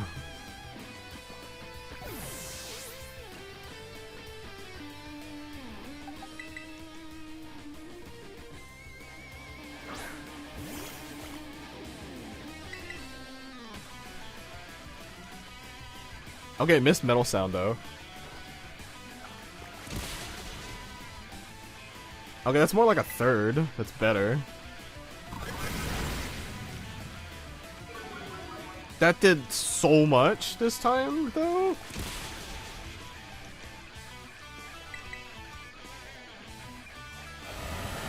Wait, it threw. Wait, it threw.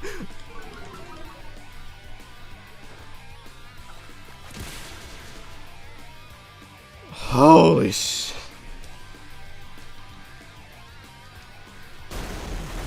That was so rough, actually. Oh my god. It's finally over.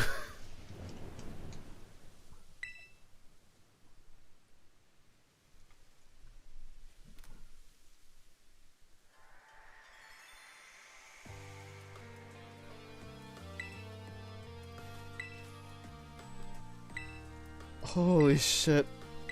That was so fucking hard.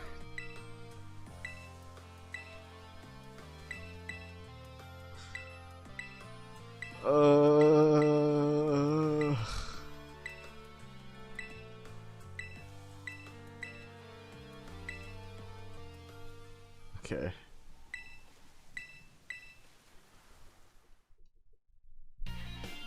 Alright, so with that, that's 5th badge.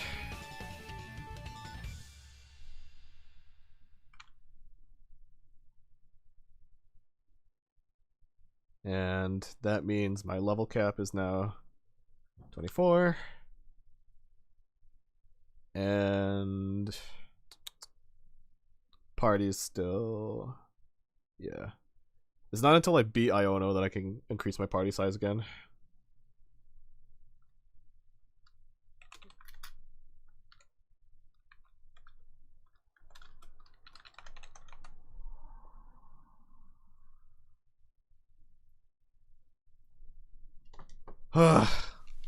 Christ.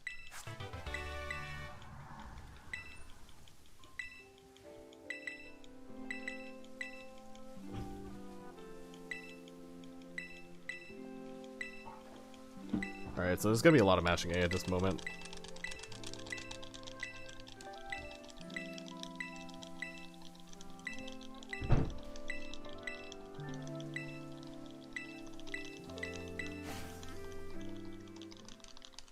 Okay. And there's gonna be another section of mashing A, fortunately.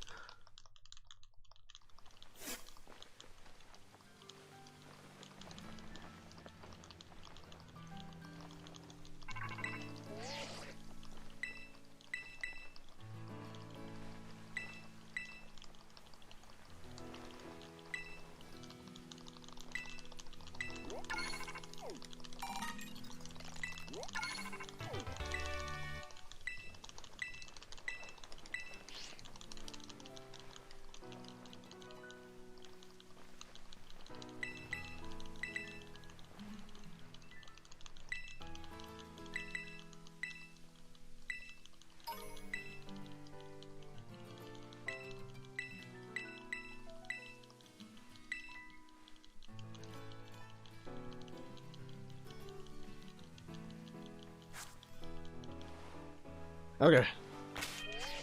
So, That was painful, but we got it. Holy shit.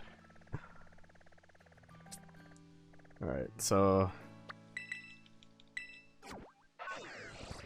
I'm gonna fly over here and look at the items again. Well, actually, first, we're gonna heal at the Pokemon Center.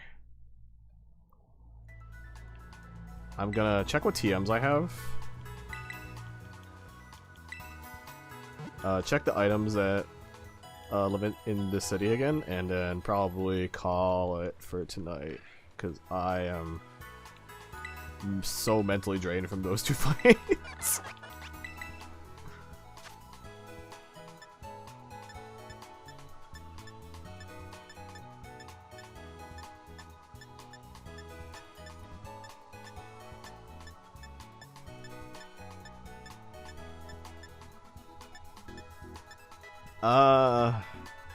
Well, we have Mudshot. That could help for lowering speed, so I don't knock it.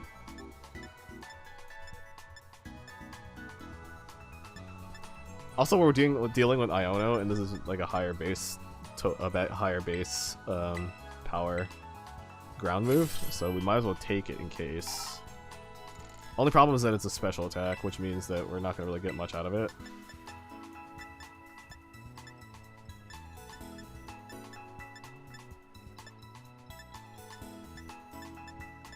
Yeah, we don't really have any other options on this here.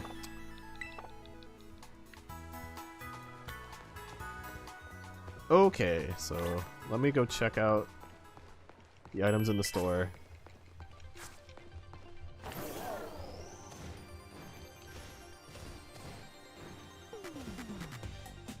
And then from there we can call it, I think. Or do I just go for it and try to see if I can even do Iono? That is another question.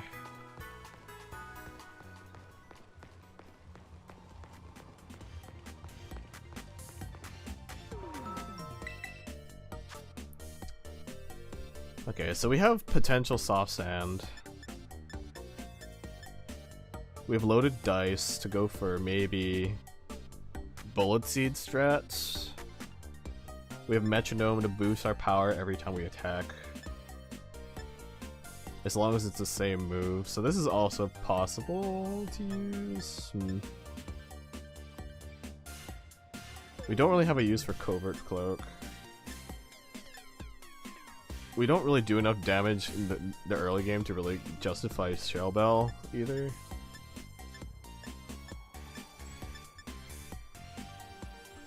If anything, it might be the soft sand, but I think we can get this pretty easily. But let's just pay LP. This is just an investment for the moment, I believe. Yeah. Alright, so the current level cap is 24. But we have to fight through at least 2 gym trainers, which is going to be problematic, I think.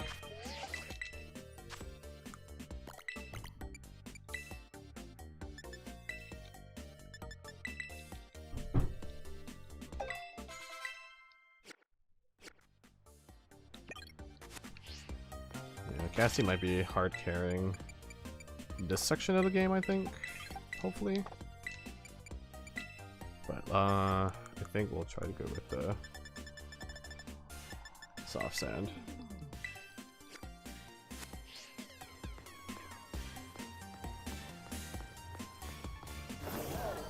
I can just park myself in front of the gym.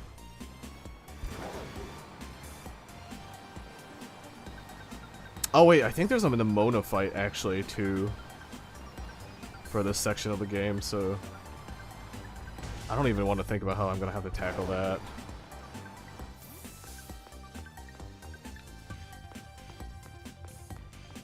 I think she uses Rockruff first.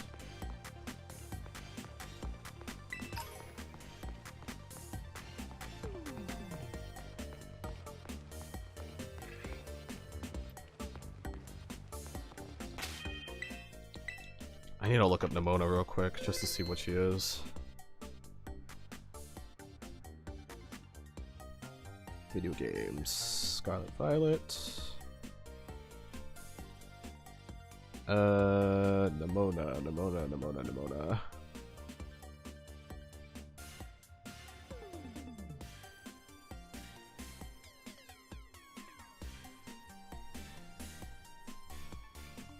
Yeah, okay. So she'll have Rockruff, Palmy, and Florigato at 22.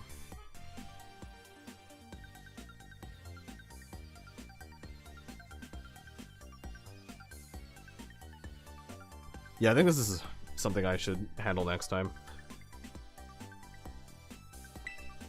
But yeah, yeah, this is definitely a next time thing. I don't think I have the energy to do it tonight.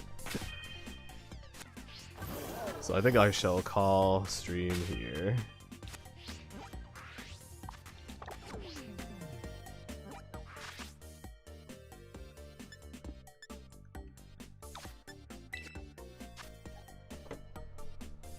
Ugh.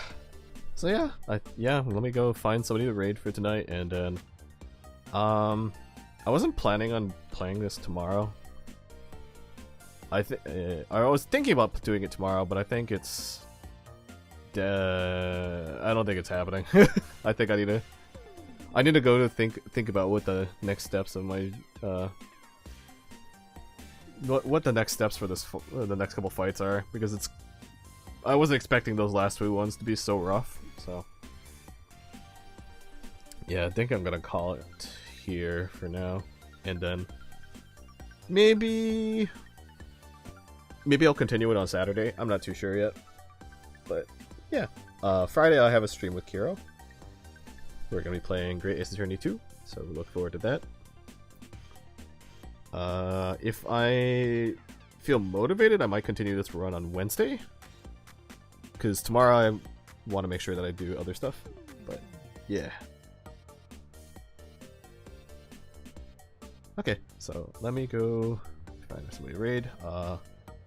Looks like my friend Matt is playing Farlight 84 right now, so I will leave you all in his care.